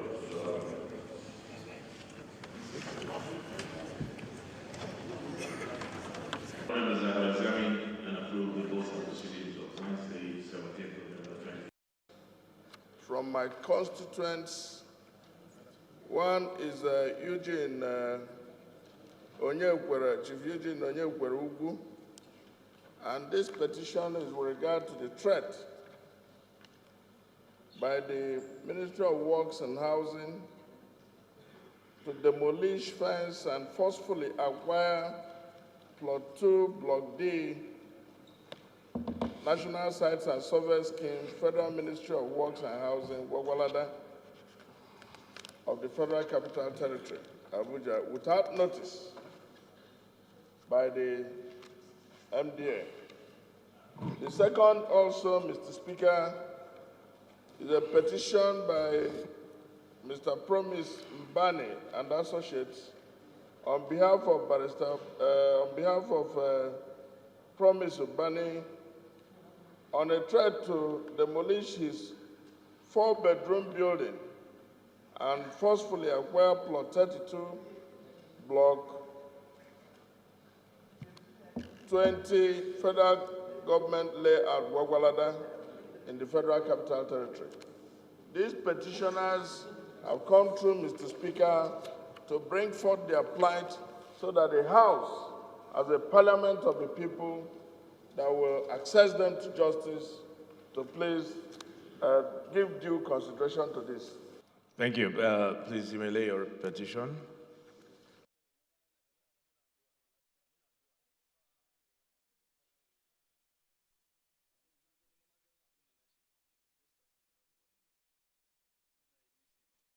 Need to urge National Emergency Management Authority and other sister agencies meant to handle emergency to provide material support for the victim of gas explosion in Mushin Constituency 2.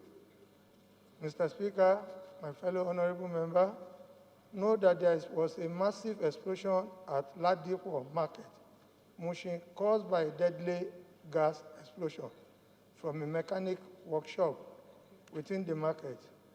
Mr. Speaker, my honorable member, also know that at least 5 persons were burned to death when the explosion rocked a mechanic premises around 8 a.m. Tuesday, 16th of November 2021.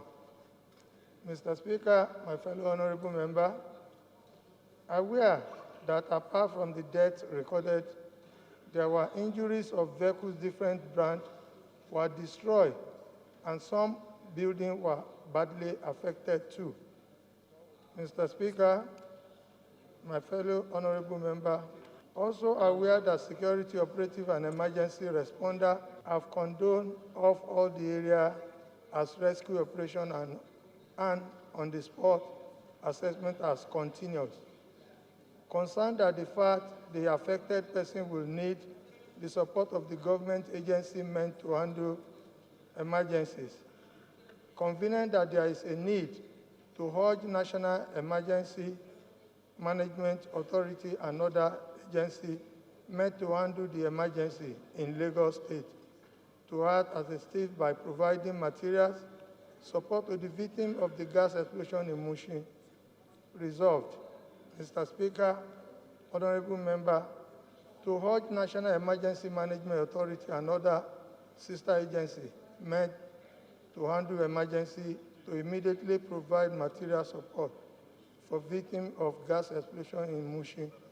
Mr. Speaker, thank you very much for giving me this opportunity to represent my constituency very well to get a quicker emergency support. Thank you. Under personal explanation, Order 8.5. Mr. Speaker, it could be recalled that yesterday an objection was raised by the relevant committee chairman in respect of a bill for an act to provide for establishment of Federal College of Education Technical of Goro Bayelsa State. Instead of the relevant committee chairman to present the report, it was presented by Honorable Egbedi. This was objected to by the relevant committee chairman on the grounds that his committee ought to have presented the report. In line with provision of Order 12, Rule 16, that bill was committed, was a bill passed in the S Assembly and was recommitted by the Rules and Business Committee to the Committee of the Whole. And accordingly, it's not supposed to go back to the committee. It was committed directly to the Committee of the Whole. It was based on that the committee listed the name of Honorable Agbedi as the sponsor of that bill. Therefore, we did not commit any mistake, and that the objection raised by the relevant committee chairman was out of order. We just want to make this clarification for the records. He is behaving like a head boy, deciding which bill should go to who. I object to this, and I think he should be guided. And I object to the power he wants to usurp of declaring me out of order. He has no power to declare me out of order. You are the only one that can declare me out of order, and I object to this. Chairman, Mr. Saru. After first, second reading, it was committed to Committee of the Whole. Okay. The Committee of the Whole disposed of the matter. Committee of the Motion is supposed to dispose of the matter. After first, second reading, it was committed to Committee of the Whole. And what we did, it was taken at the Committee of the Whole yesterday. And what the chairman objected to was the fact that... What was taken at the Committee of Whole was a report? It was a report, consideration of report. Who submits reports? Who submits reports? Who brings reports to Committee of the Whole by our rules? Under normal circumstances, with the exception of a situation where the committee is discharged, with the exception where a committee, the bill is committed, was recommitted with the exception of bill passed by the previous assembly and recommitted. Yeah, so it was recommitted. From the previous assembly. So it is assumed on recommittal from the previous assembly.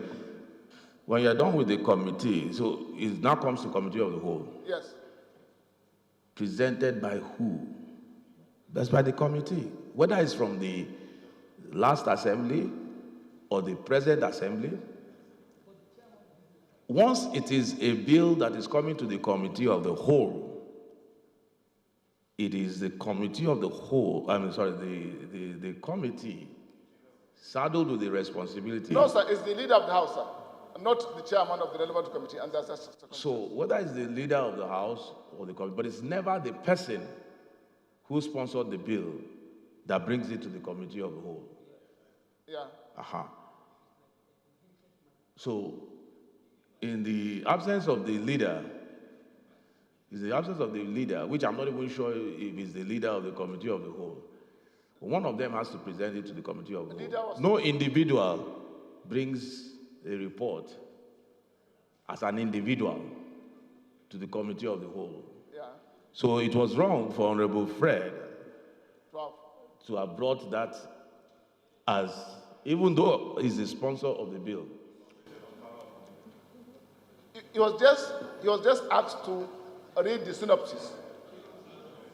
He was just presented because it was in his name, and he was asked to read the synopsis. It is only person that is presenting the report that reads the synopsis. Yes, sir. And then even for the simple reason that the committee should know about it, sufficient. So we need to work out, is it even the leader of the House, if it's a recommittal bill from last assembly that brings it to the Committee of the Whole, or but certainly not the author of the bill. He can be mentioned. He can be mentioned as the author, but not acknowledgement. But not that, yes. I represent Kara Rogo Federal Constituency, Mr. Speaker, from Kano State. Sir, I have two petitions to present from the Rights and Democracy volunteers. And it is with regard to requests for the intervention of this House in the investigation of procurement that was made by the National Information Technology Development Agency. And the second one is with regard to the request for this House to investigate also certain conduct of the Federal Ministry of Environment relating to the utilization of allocations. Mr. Speaker, proceedings will be.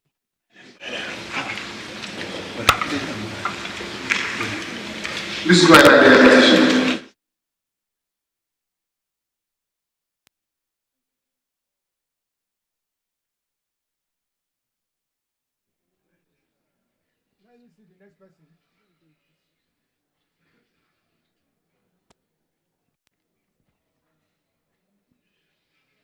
This is the network service of the Nigerian television.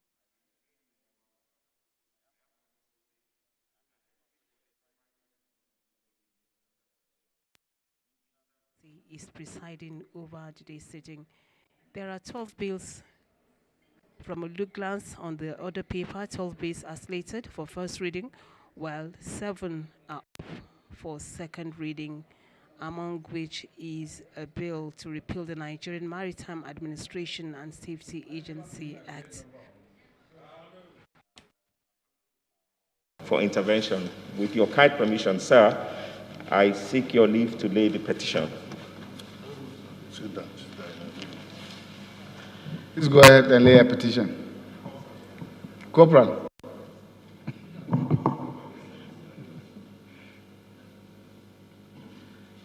Yes, sir. Honorable.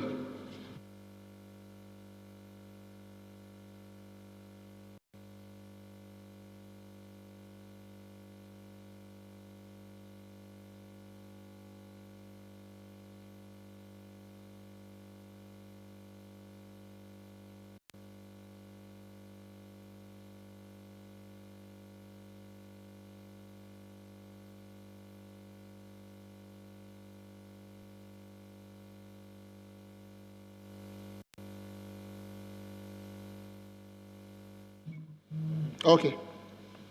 Thank you, Right Honorable Speaker. Honorable colleagues, my name is Herman Hembe. I am from Benue State. Mr. Speaker, I have a petition today from the University of Agriculture, Makurdi, which is today called the Joseph Sau Antaka University, Makurdi. It is a petition that appeals to this House to facilitate the restoration of delisted management science degree programs from the university. A few months ago, or about a year ago, there was a circular delisting management science courses from the University of Agriculture across the country. And this institute was also affected. Others have written to NUC and had their courses relisted. This has not been the case with the University of Agriculture. It is also difficult to understand how you will say management cannot be part of agriculture. What do you do with the produce if you don't manage it? It is their prayer that this House will intervene to bring solution to the problem and cause the ministry to release the management faculty and allow them to continue with their academic activities. With your kind permission, Mr. Speaker, I will lay this petition. Go ahead and lay a petition, sir. Help us.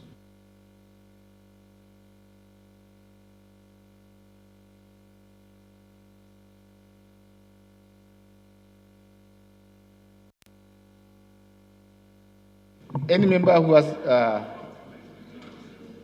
matter of urgent public importance may please rise to do so. Honorable Henry.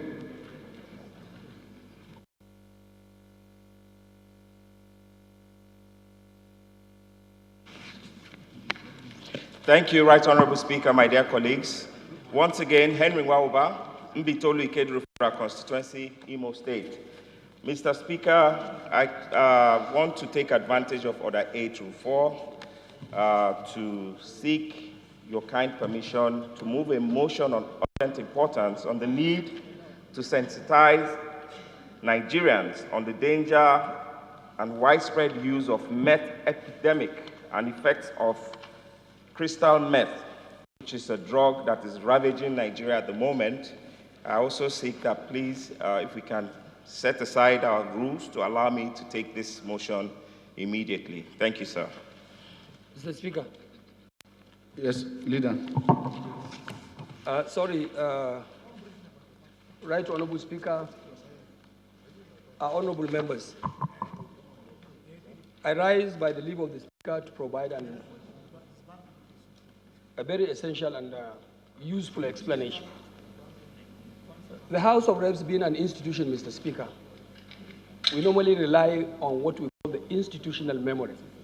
When you have the ranking members always laying good foundations through the use of the right dictions and words in parliamentary businesses. With due respect to Honorable Henry Nwauba, who is a ranking member of this floor, I would like to draw his attention that let us not continue to begin to set this kind of precedence. When you are applying the use of diction or right words on the floor of the House, use the right ones, the ones we believe in, the ones we know. Our rules, with due respect, are not meant for anyone to take advantage of. They are not.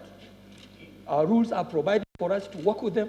So when you rise on any matter, you now say rightly, Mr. Speaker, I'm relying on order so, rule so, to present so. But when you are saying they are taking advantage, sometimes members, as far as I'm concerned, taking advantage means you can even do that wrongfully. So don't next time say, I'm taking advantage of rule kaza.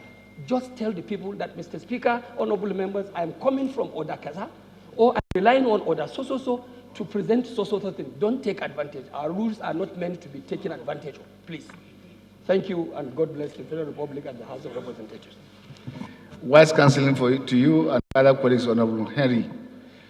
Secondary to the first leg that the matter is urgent. Yes, sir. Leader.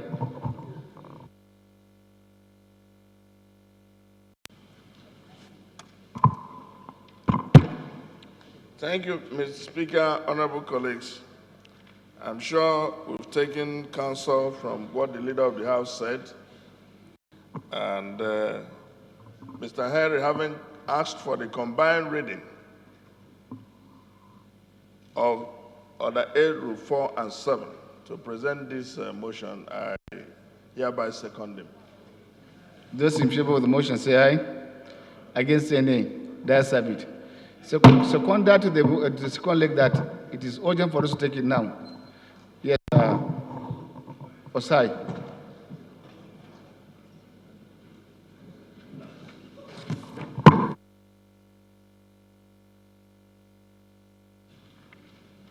Okay, so Osai, mine is coming. It's Osai. Yeah, it's like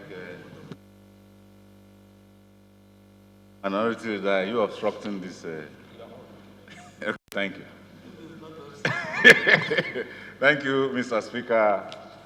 Distinguished honorable colleagues, I remain Honorable Osai Nicholas Osai, and I represent Ndoko Okwani Federal Constituency of Delta State. I'm an Okwani man.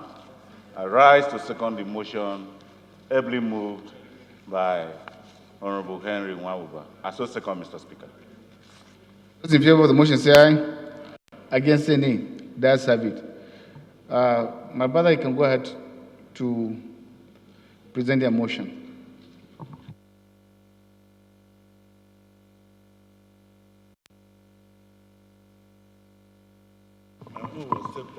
Mr. Speaker, I think at this moment I would like to request for some protection from my leader, Honorable Jerry Amoso, who is ranking by age. Mr. Speaker, you step down my motion. And it's obstructing the legislative process. Thank you. Right, Honorable Speaker, my dear colleagues, I thank you for the opportunity and the privilege to present this motion on the urgent need to sensitize Nigerians on the danger and widespread use of meth, of crystal meth on our youths. The House notes the widespread meth epidemic and the effect of crystal meth on the Nigerians, especially the youths, more particularly in our country today. Further notes the highly addictive street form of the pharma-grade amphetamine and the ill-equipped handling or stopping of the spread. Concerned that many homes in the Southeast are currently facing the dangers and the effects of methamphetamine, nicknamed Mpuru Mmiri, which translates to seed of water. Aware that crystal meth is a crystal narcotic hallucinogen that is capable of destroying a person's mentality, further concerned that an estimated 75% of the users in our society are adversely affected and they have become a burden to their families and communities. Further aware that since 1990, the production of crystal meth has been hijacked by Mexican drug dealers who set up laboratories in Nigeria for the production of Mkpuru-mmiri in 2016. Aware that methamphetamine, also known as crystal meth, was developed in Japan in 1919 and grossly abused during the Second World War when it was used on pilots on suicide mission called kamikaze. Also aware that after the World War, it was used briefly as a medication for depression and for controlling obesity, but it was quickly abandoned and banned thereafter in the 1970s. Concerned that as a stimulant, it has a powerful euphoric effect similar to those of cocaine. Meth typically keeps users awake, depriving them of sleep, making them react violently, and takes a toll on the physical look of its users. The House resolves to mandate the Nigerian Drug Law Enforcement Agency to reintegrate and strategize further on its enforcement and enlightenment capacity to cover the mode and cure for this meth addiction, which has no medical treatment at the moment. I so move. Seconder. Honorable Kakali.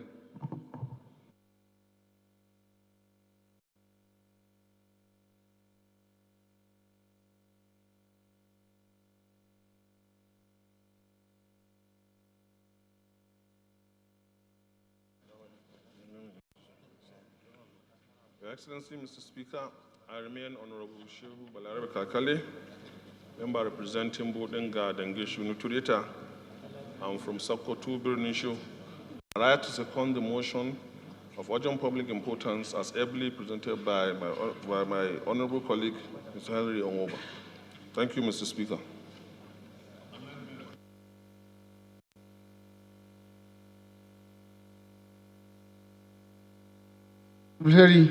Lead the debate.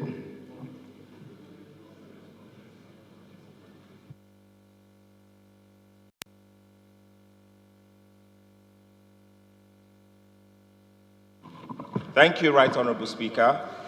My dear colleagues, today I bring before Parliament a very, very, very serious issue that is ravaging the youths in Nigeria today.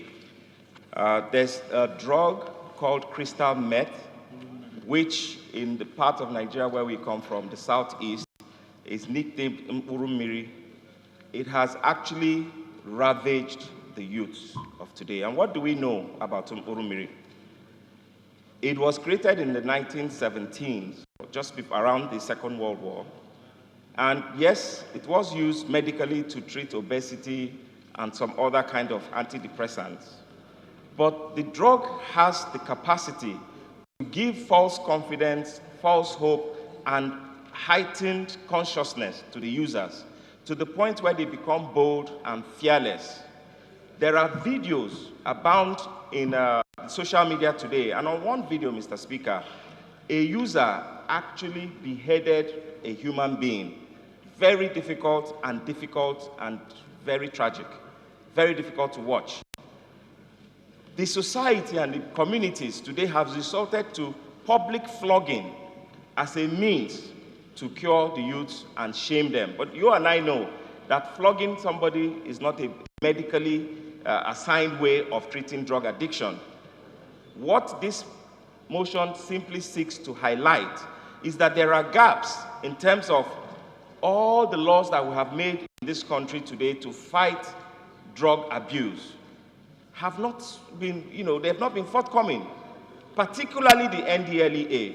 This is a time that they need to speak up. This is a time that awareness, enlightenment campaign, public campaigns should be streamlined towards attacking the scourge of this crystal meth.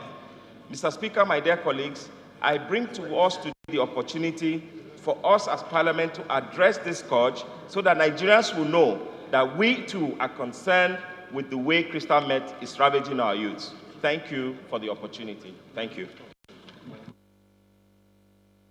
Toby.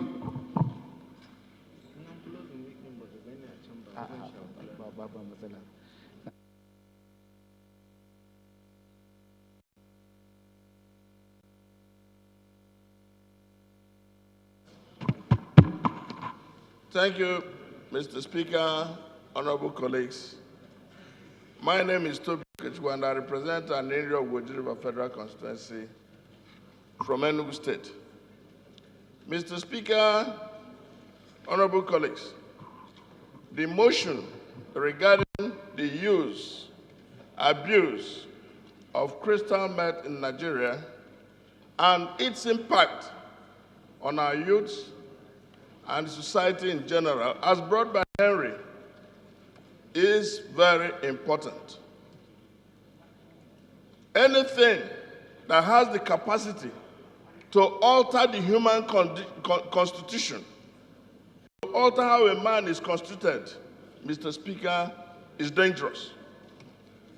Crystal meth is not only addictive, it makes you hallucinate, it puts you under influence, which could be subjected to any use, including the beheading of people, as he said. And what we should be talking about is who are the manufacturers. He has given a good historical background of how it originated in Japan, how it's been weaponized in some jurisdictions, including Mexico, and presently in Nigeria, as of 2016. If we have such data, where is this factory? Where is it manufactured? Who are the traders? Including people who are trading in our host communities. Of course, when we get our young people, beat them up and all that, it's like double jeopardy. Somebody is already a victim of the drug, we're also beaten. And what alternative are we creating?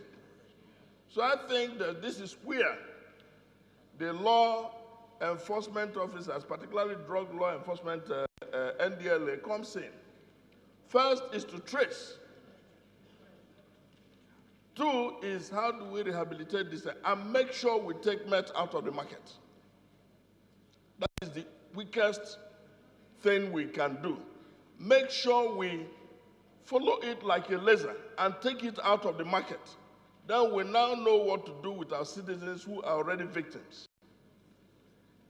Beating them without creating an alternative, well, it addresses your feeling that you are punishing. And I'm happy the way Igbo societies are organized, they try to handle their communities through community effort. But this is much more than that. Government needs to intervene, and there has to be a Marshall Plan regarding the use of drugs in this country.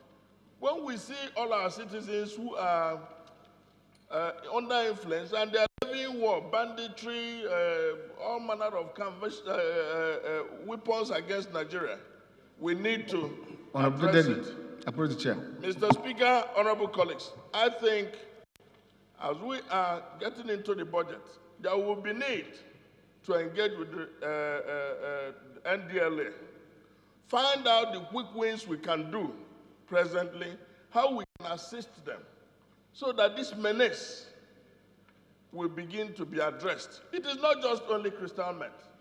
There are some other drugs that are, all over the place, including of the use of, codeine and, a syrup, the use of other crack, drugs.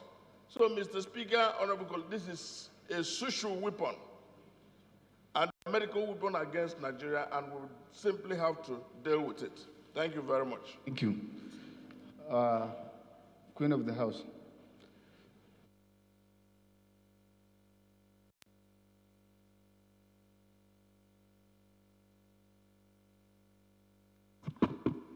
Thank you, Mr. Speaker.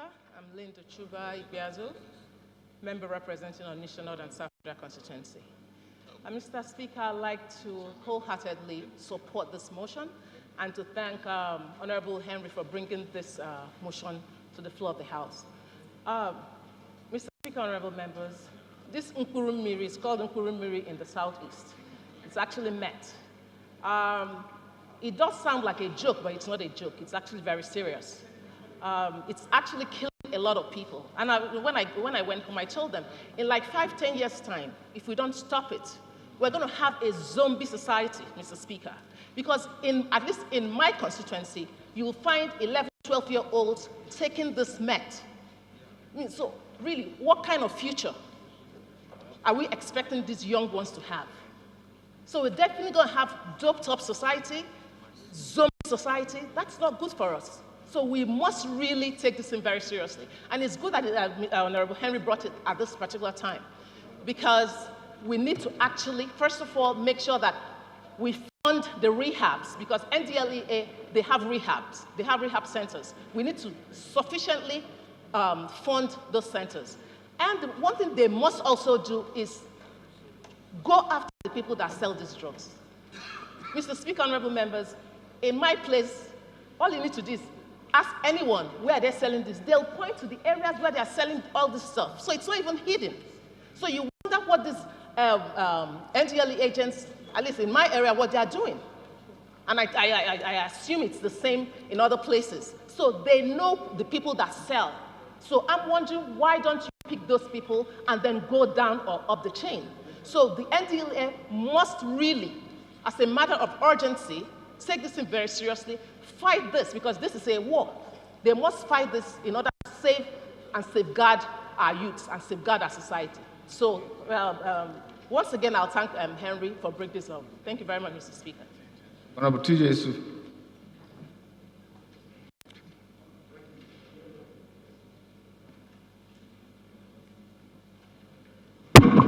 Thank you, Mr. Speaker. I want to adopt the two speakers' position as you do mine. Mr. Speaker, I'm T.J. Yusuf. I represent the people of Kaba, Bunu, Ijumu Federal Constituency. But I want to appeal that we should expand the scope beyond that particular drug mentioned. In the course of the NDLA, in the course of the Drug and Narcotic Committee meetings that I attended of recent, I have come to see other new lexicons. I've had things like Lakatomtom. When I had Lakatomtom, I was shocked. And they told me it's Tom-Tom and Lacasera, and a drop of Tom-Tom. It becomes a drug. It becomes an intoxicated drug. So you have a young person at home with Lacasera. How will you suspect that Lacasera can become something else? I think we should, as a nation, take the issue of drug abuse beyond rhetorics, and NDLEA alone cannot handle it the way we are now. We must have a national policy on drug abuse to save our youth. Mr. Speaker, I'm scared that if care is not taken, that our youth in the next 10 years will not be able to compete with other youths from other nations, because drug retire your ability to reason effectively like another human being, and it's becoming a normal thing. The normal drugs that we think are drug that is even different. The normal things that are not drug that now become drug, Evostic, what have you. If you hear the common things that they turn to drug now, sir, you need that we need an urgent policy, national policy on drug. There should be education in school. Society should be set up in school. I mean, whatever you call it, clubs, anti-drug clubs. Churches to rise, mosques to be part of it. The society must realize that the moment we allow this menace to go beyond what we can handle, this nation is finished. We're not talking about a thing that happened in just one area. Go to the north, south, east, it's the same. Mr. Speaker, my dear colleagues, I want to appeal, I'll use the opportunity of this motion to make a lot of appeal to policymakers to come on board to arrest these very dangerous quagmire that we find ourselves. Thank you. Honorable Kakali, acting whip, just a bit patient. It's a Kakali behind you. Sorry.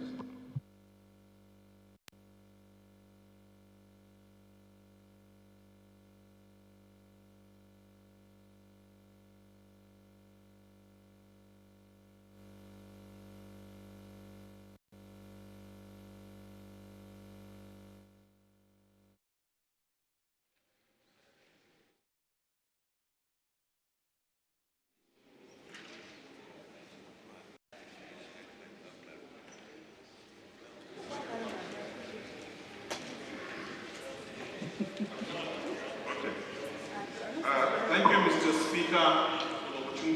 I remain Honorable Shehu Balarabe Kakali from both Enga Dengishi Nuturita. I'm from Sokoto Birnishu.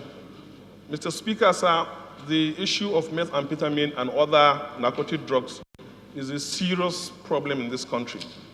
It's an epidemic, honestly, that is going to put us in even worse situation than where we are in terms of economic challenges, terrorism, and kidnapping and the rest. One of the major problems I want to draw the attention of this hallowed chamber to is the ease with which this meth is produced. Unlike tramadol and cocaine that have to be imported because they are not usually produced in Nigeria, methamphetamine, amphetamine can be produced from this common cold drugs that are over the counter, drugs for catarrh and for cough. And it can be made from crude laboratories in homes and in communities. So that's what makes it very easy to access and also quite cheap. And with this rate, if we are not able to really stem the tide of the abuse of this very dangerous drug, and permits our youth population, which are in their tens of millions, will have a bigger disaster in our hands. So, Mr. Speaker, I also have an amendment to the motion that the federal government should develop a Marshall Plan to tackle the menace of these drugs. Bandits, terrorists use a lot of these drugs, criminals, and with this meth, if it's something not done about it, we will definitely get to a situation that where the whole country, and particularly our youth, will just be in the shadow of themselves with worsening situation of security, poverty, and death. So that's my submission for an amendment, Mr. Speaker. Thank you very much. Honorable Jonathan, then we'll round up with the acting whip of the House. No, Jonathan first, before you will run up. Okay. Thank you. I said, Jonathan. Okay. Right Honorable Speaker, my esteemed colleagues, my name is Gaza Jonathan Gbefi, and I represent the people of Karu Kefi Kokona Federal Constituency. Mr. Speaker, this is a topic that is very dear and close to my heart. Last week, I rose on this floor in this hollow chamber, and I moved a motion against suicide. And one of the major causes of suicide, as researched in my motion, was due to drug use and drug abuse. Even as I stand to commend the customs services for a great job they've been doing, you watch on the TV, you see catchment of illicit drugs being apprehended at the borders. I wish to call upon them that there is more to be done. The immigration services, our security forces, a lot has to be done with regards to stopping these drugs from entering our borders. And even while within our shores, I must commend the NDLEA and the fact that there's been a new energy has been put into their operations with recent employment and trainings of personnel. And they've just passed out some set of officers. But I wish to take another perspective in debating this all-important motion. Right Honorable Speaker, I remember while we were much younger, there was an agency, or there is supposed to be an agency called the National Orientation Agency that reminds us of our core values as a people. When everybody's child, when one child belongs to the community and not a child belonging to a family. What am I trying to say? It is our children, unfortunately, that are being lured into such stupid abuses, amongst other things. I want to call on the National Orientation Agency that particular programs must be put in place to start from the primary school levels, secondary school levels, and even to the university and the general public to dissuade and disabuse our youth and the young children of this nation growing up on the dangers of drug abuse. Right, Honorable Speaker, a paradigm shift is needed because unfortunately, we're already going on a downslope. If we do not attack these things, just as been said, the next 5-10 years are bleak because once you attack the youth of a society, you attack the progress of that society. Thank you, Right Honorable Speaker. Thank you. Last but not least, my brother, Honorable Namdas, His Excellency. Honorable Speaker, honorable colleagues, my name is Abdurazak Namdas. I represent Ganye Jada Tongo Mawe Belwa. I am from Adamawa State. Mr. Speaker, I adopt most of the arguments. I just want to add few. There's a correlation between drug abuse and insecurity in this country. In fact, General Marwa has mentioned that recently in one of his talks at the State House, and we know that the NDLA recently has done their best in trying to see how they can be able to put the issue of drug abuse to rest. But as one of the speakers just mentioned, this issue cannot be done by on one agency alone. NDLA alone cannot be able to solve this problem. We need other sister agencies that can talk together, even including security forces that can be put together to see how we can be able to tackle the issue of drug abuse. Because our youth are really very seriously engaged in it. But more to say, let us not just, let us mention and be cautious. Let us just say larger percentage of people who abuse drugs are youth. But that does not mean adults don't engage in drug abuse. This is the truth. We should, if we are going to come out with a campaign strategy, the campaign strategy should involve both the adult and the young person. Because it will surprise you that even some adults are involved in this. And when our youth see that some adults are involved in this, they see it as a solace. Parents take care, your early mentors take care. So we should take it as a serious matter. It's cut across all strata of society. Let us not just reduce it to only youth. We agree that the youth are mostly indulged in that, but elders are not safe. And you will start to mention issues, you will see that you'll be shocked that people are really involved in. So that's just my addition on that. I thank you, Mr. Speaker. Before the question, there's an amendment from Honorable Henry. No, Ifeanyi Moma.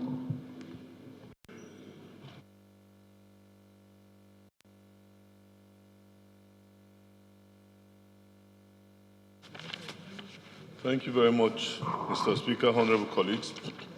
My name is Honorable Ifeanyi Moma, and I speak for the people of Ihiala Federal Constituency. I'm from Anambra State. Mr. Speaker, indeed, it's very, very clear and obvious that this is now a menace to the society that we live in. So my amendment is that there should be an explosive and a ferocious raid on these plants, on these manufacturers and their local plants by combined forces of NDA, NDLEA, and all the security agencies.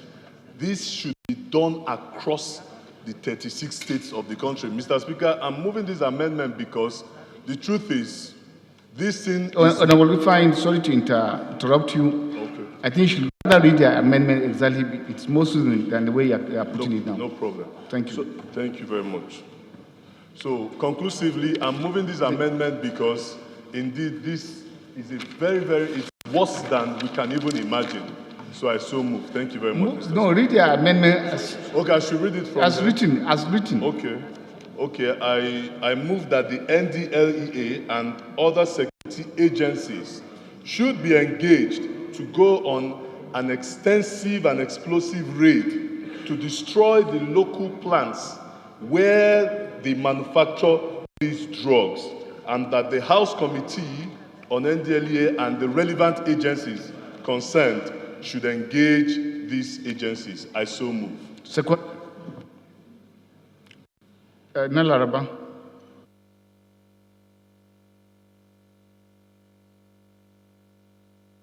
Thank you, Mr. Speaker. Abubakar Hassan Nella is my name. I represent the good people of Awedo Makiana Federal Constituency. I'm from Nasarawa State.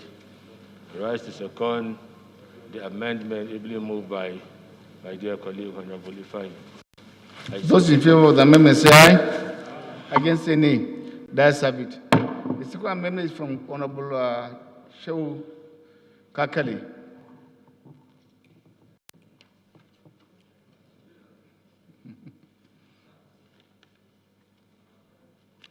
Another amendment? Okay. Okay. The amendment, Mr. Speaker, is to develop a Marshall Plan about mitigating abuse of drugs in Nigeria, and secondly, to urge this House to increase the budget envelope of NDLE for them to discharge their duties properly. Member.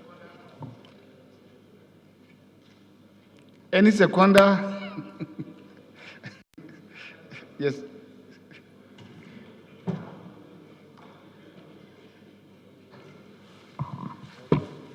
Thank you, Honorable Speaker, my honorable colleagues.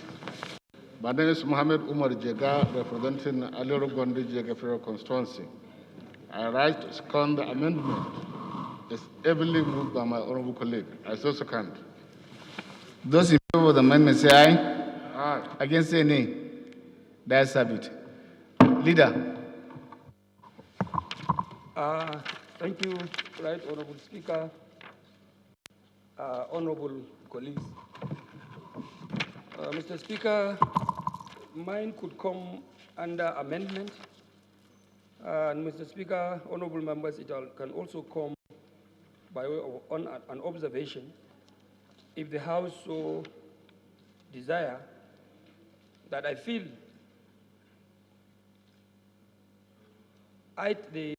this particular part of the motion, which reads that aware that methamphetamine, also known as crystal meth or Mpuru MNRI, was developed in Japan in 1919 and grossly abused during the World War II when it was issued to pilots on suicidal mission, then called Kamikaze. Mr. Speaker, I would like to say in good faith and without any point whatsoever against the basic intent of this motion, that this House is an institution. Let us not delve into any matter or allow any point here or any praise to the resolution of this House that we do not necessarily have facts that we hold on to. This is a historical proposition. We may not be sure, we are not quite sure whether it happened or it never happened. We don't have the facts, and this is an institution. I only want to plead with the mover of the motion and the chair, and as well the members of the House of Reps, that we can fly fine without necessarily including this particular part of the motion. Please. So I would like to move by way of amendment that the House do agree to move and expunge this part of the motion so that we don't go into unnecessary controversy or anybody on the street hanging on that to now join issues with the respected House of the people of Nigeria. Please. Thank you. Yes.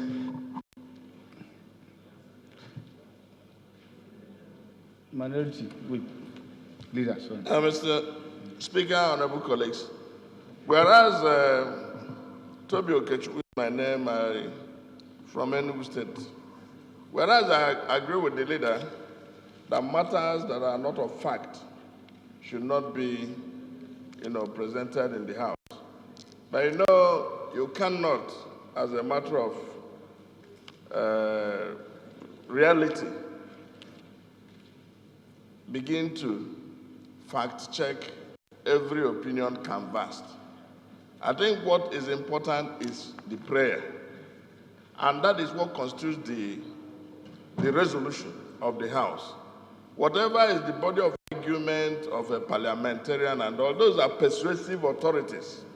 But what is the Parliament tries to do is to ensure that whatever resolution which is in the prayer, what are you asking us to do, will be things that are based on fact. So I will suggest that since it's not part of the resolution, we simply ignore it as an opinion or something that is coming from him. Well, thank you very much, Deputy Minority Leader. But what the leader of the House is trying to bring our attention is about relationship between our country and other on diplomatic front, so that will not be found wanting. The mover of the motion is not here.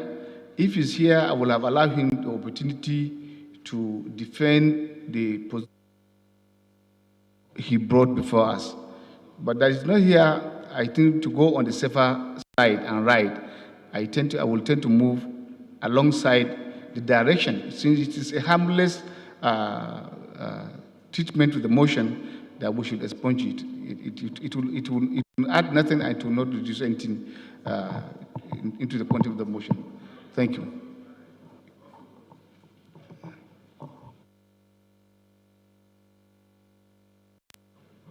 Also, I intend to also quickly align with the presiding officer, because there's a nexus between the body of the motions and prayers.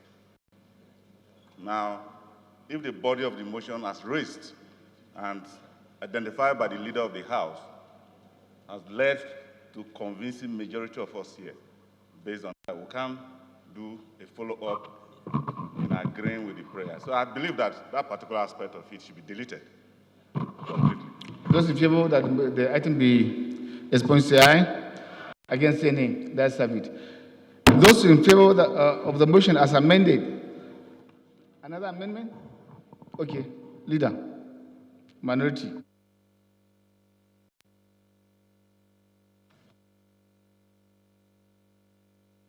Minority Leader. Thank you.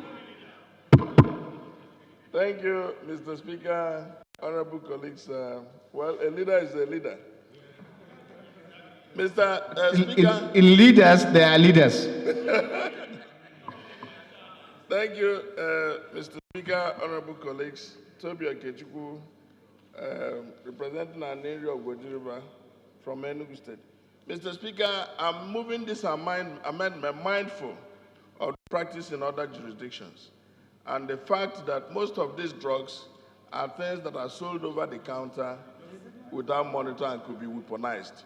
So I will amend, I will put an additional prayer that the Ministry of Health should provide a clear policy on prescription drugs, as well as a policy on sale of drugs across the counter, and ensure its implementation. And the House Committee on Health should ensure compliance. Seconder. Honorable TJ.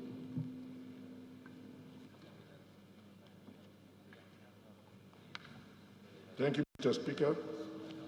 I'm TJ Yusuf. I represent the people of Kababuni Jumufara constituency. I rise to second the amendment as sought by the Deputy Leader, Minority Leader.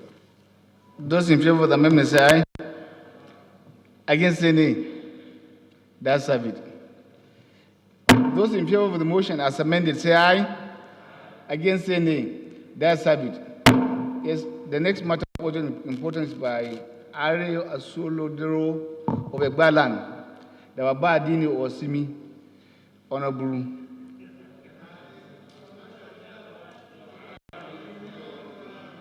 Thank you.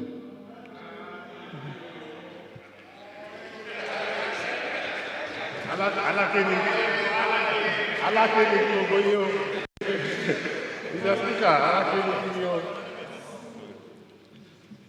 thank you very much, Mr. Speaker. Distinguished honorable members,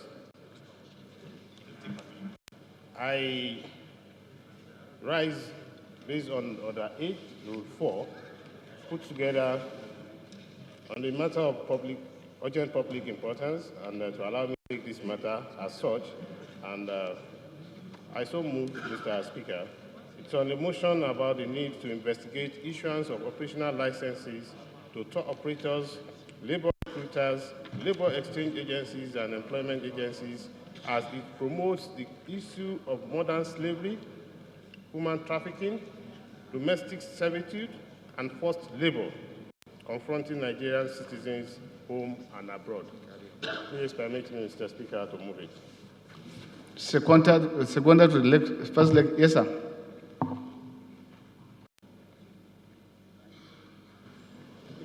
Thank you, Mr. Speaker. My honorable colleagues, my name is Honorable Musa Umar Garu, member representing Gorzakabo Federal Constituency. I rise to second the motion ably moved by my honorable colleagues.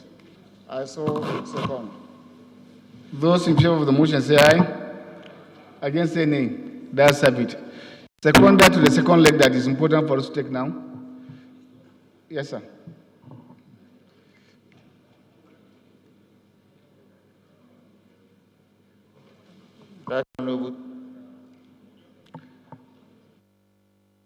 Is that a seat?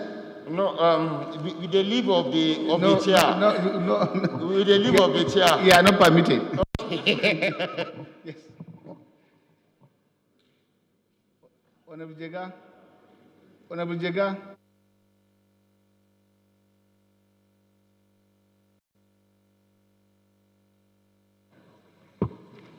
Thank you, Right Honorable Speaker, respected colleagues.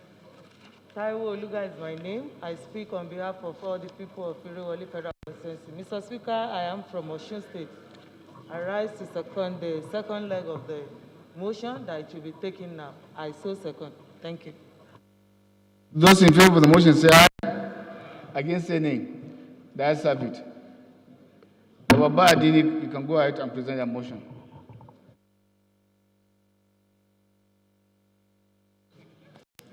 Thank you very much once again, Mr. Speaker.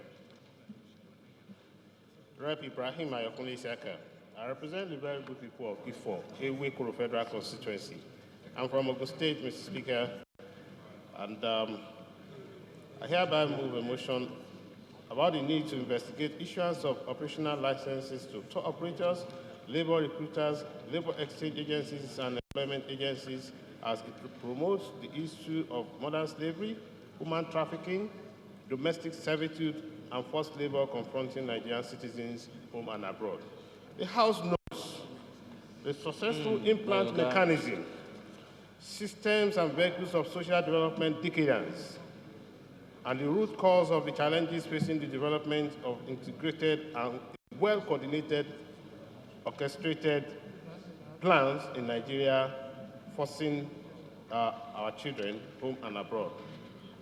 The House further knows the need and recall for investigation on the dealings and activities of travel agencies, tour operators, labor recruiters, labor exchange agencies, sports and education agencies, and other bodies involved in movement of citizens in and out of Nigeria as the first point of call at addressing the issue of modern slavery out of the country, in particular reference to citizens migrating to the Middle East. The House is disturbed that modern-day slavery and its related issues are commixed in a web of complexities and continues to thrive because of the growing lapses in our institutions, among others. To share key factors, as noted by International Labour Organization, there are estimated 40.3 million people trapped in modern slavery around the world at every given time. Of these 40.3 million, 24.9 million people are estimated to be within situations of forced labor. Out of the 24.9 million people trapped in forced labor, 16 million people are exploited within the private sector. This includes in fields such as domestic work, construction, and agriculture. 8 million of these 24.9 million are persons suffering from forced sexual exploitation. Around 4 million of the 24.9 million are institutions of forced labor imposed by state authorities, even within us. Women and girls are disproportionately affected by the forced labor. 99% of the victims are in the commercial sex industry, and 58% in other sectors, Nigeria, as of today, ranks top amongst nations in the sub-Sahara region, with her citizens estimated to make up about 25% of the